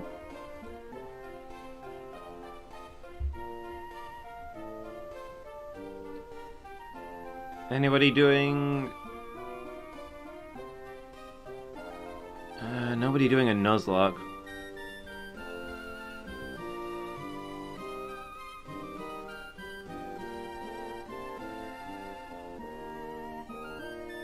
let's go raid one of the guys I watch occasionally. Oh! Oh, no, never mind. They're actually watching something else. We're gonna go see Sandakan. He's a cool guy. I'm gonna send you guys over there, alright? Playing Path of Exile? Let's go and say hi. So yeah, thanks again for watching, everybody. I hope to see you all again next time.